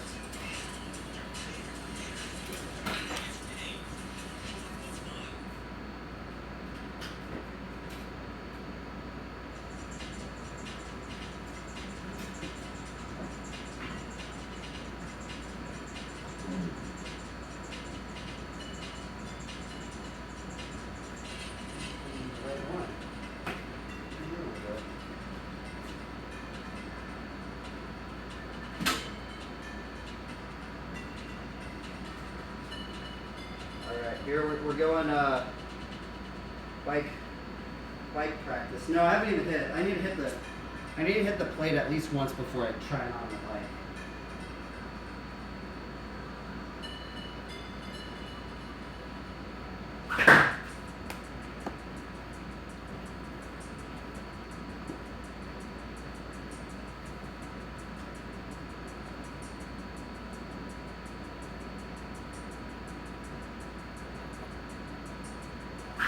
Oh.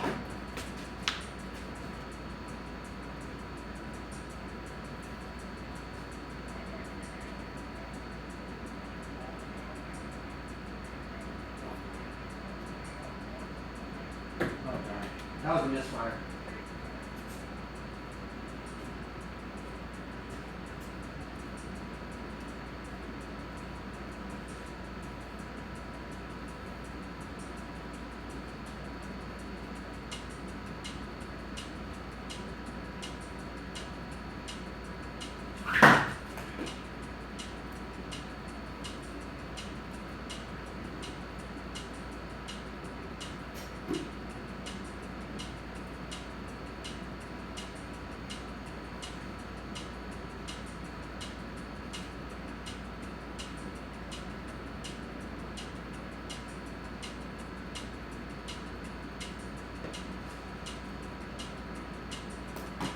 Keeps misfiring. It's a little too small on that one.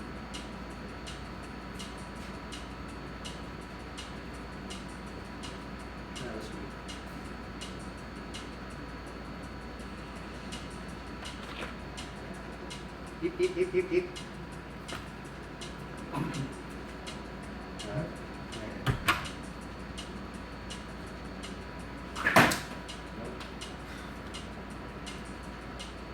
Yep. No, I was thinking if you refer it, Huh? instead of showing it all, Yeah. showing how to make it, refer it there and how to use it. Once I get it caught up on my YouTube, I can do it.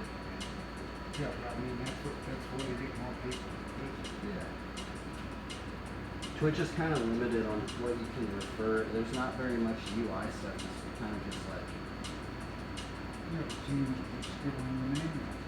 Well, I know, but it's like the thing is that the highlights don't last forever. They only last for like they last forever on my end, but on the public's end, it's only for like 3 months or something like that. Well, I'm just trying to look you up. Yeah.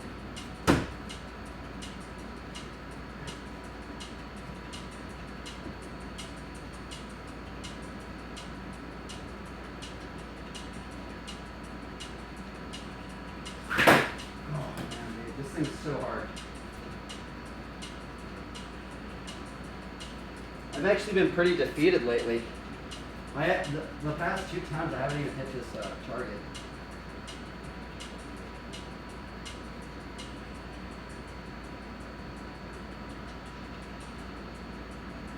Two sessions of this, I haven't even hit the plate.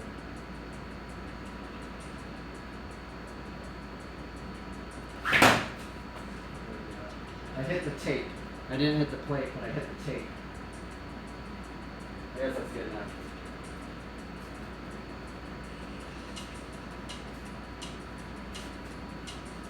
So now this is the ultra test.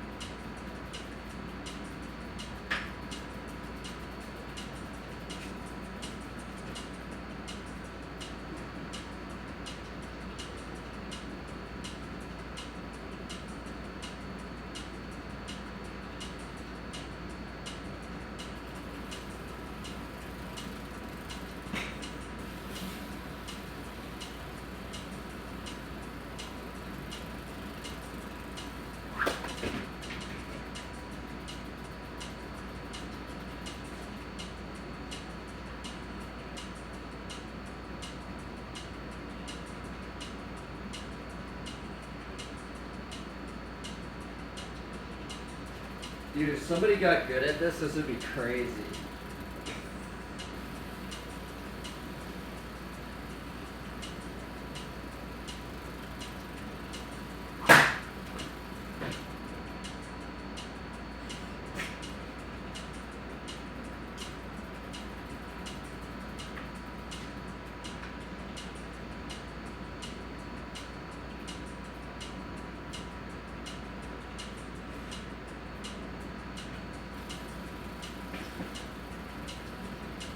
Oh, I lost the ammo. Oh, no, here it is.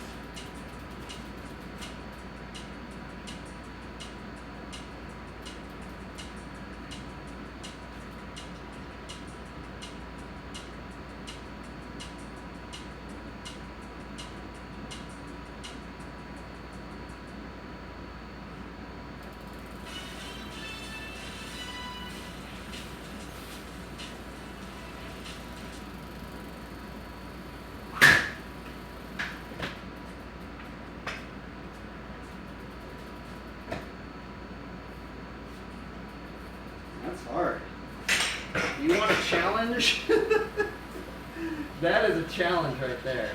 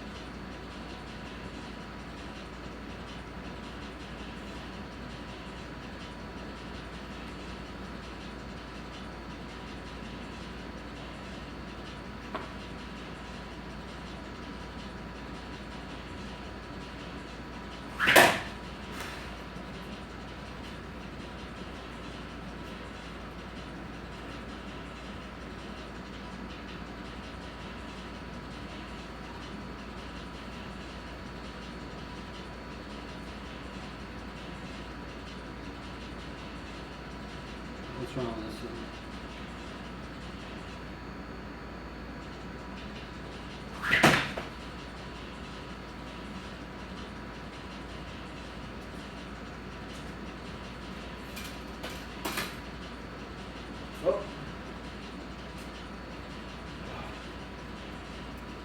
That was brutal. Normally I could hit that thing, but these past 2 sessions, man, it's been so hard. It's like I forgot how to aim with this thing. It's so weird. Because it kind of feels more like you just gotta feel it out. You know, it's not like there's a reticle where you can just like, you know, like you can just see the reticle and you just aim it right there and just go bloop. You know, it's like you gotta time it. You gotta like feel the sling, right? You gotta feel it and you gotta get the, and there's so many angles of the arc, right? And just releasing it at the right time. There's so many variables on it. It's just ridiculously hard to get good at. But from what I've been told, this thing could potentially save your life in a wilderness situation if you got really good at it. But as you can tell, I probably would have died if something was to happen, right? In a wilderness situation, I probably would have died today. And then this is the knot on how to make it a headband. And that's what we use as a headband. This. That.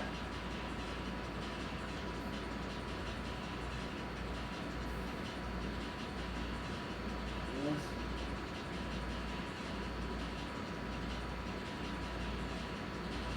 And this tail thing right here, like it's like a Jedi braid. The Jedi braid.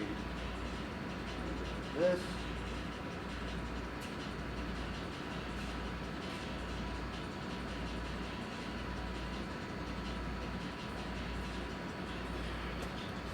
Ugh. I need to take a little break. Oh, I'm kind of tired now. Ugh.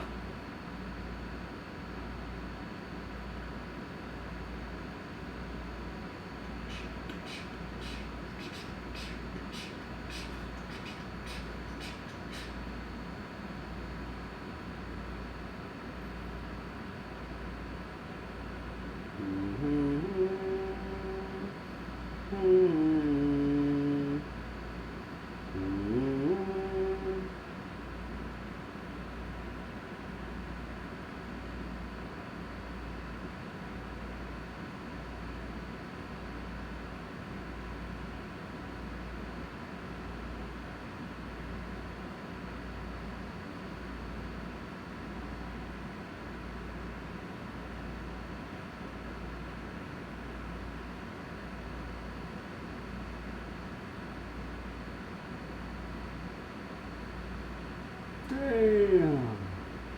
Homie got rocked.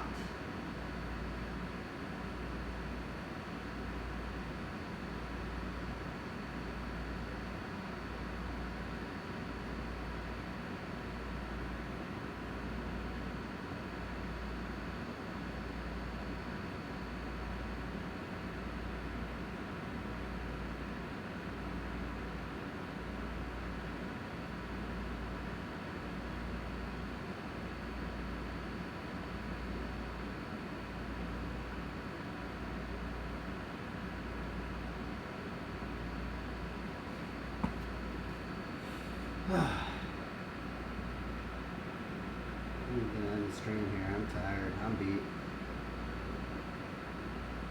See, normally I kind of take more breaks during the stream, but since there are people watching, I just kept riding and riding and riding, right?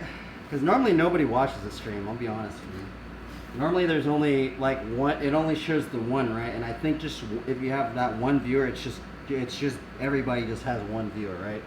But for some reason today, like more people are watching. I don't know why. Or I guess no, I know why, because somebody posted or rated something, so that's why. But anyway, I think it is time to end the stream. I'm tired now. I have expended my energy up. So I guess we'll leave it with a Bible verse, huh? Let's see here.